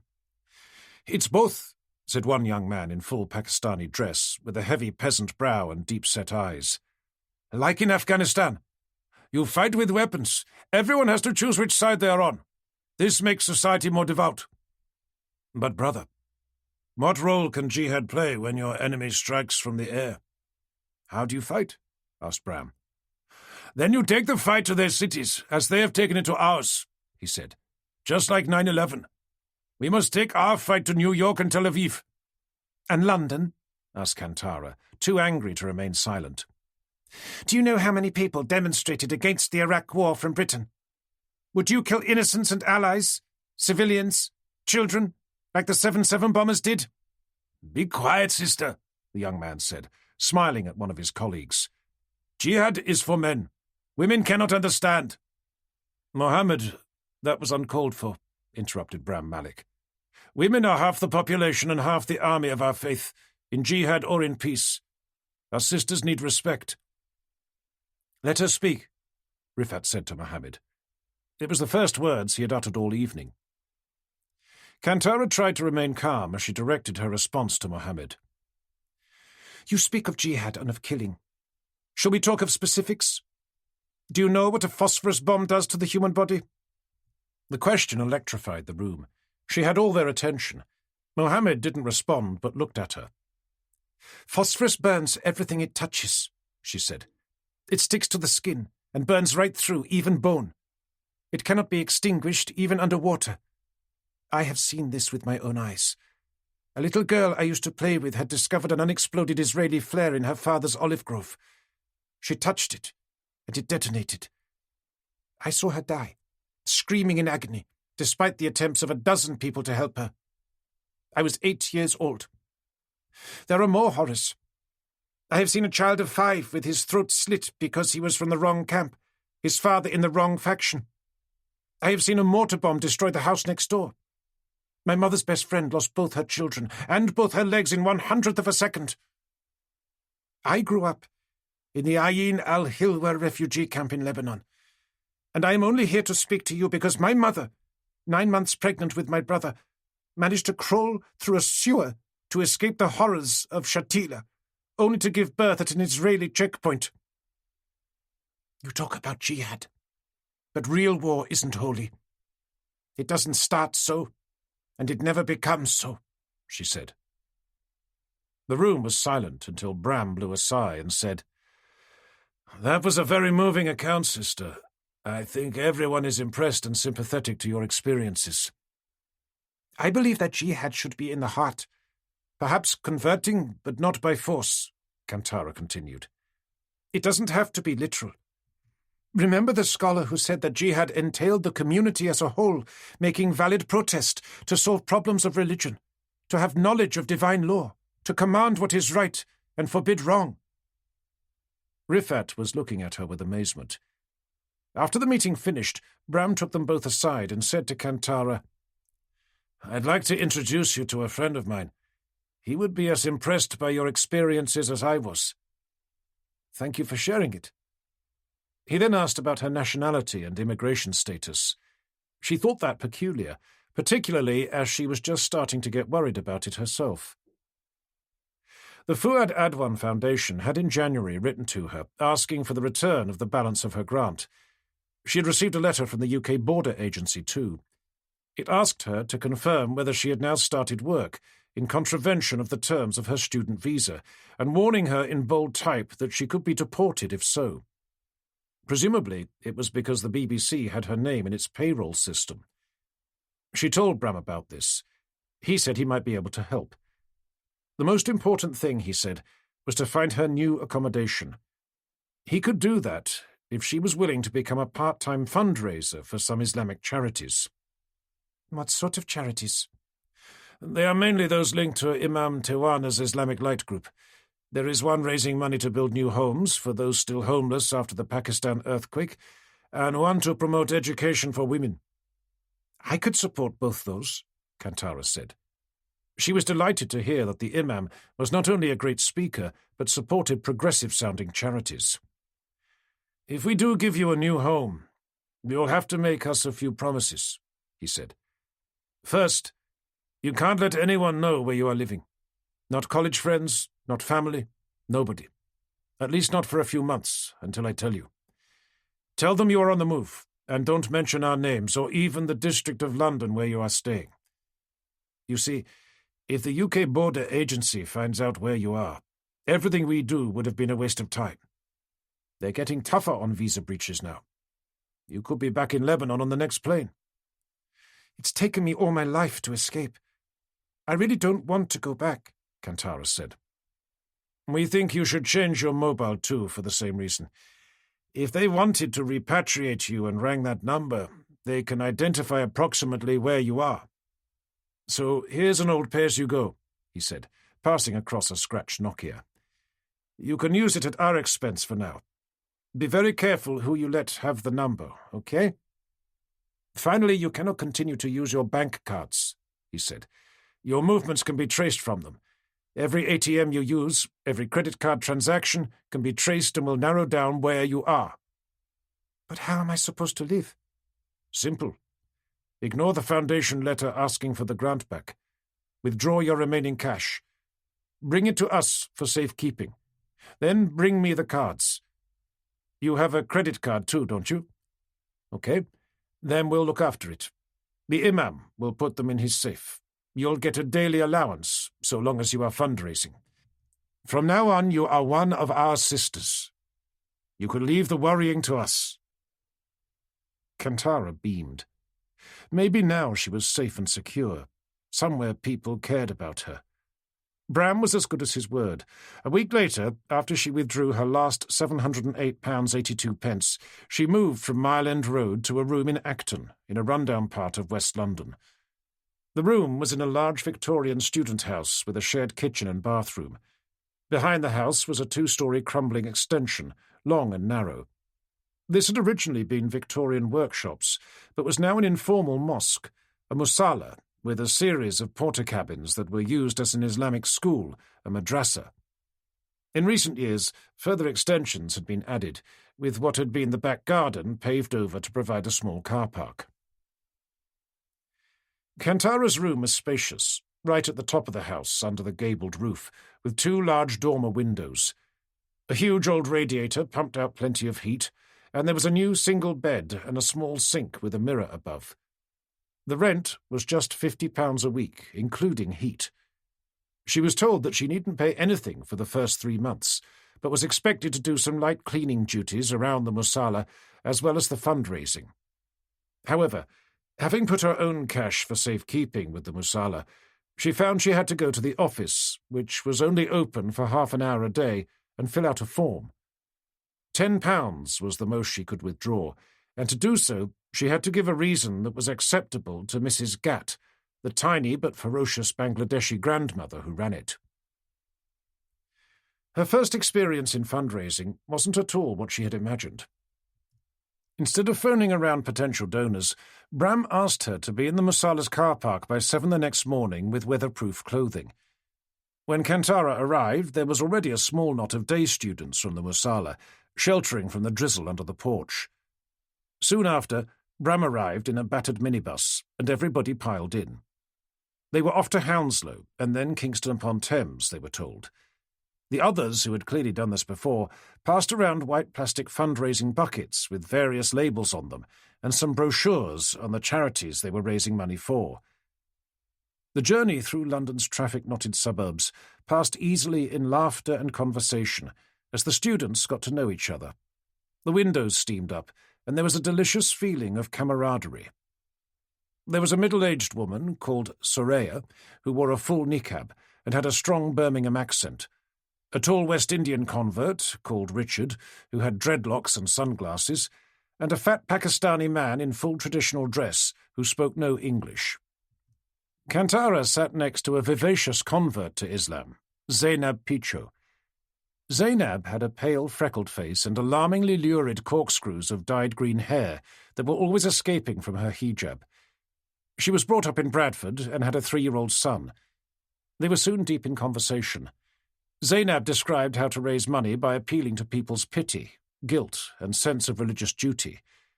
Though they were primarily there to persuade other Muslims, Zainab said it was often fun to tackle non-believers, especially young men. "Stick with me.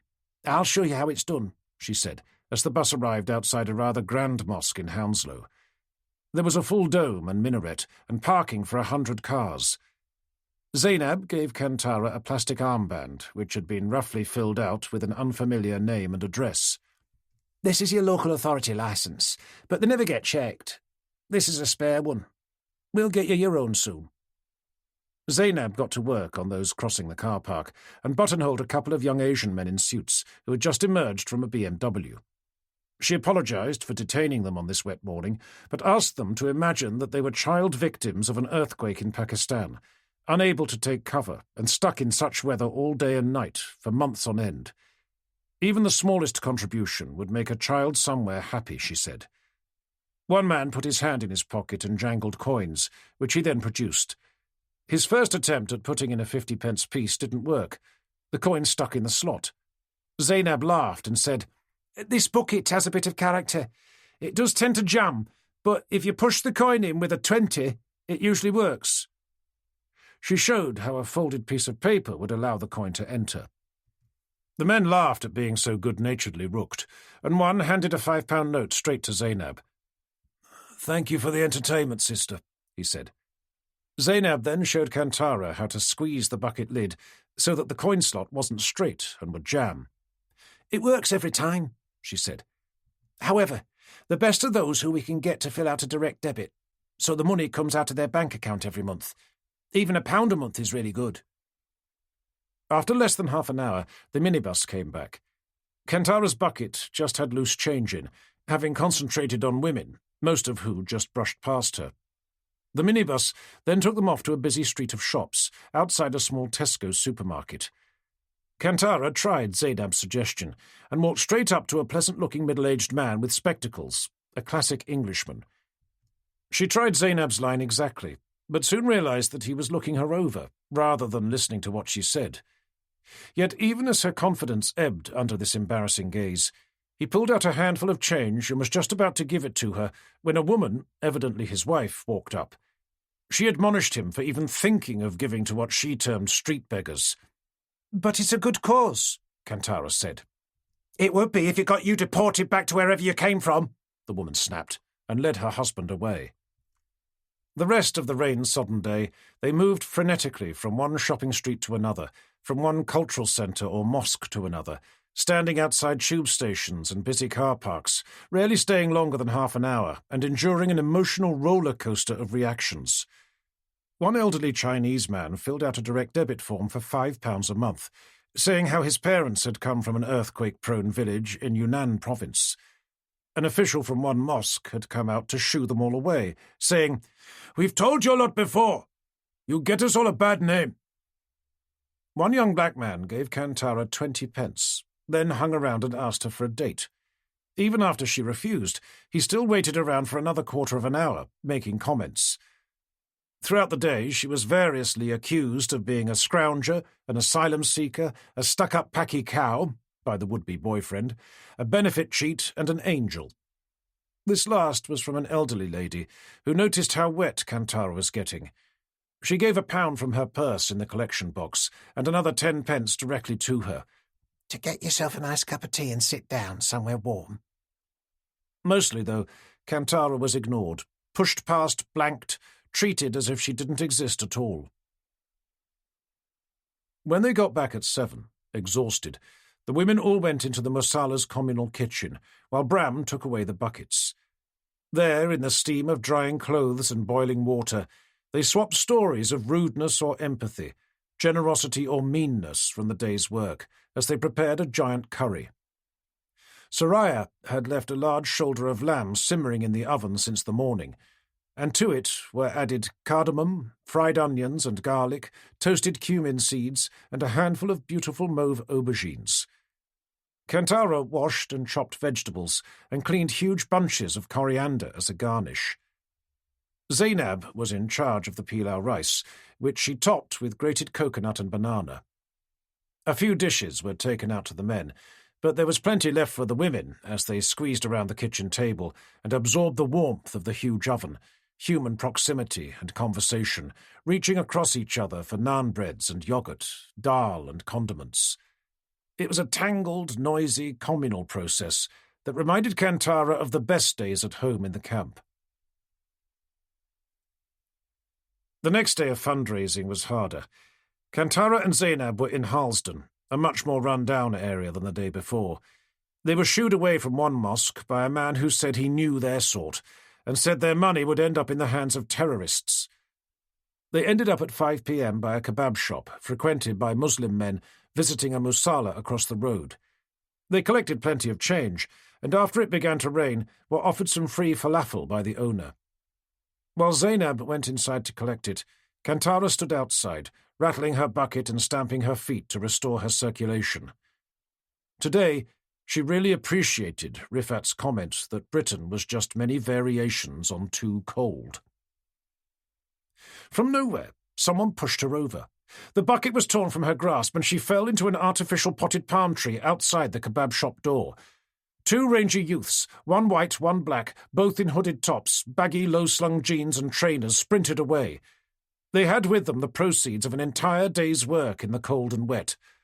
Kantara was furious. There were plenty of people in the street, but no one moved to intervene. They just stood and stared, immobilized by the latent violence the two exuded. Where the palm had been knocked over, dozens of pebbles that were used to weight the pot spilled across the pavement. Kantara leapt to her feet and grabbed a handful. The muggers were walking away now, 30 metres on. One had a congratulatory arm round the other, only occasionally glancing behind. Kantara took a deep breath. This would be tough, and she was out of practice. "No!" Zainab yelled as she emerged from the shop. "They'll come back for you!" Kantara's first shot fell well short, clanging off the side of a bus shelter. With her second stone, she took a step back, and, whipping her forearm in a smooth low arc, flung it so fast it was invisible. Immediately the taller of the muggers yelled, then staggered and held the side of his head. The shorter one, the white guy with spiky ginger hair, turned and flicked back his hood to look back at them. He bellowed expletives and murderous threats, a finger jabbing in the air, his neck muscles corded in fury. Zainab started to turn back for the safety of the kebab shop. "Don't run," said Kantara. "They need to see we are strong." The owner of the kebab shop was now with them, wielding the long carving knife that he used to slice doner. The white youth held the bucket high in the air to taunt them, and danced from one foot to the other, rattling the money. Kantara threw a third time, a fluid motion that gathered power from the large stone. It found its mark full in the white youth's face. He let out a cry, dropped the bucket, and, with his equally battered mate, ran rapidly away and up an alleyway. "My God, that was brilliant," said Zainab. Kantara laughed. Like every Lebanese child, she had learned how to throw hard and accurately. In the camps there is little else to do, and it is a vital skill, begun as soon as you can stand. At her 11-year-old best, and after hundreds of hours of practice, coached by her brother Hakim, she could reliably hit a can at 50 paces. Not just hit it, but smash it right off a wall. With him and other camp children at her side, she had fought vicious wars against the Maronite Christian youngsters beyond the camps, who had taunted them for their poverty and for their faith. She had been bruised and cut many times in these endless and savage skirmishes. Kantara smiled to herself and thought of her brother. He would have been so proud. It gilded an otherwise miserable, flat day. Kantara and her fellow live-in students were among 24 female day students at the Musala. Most were younger and shy, and clearly new to Britain. 2 of the older ones wore the full niqab. The Musala's resident imam, Dr. L.G.K. Khan, oversaw the Islamic learning program.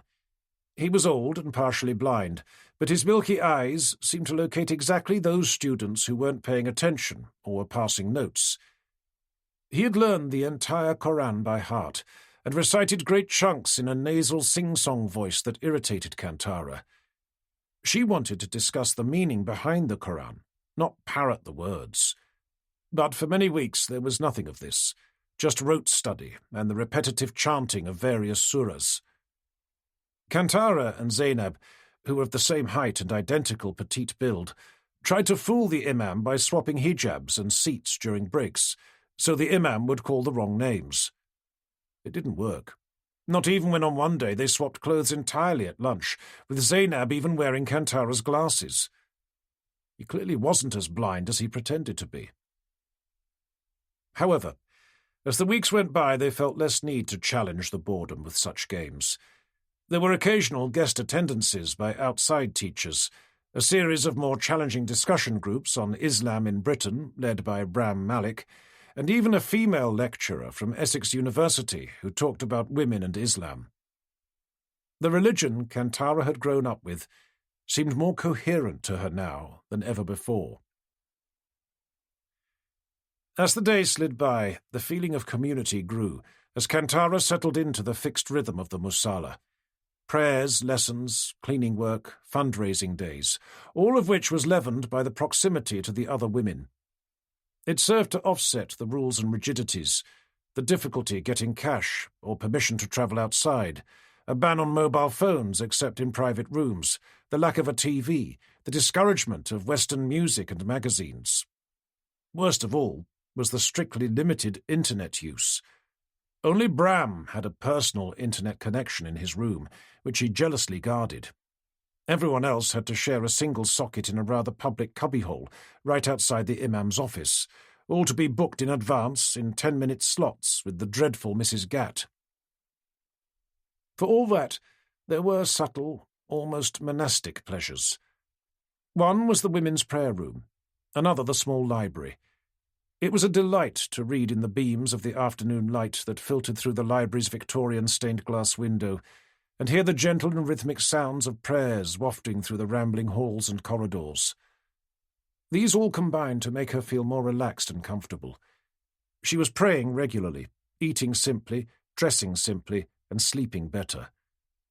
Getting the new mobile phone meant she would no longer have to worry about Chris Wycliffe trying to contact her. She had set up a new email address too, as Bram had suggested, though she had barely had the opportunity to use it. That had been a definite break. Some of her college friends fell by the wayside. She felt her circle of friends contracting, but deepening. Zainab, Rifat, and a couple of the other students on the course were perhaps a smaller circle, but were more in tune with her rebirth into Islam. She started being asked to run errands, usually for Bram. She enjoyed these, as they were a rare chance to go outside, to walk in the open or take a bus. Dr. Khan repeatedly emphasized that fostering the true path of Islam in the heart of a city of unbelief requires self-discipline, screening the soul from the chaos of material desire that London represented. Most of the errands were simple: a mobile phone top-up, newspapers, stamps, and quite often a new pay-as-you-go phone. Bram required a surprisingly large number of these. He listed the stores she should buy from, rarely the same one twice. Cigarettes, too, were needed, and Bram always made sure that she always got a packet of her own as commission. Between the prayers, the 3 days per week spent fundraising, and the chores around the Musala and her own studies, she didn't have much free time. She spent most of that chatting and drinking tea with the other women, particularly Zainab. One rainy Tuesday, Bram came to see her. He told her that they thought they would be able to sort out her visa problems for her, so long as she signed up for the full Islamic study course. He said this would classify as full-time education and take 3 years, so the immigration authorities would be off her back. Given her previous breaches, she might have to go to an immigration tribunal eventually to get her visa reinstated. She would certainly have to show 6 solid months of study as evidence of this. Would she be willing to do this? Definitely, Kantara said. I don't want to dodge the authorities if I don't have to. The course would cost a few £100, of course. But we can loan that to you, Bram said. How can I earn money to repay it? She asked. Oh, we'll find you some jobs that you'll get paid for, he said, rubbing his stubble reflectively. Chapter 20. Kantara felt at home in the Musala, and for the first time in her life she felt part of a community which had joy at its centre, not pain. She had a new roommate, too, in Zainab Picho. She was an Islamic enthusiast, the only Muslim that Kantara had ever met, who never missed any of the 5 elements of the daily Salat prayers, even Fajr, that fell before dawn. Kantara, who hadn't previously been diligent about Fajr, started to join Zainab when she heard her muttered prayers in the middle of the night. There's this thing about Islam, Zainab said. It is a religion that really requires some effort and commitment from you as an individual. That's why the West fears it. Islam will undermine not only the weak social religions of the West, but capitalism. There's no interest payment allowed in Sharia law. Imagine that, she giggled. Where are the fat cats going to make their money? Kantara found some of Zainab's ideas scatty, but she was entertaining and warm. She had arrived in Islam after being a communist, then an anarchist, and briefly a feminist lesbian punk. I'm still a feminist, but I love my hijab because I choose to wear it. No one else chooses it for me. I choose it, she said. Zainab had been christened Pamela Hargreaves and grown up with 2 boisterous brothers in Thackley, a well-to-do area of Bradford. But her family, previously tight-knit, now disowned her because of her marriage. She was married to a Pakistani, who she called Jam, short for Jamal. They had a son, now 3, who stayed with her mother-in-law in Oldham. She never saw her husband now, and wasn't even able to see her son very much. Kantara asked why. It's complicated, Zainab said, her blue eyes shiny with tears. She got out her mobile and showed the screen to Kantara. Look, isn't he just gorgeous? Kantara looked at pictures of the boy, a grinning impish blonde called Harry, though Zainab explained his real name was Haroun. Kantara thought he was lovely and felt a little kick of envy.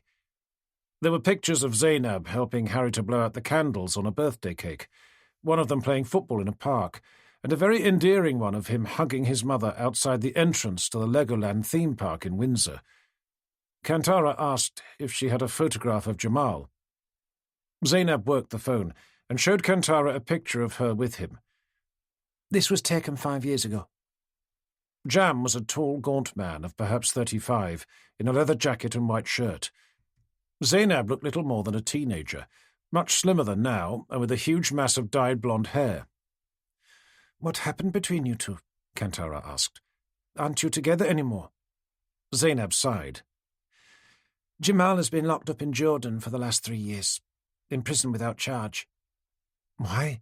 Kantara asked. You know what the Middle East is like. Allegations made without substance, lack of rights, no access for family. That's awful. He's never even seen his son, not even a photograph. Can't Britain get him out? He's not a British citizen. His residency hadn't come through. We're relying on the Pakistani consular people, who are frankly useless. They can't even get my letters through to him. All I can do is to pray that one day he will be brought back to me. Zainab described how Jamal was held in a high-security facility, far out into the desert, for high-risk prisoners. He had reported being badly beaten up on a couple of occasions, according to a consular official who had managed to see him, but Zainab herself had not been able to get permission to visit. I miss him so much, she said. I'd love for him just to be able to see that he has a son. Not able to hold that lovely little boy. How sad, Kantara thought. Fantiwana never made inflammatory speeches. Not anymore. Back in 2005, he'd publicly made some stupid remarks. It was only 3 months after the 7th of July London bombings when an Islamist cell had killed 52 people. They had used rucksacks filled with homemade explosive on the London Underground and on a bus. He should have been careful about what he said. He should have been extremely careful. But when he had addressed 3 private meetings in mosques in Blackburn, in East London and in Birmingham, he had talked about feeling a well of sympathy with some of the frustrations of those young radicalized Muslims. Then he went just a step further and said he too was exploding with rage. Of course, it went down well with the audiences, but he should have anticipated that even private meetings, not just open prayer sessions, would now be infiltrated. The first hint that he was being watched was when his name appeared in the Daily Mail a week after the last meeting. Under the headline, "The Halal Hatemonger," they had pictured him eating, with some juice dribbling down his chin. It made him look obese and repulsive. That picture was 2 years old.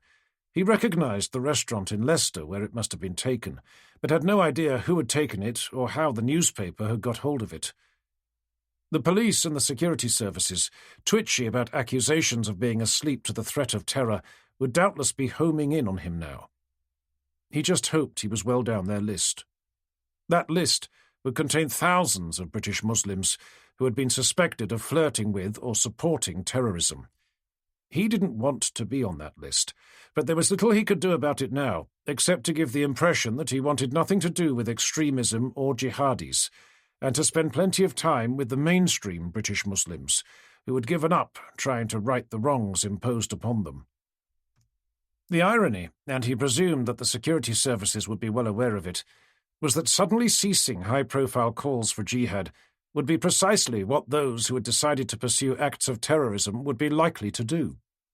So the important thing for him was to have a firewall between himself, a high-profile troublemaker, as he had been labelled in the Daily Telegraph, and those who would actually do the work of fighting back against the West. That was why he was so interested to hear about Kantara. Something about her background and attitude intrigued him, something about her open-mindedness. Most potential new recruits emitted such a radioactive wave of Islamic zeal and righteous anger that they were dangerous to be near, particularly for him, particularly now. A dozen bearded loudmouths banging on about jihad might be useful in Pakistan, but here they would just draw unwelcome attention. He now worked to keep his distance from them. But women were different. There were few enough female recruits, and they were less visible, more intelligent and subtle for the tasks he had in mind. Important tasks that required a softly approach. About 2 weeks after Zainab moved in, Kantara awoke from a dream. The details were elusive, but she felt ashamed and upset. A few minutes later, she felt Zainab sitting at the edge of her bed. "Are you all right, Duck?" she said. "You've been crying?" Kantara apologized and took the tissue that Zainab offered to wipe her eyes. Zainab's hair, normally held fast with a slide under her hijab, was a mass of curls above her mauve pyjamas. The warmth of her body next to Kantara was comforting. "What was upsetting